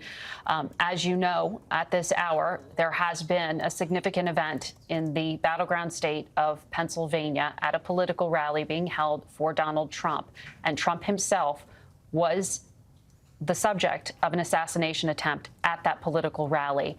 We know shots were fired shortly after 6 p.m. Eastern time. The presumed Republican nominee was then rushed off stage by Secret Service to a nearby hospital. The former president is now safe. He is out of the hospital, and he said he was, quote, shot with a bullet that pierced the upper part of my right ear. That was in a post on social media. We haven't actually been able to hear directly from Donald Trump yet, but we know that he is recovering. Unfortunately, one individual attending that rally lost his life tonight. And we know that 2 other people have been critically injured. Others in the area are also reporting some minor injuries, but the local hospital says 2 people are critical. And CBS News is reporting that the gunman who was able to take this shot that came so close to Donald Trump that it actually pierced his ear was using an AR-style rifle. There were multiple shots, and tonight we know because of this, the current president of the United States, Joe Biden, is returning to the White House. He had been at his private home in Delaware, and we know that tomorrow he will undergo a full briefing from his Homeland Security team. He has spoken with former President Trump, as we told you, and the governor of Pennsylvania, Josh Shapiro. And in a taped statement earlier today, we heard from President Biden that he was going to reach out to his political opponent. He called him Donald. He said he wanted to call, he had called, and we now know at this hour that the 2 men were able to speak. We don't have details on the content of that conversation, but we will bring you everything as we learn it. We also know at this hour, joining us is House Majority Leader Steve Scalise, someone who knows firsthand what political violence is like. The Louisiana congressman, as you all recall, was shot and injured at a congressional baseball game practice in 2017. And Leader Scalise joins us now on the phone. I wonder, sir, at this hour, have you been able to speak with Donald Trump? Do you know how he's doing? Yeah, we texted back and forth a few hours ago. I told him I was praying for him, and he's doing well. And he texted back that he's doing fine. Obviously, a lot of concern early off when there was a lot more unknown about his injury, and then we found out more that there was another fatality there, that somebody killed that was a spectator at the rally. And we pray for everybody involved, and, glad the shooter's down, but, still a lot more questions, but just alarming that something like this would happen at a political rally with the former president, that it was able to come to this and get that close. Absolutely. It's chilling. It's scary for people who are watching, Leader Scalise. And I remember when you were injured, the images of then President Donald Trump and the First Lady going to the hospital to visit you. I wonder how that moment, that experience, has changed the way you experience our politics and what your message to Americans is at this hour.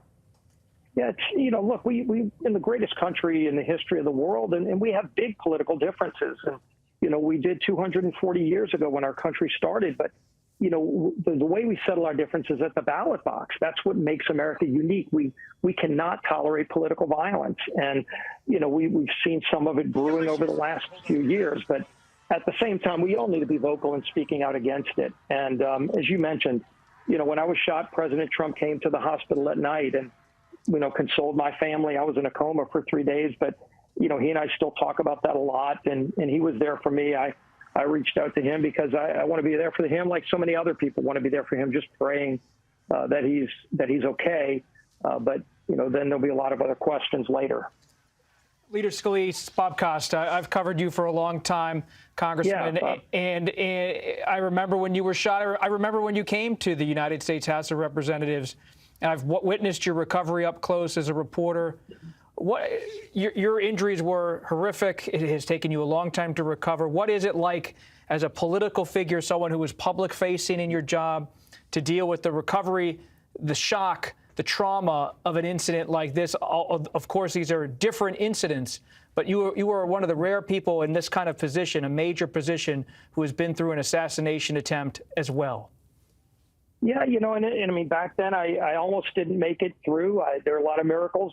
But like today, I mean, law enforcement was there for me. I mean, I'll never forget David Bailey and Crystal Griner with Capitol Police, who both confronted the shooter and were both hit during the shootout to keep all of us on that ball field alive. And today you saw, the Secret Service agents immediately rush into Donald Trump to keep him safe as the shots were still being fired. But when I watched the video today, you hear the pop of the shots and ultimately the words "shooter down," and it just brought back a lot of a lot of memories, not good memories, but just the memories of that day in 2017, because it was very, very similar in how quick it went, but yet it seemed like it was going on for hours.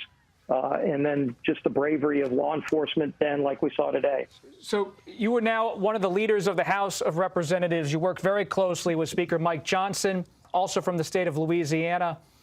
What steps, if any, what can you share with us, concrete things that are being discussed, if anything is being discussed, about hearings, possible investigations at the House level of the Secret Service, Homeland Security? Please provide any specificity what you as a House leader are planning to do in the wake of this.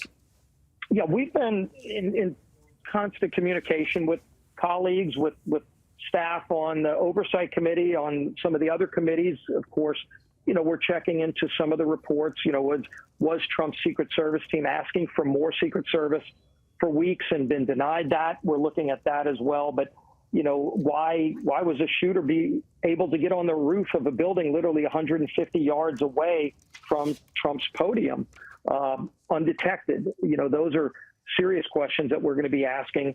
Some of that we may find out quickly. Some of it we will have hearings on.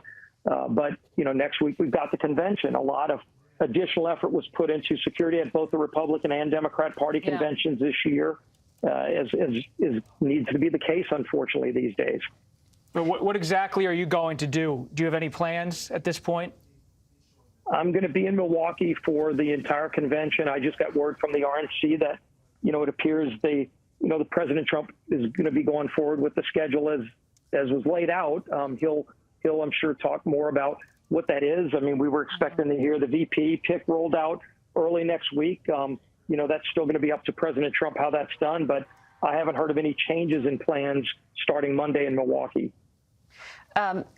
Leader, I see Speaker Johnson is already saying he's going to call up the Secret Service director and officials from Homeland Security and FBI for a hearing. That is something that I'm sure the world will watch, but I wonder what your message is. Have you specifically instructed members in the coming hours to rein in some of the rhetoric that I will point out some are using online that is somewhat incendiary in terms of really blaming this somehow on the administration? Have you asked them to refrain from that? I've already been very vocal within moments of the shooting that political violence is not something anybody should tolerate, but also I went further and said that we need to dial the rhetoric down. And there's been a lot of rhetoric for the last few months. And, you know, and I think some of that, you know, this idea, and Bob Barr even said it, that Donald Trump's some threat to democracy. That kind of language doesn't, all it takes is one person to hear that and act on it. And I don't know if that's the case today, but those are the kind of things that shouldn't be said. And you know, all of us need to do better and dial the language down. Let's focus on the issues. We have real serious issues that divide us and real serious problems in this country. Let's let the next 4 months be about how to fix and solve those problems in America and not have the incendiary language that unfortunately we're seeing right now. Leader Scalise, would you call for more security for members of Congress? You are someone who has been attacked as a member of Congress, a former president tonight shot in Butler, Pennsylvania. Yes or no? Would you support or call for more security for members of the House and Senate? We've increased security in the House and Senate and with Secret Service as well. You know, all of those agencies are unfortunately more active than ever at rooting out threats. There's people that still threaten the lives of members of Congress that you know you hate to see, but it's still going on, and you know you see that in the executive level too. This is something that shouldn't be tolerated. But we also need to see a more aggressive attitude when somebody does commit political violence. You know, today the shooter was killed, but there's other examples of violence where the people were let go, and that's not a good sign. You shouldn't be letting people go that commit political violence, because then they're going to just send a message that it's okay to do it, and it's not okay. Leader Scalise, I asked you about your members because I see a tweet from the Republican congressman from Georgia, Mike Collins, who said, quote, Joe Biden sent the orders. Is there any information whatsoever to link in any way the U.S. government to what happened today?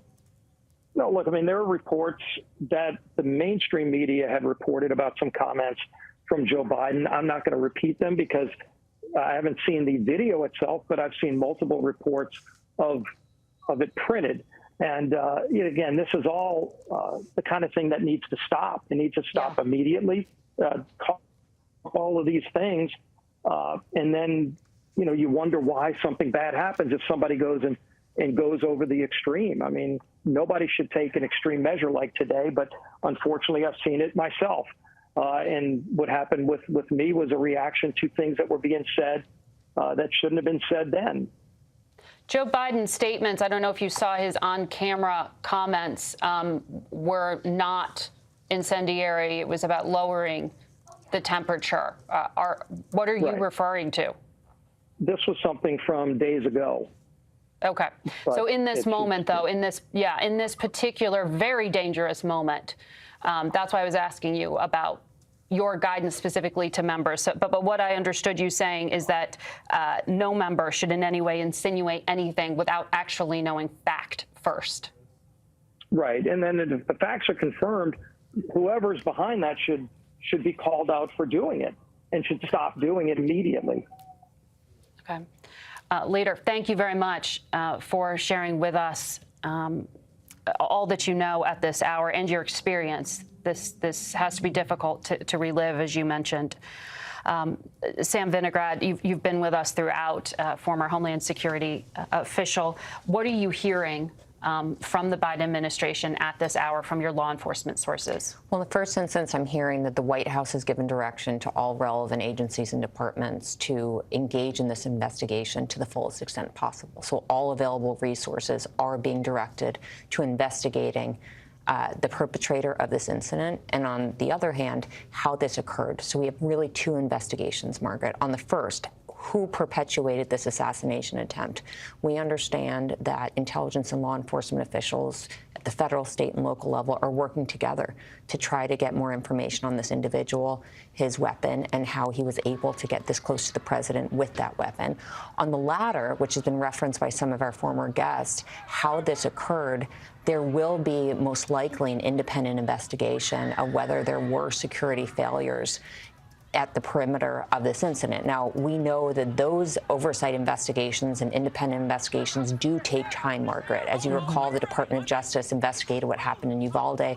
That was several months. So we should not expect answers on the operational failures that could have led up to this anytime soon. I also know that the White House, as appropriate, is in touch with relevant officials at the FBI, at the Secret Service, at Homeland Security. And having been in mass casualty response mode myself, there's ongoing communication in that respect, and we should expect the FBI and others, the Secret Service, to try to be as transparent as possible about what they learn, particularly as there are already conspiracy theories circulating about what led to this. So it will be very, very important that the administration continue to be as transparent as possible about what they're ascertaining so that conspiracy theories don't lead potentially to more violence. And they will attempt to elevate truth in that transparency of what they learn here.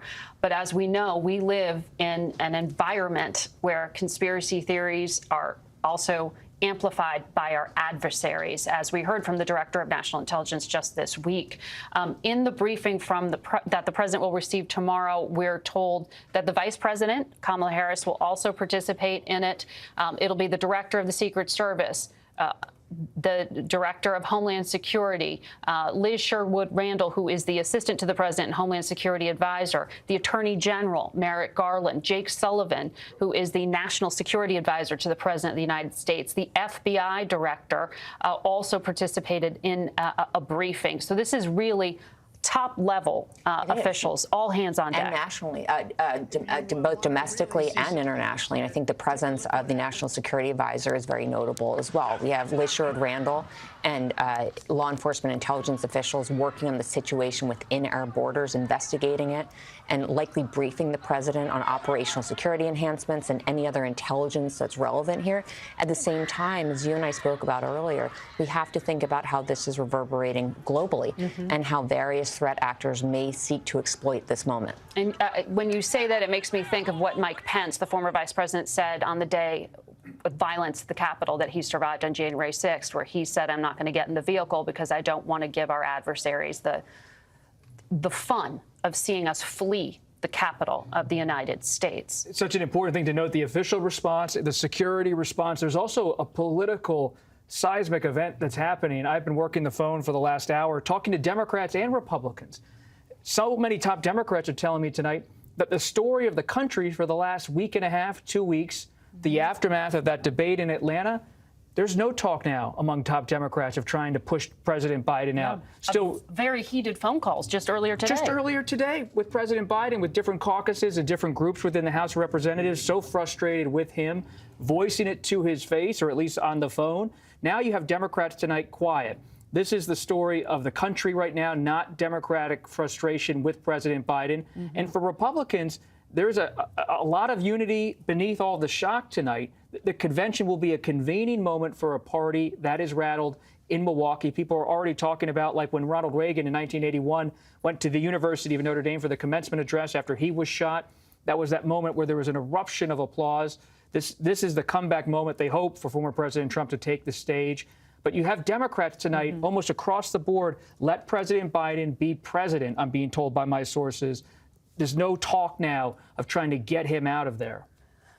Well, we will see what the political reality and calculation It's fast moving. It's fast moving. That's the temperature tonight, based on my reporting. That is for sure. I want to, one more time, go out to Olivia Rinaldi. She is our CBS News political campaign reporter who was on the ground at the rally, shot some of the video, filmed some of the video that you have been watching earlier. Olivia, has the security perimeter been lifted, the lockdown been lifted yet? Lockdown has been lifted here in Butler, Pennsylvania. We've seen all of the cars that were here waiting clear out. So now just a few reporters and a few vendors that are still here. But Margaret, the air here is still very tense, very palpable. Behind me, there are, back in the area where Trump was earlier, there are police officers, there are Secret Service agents, there are FBI there, because this is an active crime scene. You know, as we were walking out of the rally today, we could see the area on the bleachers being roped off by yellow crime scene tape. It was just extraordinary imaging from here in Butler. Olivia Rinaldi reliving what she saw and witnessed today in this extraordinary turn of events. I also just want to recap. I believe, can the producers tell me, am I still talking to Olivia or am I going to the teleprompter? I'm told that we have political reporter Ed O'Keefe, who is standing by now in Milwaukee. Ed, can you hear me? I can, Margaret. Just want to convey again from here that we are anticipating the security situation to intensify and expand in the coming hours, if not by the morning. There's a setup in downtown where the arena is, where the Milwaukee Bucks play during the rest of the year. That is the center of this. There's a hotel nearby where Trump was expected to stay. There's a few other facilities nearby where the media and the party are set up to work, and it's expected now that that perimeter is just going to grow out by several more blocks potentially as a precaution. We're also anticipating, as our Nicole Skanga reported earlier tonight, that more law enforcement will be sent here to Milwaukee in anticipation of this event. There are some scheduled to begin tomorrow, and they are expected, or they're at least currently scheduled to be held outdoors. So we'll wait and see whether or not that happens. We also heard a little while ago, as you mentioned, that the president and the former president spoke. Neither side is sharing any more details other than that they did in fact speak. The president also spoke with the governor of Pennsylvania and the mayor of Butler, Pennsylvania. And the president is making his way now from Rehoboth, Delaware. He has to go up to Dover, Delaware, to take an Air Force jet back to Andrews Air Force Base and then the White House. So probably by around midnight is when he'll be back at the White House tonight. We've got no official word yet that he isn't going to speak again tonight. But given the late hour, it may be at this point that he waits until tomorrow. And remember, the other thing that we're all anticipating in the coming hours is who is the running mate and how does this change the nature of politics. Does the sitting president still keep to his schedule next week? He's supposed to go to Texas and Nevada. How does this change the nature of campaign events across the country? All things that have to be considered in the coming hours, in addition to, of course, the ongoing investigation and how the Republican Party responds to all this as they meet up the street here in the coming days. It changes a lot about the dynamics of this race. Costa was just sketching out for us. Democrats have some decisions to make. We already knew they did, but whether or not they are sticking with the presumptive Democratic nominee, Joe Biden, has been an active conversation. Ed, but you're pointing. What do you know? And because in my conversations tonight with at least some of the Democrats we've been in touch with in recent days, they acknowledge that's all but over at this point. There's going to be lingering concern, but it's difficult, inappropriate, and premature to be having that conversation right now, given the events of this afternoon. Ed O'Keefe on the ground in Milwaukee tonight. We want to bring back into the conversation CBS News consultant and former Deputy Director of the Secret Service, A.T. Smith, who joins us once again by phone. A.T., in that briefing that the president will receive tomorrow, what do you think will be possible to know? What will law enforcement actually know in the light of day? Well, Margaret, by tomorrow morning, they'll have a good bit of information about the crime scene, I believe. They'll be able to evaluate it, with regard to the FBI agents and ATF agents who have responded out there tonight, kind of a preliminary report. So that will be conveyed to the FBI director, Secret Service director, I'm sure the ATF director will be in that briefing tomorrow. I don't think they'll have necessarily final ballistics reporting, but they'll have a good idea of the things we've talked about earlier. They'll know a little bit more about this individual. Is it a lone gunman, an concerted effort of more than one person? I think a lot of that will develop through the night. And I would think in the briefing in the morning, there'll be a good bit more information relayed, to the president and to the staff than probably we. A.T. Smith, the Secret Service has been under siege within the last decade. Countless congressional investigations, calls of mismanagement during the Obama and Trump presidencies. This is an institution within the federal government that is by no means seen as flawless by Democrats or Republicans. As someone who has been inside the Secret Service at the highest levels, what is this moment for the Secret Service? An assassination attempt of a former president under their watch following the scandals of the past decade? It's going to be a tough situation. I mean, I see where the, House Oversight Committee is already calling for a hearing. I mean, and that's the difference in today and years ago. Nobody let the dust settle anymore, and get a sort of a complete picture of what happened. We have a lot of the politicians who want to pile on and get their, moment in the media, quite frankly. And, it's not that some of it is undeserved. I mean, they will take a hard look, and nobody will look at themselves harder than the Secret Service.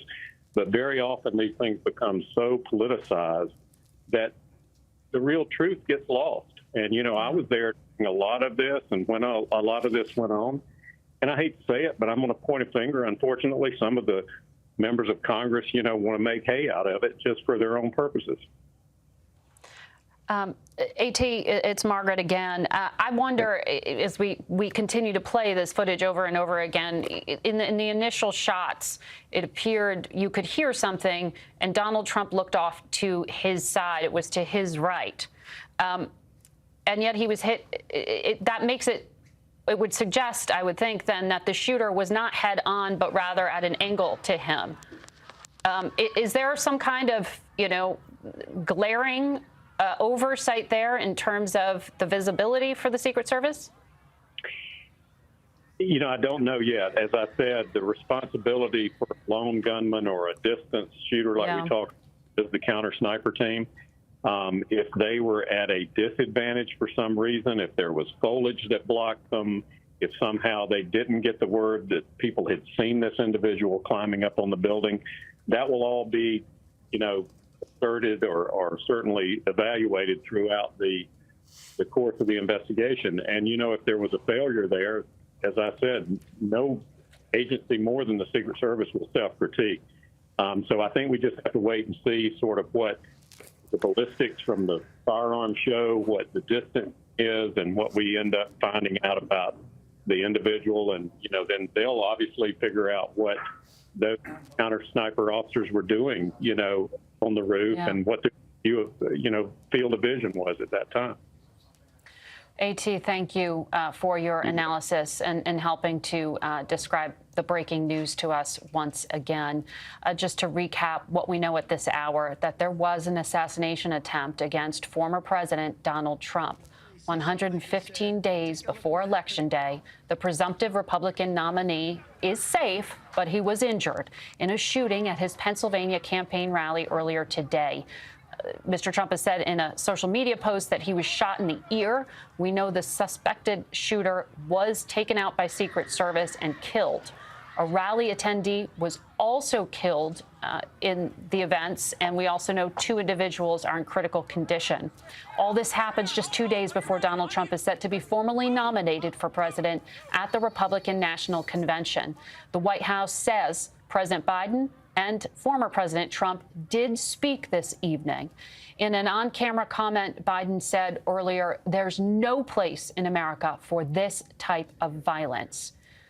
Our coverage of these unfolding events will continue on CBS News 24/7 and your late local news. And tomorrow we will bring you a special expanded coverage of this developing story anchored by our colleague John Dickerson starting at 9 a.m. Eastern.